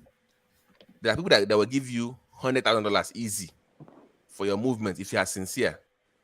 There are people that will give you money in bigs that will for the movement to campaign. But if they see that you are stealing okay, how will I give you 100K if you are stealing $10? Will I touch you with 100K? I won't touch with 100K. That's the real travesty, because all this canvassing for money is a real fraud, because they will take my 10 pounds, they'll take your $10, they'll take Thomas's $10, they'll take Tony's €10. So that's the easy fraud to do. So if they fraud you £10, $10, you are irritated, but it's not something that you would labor over. But then when they scanned through about 20,000-30,000 people, then they are scamming about 40,000, 50,000, and this is what they do. It's just one man. People believe in this Maureen Badejo. Some people drop £500, $500. I said, Nigeria, these people believe. But when they start all their shenanigans, that their focal point is about money, not even the agitation. Thomas, The lady saw that, oh, these people, they are about money. There's nothing, there is no truth in them. Thomas, it's just about cashing out. Thomas, do you remember when Maureen, she went to 12, I think it was 12K, and Maigun took the case up and it went to 20K. 20K. And when Koiki went live in Ibadan with that, you know that crowd in Igogo? When Igogo, yes. Koiki went live and people saw the crowd of, oh my God, look at this crowd. The money went up like, oh, these people are serious. Oh my God, look at all these people. They are serious about Yoruba Nation. What happened next? Money is boss. This is so the people kind of back. I'm gonna forget this. There's one guy that's always online. I think it's Ilanom Odo or something. It's a quite a chubby guy like that. He is light skinned. You know, he's always canvassing for money. And then he's always trying to sell people herbs. Yeah, I know. You know him? One man, I was in the studio. Okay, you might know me. Oh my God, let me shut up. In 20, I was in so Thomas, I know this. The guy is UK based. I do know. You know who I'm talking about? I know. Yeah. Baba. Baba something. No. Thomas, is your namesake. Is your namesake. Oh, is your namesake. I know. I was in the studio in he wears glasses. Yes. In 17, I was in the studio with somebody. Always canvassing for money for an interview. I know. I know this guy. I'm telling you. I know these people. Babati, you are right. Yes. Is your namesake now? So yeah. I know what I'm talking about. So there was a time I went to mock him on his something, and he banned me. I said this money, so that how much is a Mercedes these days or something. I just made Babati. I just made Babati. People cash up millions. Millions. Okay, this is the guy that I'm talking about. I know. I was in the studio. I was trying to sell you herbs, t-shirts, everything. I was in the studio with somebody for an interview in 20. We're coming from Nigeria. We went from Nigeria to the UK. So we started for interview. So I met him, very nice person. I met him back then. That was before the Yoruba, Yeah, I met him. So Thomas, I know these people. So when I give you this kind of gist, trust me when I tell you. You are right, my brother. Yeah, you're right. I'm telling. So you gotta. So but I told one guy, I'm like, guy, listen. If you need money for any movement in any part of the world, people that back people with fund with money, you don't see them in public. They are secret. They give you those funds in secret for you to move that agitation, but they have to see that commitment first. I'm like, they say, the commitment in you. They don't see the commitment from you guys. They won't. No. It's just about money. It's just about money. So they backed out. It's just about money. Sorry, Babati, what befuddles me about this guy is that because I monitor that space sometimes. Anytime I may go there, just maybe I'm strolling around on the internet, I may end up there, and the guy is canvassing for money. So I may not go there for another 6 weeks or thereabout. And when I go there again, he's still canvassing for money. So I'm thinking, one man, he sold jackets, he sold shirts, as the project not been achieved, it's just. The hustle is real, well, there it is. I was asking them in America, I said, listen, if you're serious about Yoruba Nation or whatever, you should be having conferences, where you talk and you have people come all over the country and sit down and talk. They say, no, let's keep it on Facebook. I'm like, who fights for country? Who fights for a nation on Facebook and YouTube? Who does a campaign for a nation on Facebook? You must leave Facebook. You must leave that place eventually and face the real people eventually. But if you just want to sit down and just be collecting money, then you're not serious. They should do it the way Ninas is doing their own. Yeah, like where you give me some actual proposal, some policies. But I don't. Babati, ask them to come and account for this money. They can't account for it. They wouldn't even. What have you realized? What have you spent? What is the remaining money you have? They can't account for this money. Thomas, they were asking Baba Akintoye to send them money from Nigeria. Go and ask. Mayegun had it exposed on his own show. Imagine asking an old man to be sending you money from Nigeria to the UK to help for your back cause. Imagine. Come on. These people, but Baba Akintoye is a wealthy man, so don't. What man? Don't defend that. Come on, you can't be asking anything to be sending. You know, he used to be a former minister or something, was he not? No, it was a senator for the First Republic now. All right. So all those money that he looted. He's not wealthy, my brother. No, he's not wealthy. Mayegun is. I think Mayegun even paid his bills for like 2 months or so. No, it's not wealthy. But Babati, I saw Mayegun other side in this couple of weeks. I saw his other side. That man doesn't take nonsense. Thomas, look here. I've been following Mayegun for 9 years. Mayegun, and I hope you are going on his platform to give me as much publicity as you are giving him on mine. Look at everybody advertising. Wait. How many platforms do you go to see that platform? Wait. See, Thomas, this is the best version of Mayegun you've seen before. Before, it used to be very mean. Before, it's calm now. Before it used to be very, very angry. Before, now it's kind of like it's grown now. It's kind of relaxed. So this is the very last version. So it's not even crazy enough like it used to be before. With the Alex is it Alex? This one they say make it on the coffee machine. Yeah. Alex. What is his background? What is his background? Do you know? Who? The Mayegun fella. Oh, he's from Ogun State. He's from Ogun State. I mean his antecedents. Is it one of those? No. Not even education. No. What in terms of agitation? He used to be. I think he used to believe in Nigeria before. He was a one Nigeria guy before. The man was even part of a party, like a Green Party before that he even paid to fund in Ogun State. That kind of fell through because they kind of betrayed him. You know, Nigeria happened to him in that regards. But so it came to that gradual process of one Nigeria, then let's do state rights. So that took him a while. I've seen his progression over the years from the one Nigeria belief to let's just leave this country. So it's not an offshoot from that Showore narrative. No. It's not one of Showore's voice. No. It likes Showore. Showore comes on his show once in a while, but he can die for Showore. That guy. He can die for Showore. Because we always argue on the show when he has Showore. His support for IPOP also shot him up. Also shot. Yeah, so I'm saying that people don't like that. I think that was what propelled him. That support for IPOP. Shot him up. Yeah, people don't like him. All the Igbos were running there.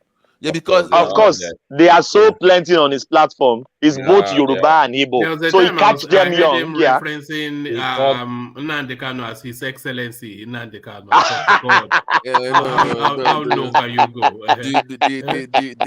That one went over the board. Did you hear it? I used to like Nnamdi before, but when it became the call me His Excellency General, I'm like, guy, what is this? It kind of went too far with that kind of rhetoric. But the old Nnamdi Kanu was very articulate, made his point. But when it became call me Excellency, we bomb this place.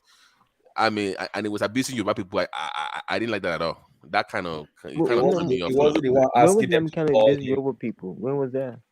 He wasn't the one asking them to call him Excellency. People just Jake. Kanu used to abuse Yoruba people before. Now you didn't know that. No, he abused everybody. He used to abuse Yoruba people before. a lot, man. But he later apologized. I know, but but it was too late. I understand you. We were hot already. Dick is a newbie. Does not know the old. He used to abuse Yoruba before. I think what he was trying to, he first said it's to help you guys, but you guys will not understand. That was not help. He cannot help us. We can help ourselves. You guys, No, but at least Yoruba can help ourselves. Open our eyes more. He opened our eyes. Let's face the truth. One man, let me just predicted all what is happening today. Don't keep saying he opened our eyes. When was your eyes shut? But he predicted everything that is happening right now. All this occupation and everything. He predicted it. He didn't predict anything.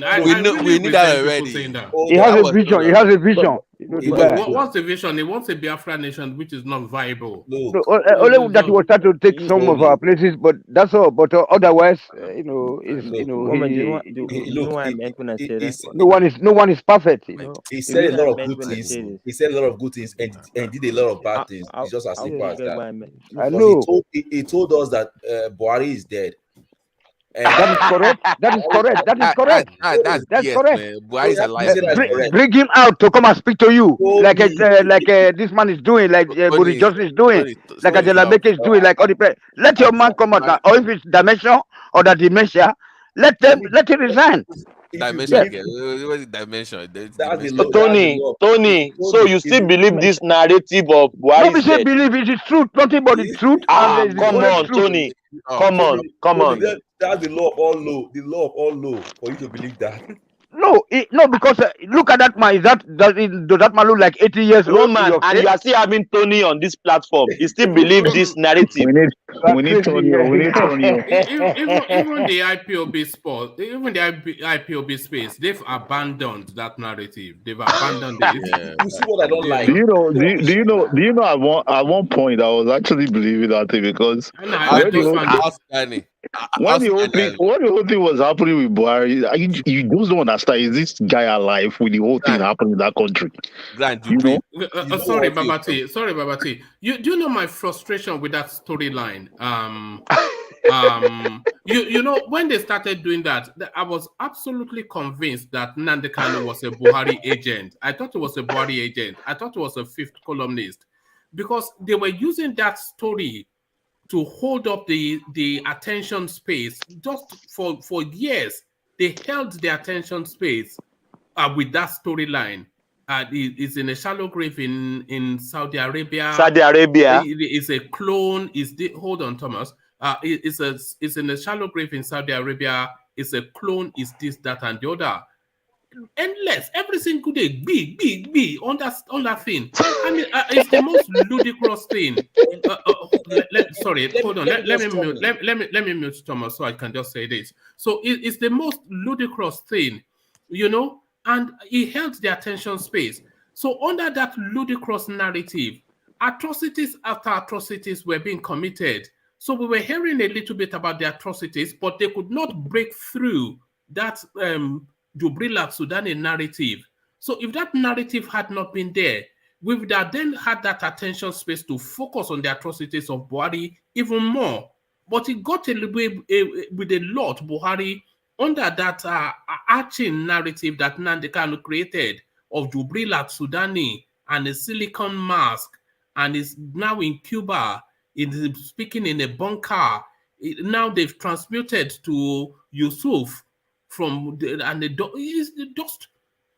I thought it was a Buhari agent, and I still do. A little bit of me think it's a Buhari agent. That's what I think. He sabotaged. Listen, what I don't like. IPOP sabotaged your presidential hopes. You guys should have that. The reason you don't have those tickets for APC and PDP, if you fail, blame Nnamdi Kanu and IPOP. Guys, blame both of them. Like that's the biggest pain for my heart. The biggest pain is that how can a whole country be fooled? You know, I don't know how can a whole country be fooled. No, please now. Can you? We're trying to have a serious conversation, Tony. It was Nnamdi that fooled millions of people. Yeah, he fooled his own people now. He didn't fool me. He didn't fool me because I want to see my president come out and address issues where there's no light. He will say sorry if they kill somebody in the Borno or in Anambra or in Benin City or in Ibadan. He should go there and visit the place. How often was that happening how often has that happened in the history of Nigeria?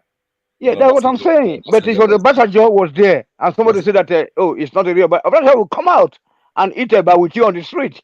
If it's fire shape, he will come out. But let this man come out. Let this man come out. So sorry, Tony. I've never banned anything on this platform before, but I have no interest in that Jubril narrative. Yes, it's an irritation. So let's just even the Igbos, they've left the space. So why are you still there? Are they talking about it on iPod anymore? They've left the space. So why are you still there? I wonder. I wonder really. My take is that when somebody does something wrong, if my pastor do something wrong, I've been following him. I know that he has lied. He has to come and apologize. People will just forget it. Oh, what is our leader? Come on, we have to hold people responsible. If you say something, you lie. I mean, you just fool millions of people. Oh man, talking about the pastor space, that one is another. No, wow. You know, one of these days we'll do like a pastor. We used to do. We have to do some like a religion session. One of these days. No. All these 419 pastors. God forgive Thomas for making me say too much tonight. The man made me say too much stuff tonight. I didn't want to say. One man, you made me say too much stuff I wasn't supposed to say. Exclusive. Yeah, but you didn't play us the audio now, so no, like that was a huge fight though. But with too much cursing and I didn't know. I'm and nobody fights dirtier than the Yorubas. They just fight ugly, don't they? I want generational causes. And by the way, I'm not banning you from saying anything, no, Tony. So let me withdraw that because I'm all about free speech. But that's Jubril space.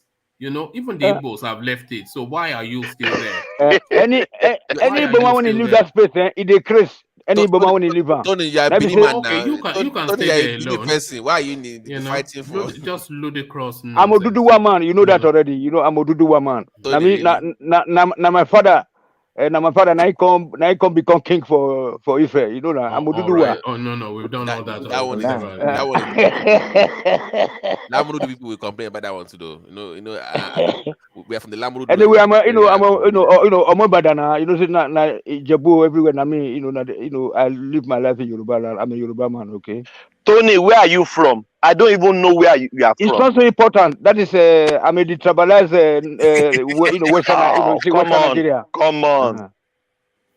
What is you're a detribalized Nigeria, so you can be from Borno then or anywhere. No. Take me to Ogun State now, for example. I will tell you where Odogbolu Deo. I will tell you where Ijebu Deo or even Ogbogbo, all those sub villages. I will tell you.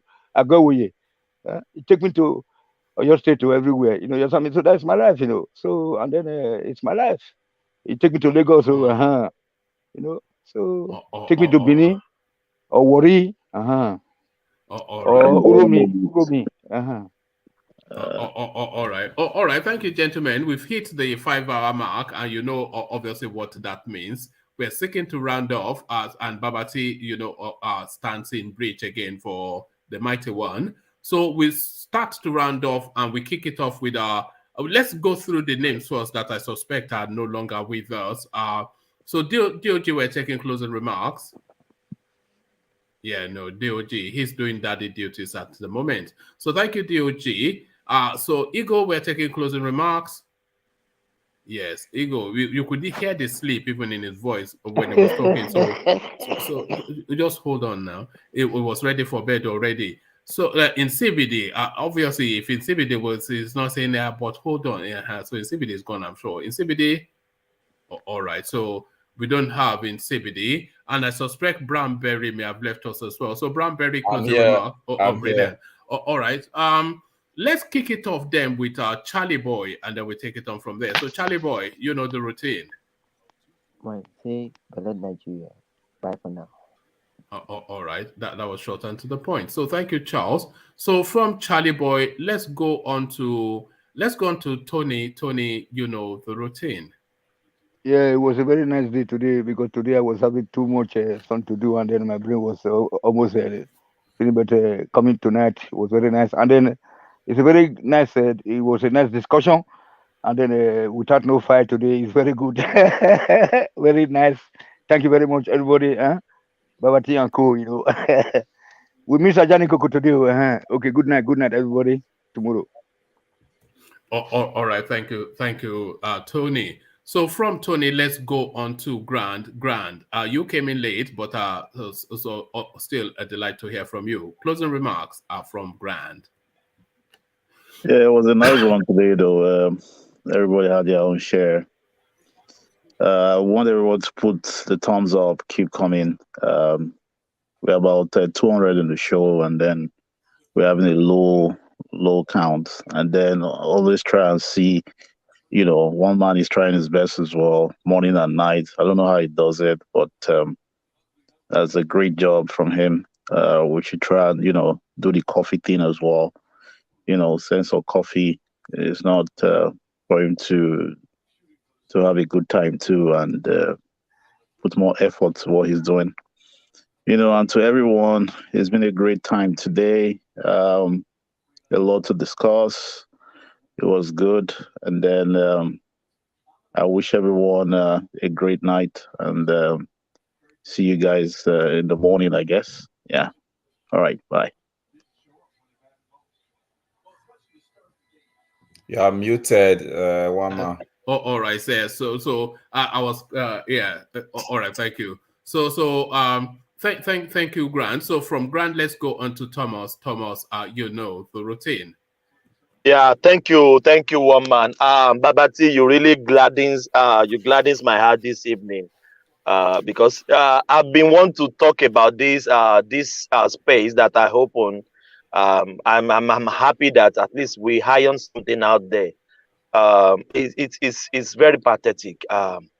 Money should not be our vocal point. What we are fighting for should be our primary goals. Money should be even the lesser things that we'll be fighting for. I wish everybody good night. Thank you, one man. I don't know how you get this strength for, but I just pray may God bless you and bless your family. God bless Nigeria. Thank you, one man. All right, thank you, Thomas. So thank you, Thomas. So from Thomas we go on to we're going to Brownberry to land on Babati. So Brownberry, to you. Thank you very much, Wama. Thank you, everyone. Wama, thank you for this opportunity. I want to thank everyone that is listening, everyone that's given thumbs up. I want to thank you all. So I want to ask, just give two suggestions to Wama. Number one is, I don't know if you can be having like a pidgin section, sometimes having pidgin sessions and having all English sessions. I'm just giving that. Yes, you are not the first to bring the idea, Brownberry, but I think I might find that a struggle. Only because I could try, but I might find that a struggle because because I'm not as fluent in that. Yeah, I know, Babati and the rest of us we are fluent. So, and I also want you to to bring topics like government. What do we really want in Nigeria or in Africa? How do we want Nigeria to be governed? Is it democracy? What's really going to move us to the next level? Something like that. What people will come and debate it. What the kind of government that will move Nigeria forward, the kind of government they will like or they will not like. So I just want to give. Do you think I should reduce the screen, Brownberry? We usually have about 10 people on the screen, but I've been having thoughts that I should reduce that to 6. What do you think? Okay, what I'm gonna suggest is that like if people you can have some people coming on Monday, some people coming on Tuesday, some people come, so if anybody cannot come on their day, they can say, oh, I can't come on this day, so that everybody can, in 1 week they will have something to say. That's my suggestion, because I know sometimes when I come early, today I didn't leave. When I come early, if I make my submission, I'll just leave because I want somebody else to come in. So because I know a lot of people want to be part of it, but let it be some today, some tomorrow, just like that, instead of people are just there every day. That's just my suggestion. All right, thank you. So thank you. You're welcome. So thank you, Brownberry. So thank you, Brownberry. So that was Brownberry. So the final word then to good idea, Brownberry, but I always say it's an open microphone session, which is to say that I just open the space and whoever comes. So I'm a bit reluctant to have like some sort of like roster system, because I think that would take a little bit away from the thing, because I've given consideration to that before, but I don't think that the spontaneity just that we are just in the mode, oh, let me go hang out with one man, and so yes. But thank you for those thoughts. So the final word in the absence of the mighty one, a man of equal might, Baba T. Hello. Wow, what a session today. I know it kind of dragged a little bit for a second, but we picked up towards the last hour, and that was that was something else. I really enjoyed myself doing that. Let's just thank everybody that came on cam today, on audio. I mean, for sharing their thoughts and opinion on various issues across the nation. And as we go towards the elections in 2023, I mean, it's going to get more exciting. And the idea that Brownberry brought up is laudable. I don't know, what is one man's show, but I would suggest that it may be the last hour you can have, like like a shortened version, whatever you decide to do, but you can modify it a little bit to, 4 to 6 for the last hour of the show program, or maybe the first 2 hours, but that depends on the host of the show. But thanks to everyone in the comment section as well. Ola, you should have come on camera today to defend your pastor, but you chickened out. I forgive you. I'll get back to you later. To Jindodu, Oga, and of course, we have to salute the godfather of the program, Alexander Gomez. And congratulations to your family for securing the ticket. And hopefully, we'll pray for you that it wins, so I can have my own contract as well on the side. It was very intense. Whatever topic you decided to contribute to today, from the Atiku talking about Peter Obi and TINUBU nominating his friend, the female former deputy governor, and to Obasanjo and OSINBAJO, or whatever things you've talked about today. We learned a lot from everybody else. Talking about Yoruba Nation, sometimes when you're privy to a lot of information, there's so much you can share. Sometimes I just wish I don't say too much sometimes, but I said what was necessary and what needed to be said. But hopefully they get their act together. But the way they is right now, they still want Nigeria. And my fear of us not having an election still remains. I know one man tried to calm me down in that segment. He didn't want me to say that much, but I still have my concerns about the elections coming forward. But anyways, I am looking forward to this weekend for the PDP and the APC primaries. That will shape our opinions coming afterwards, and we will really know where we're going. So I'm really looking forward to the weekend, and I might not come in for a few days, but I'll definitely come back here after the primaries. So I have enough information to share with you guys, and also to learn from everybody else. Thank you once again for coming on the platform. Thumb up, like, share, and subscribe. God bless you all. Have a wonderful night. Brilliant, well put. So that was Papa Babati, who spent pretty much the duration of the session. Usually bills are halfway through, but I think we managed to hold him on for the duration today. So that has been the session. That's how it's gone. Like I said, it's an organic space. That's why I'm a bit reticent to make too many changes to the format, because it's evolved organically and it's where it is now.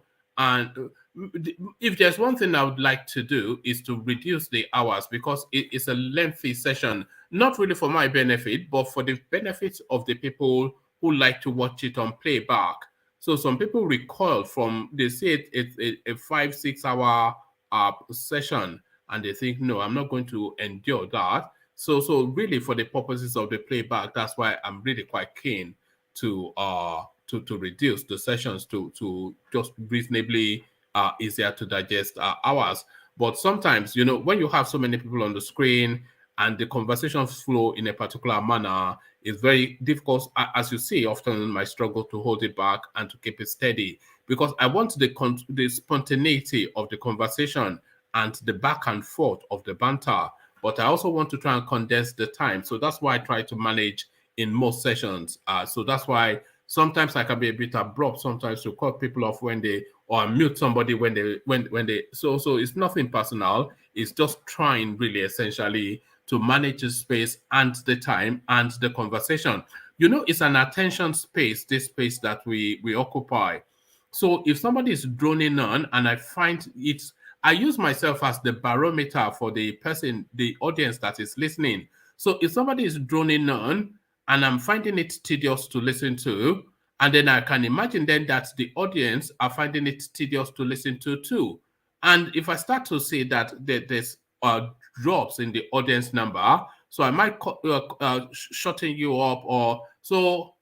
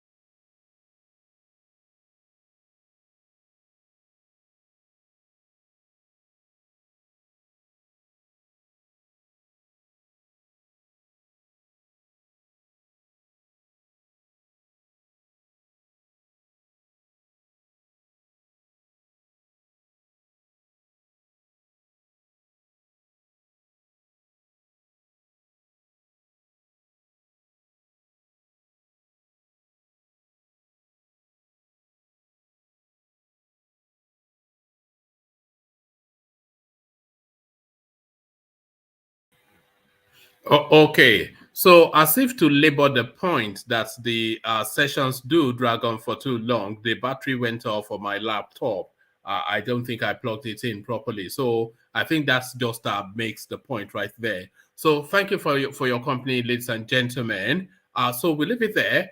Carry the conversation on in the comment section, but here I say peace.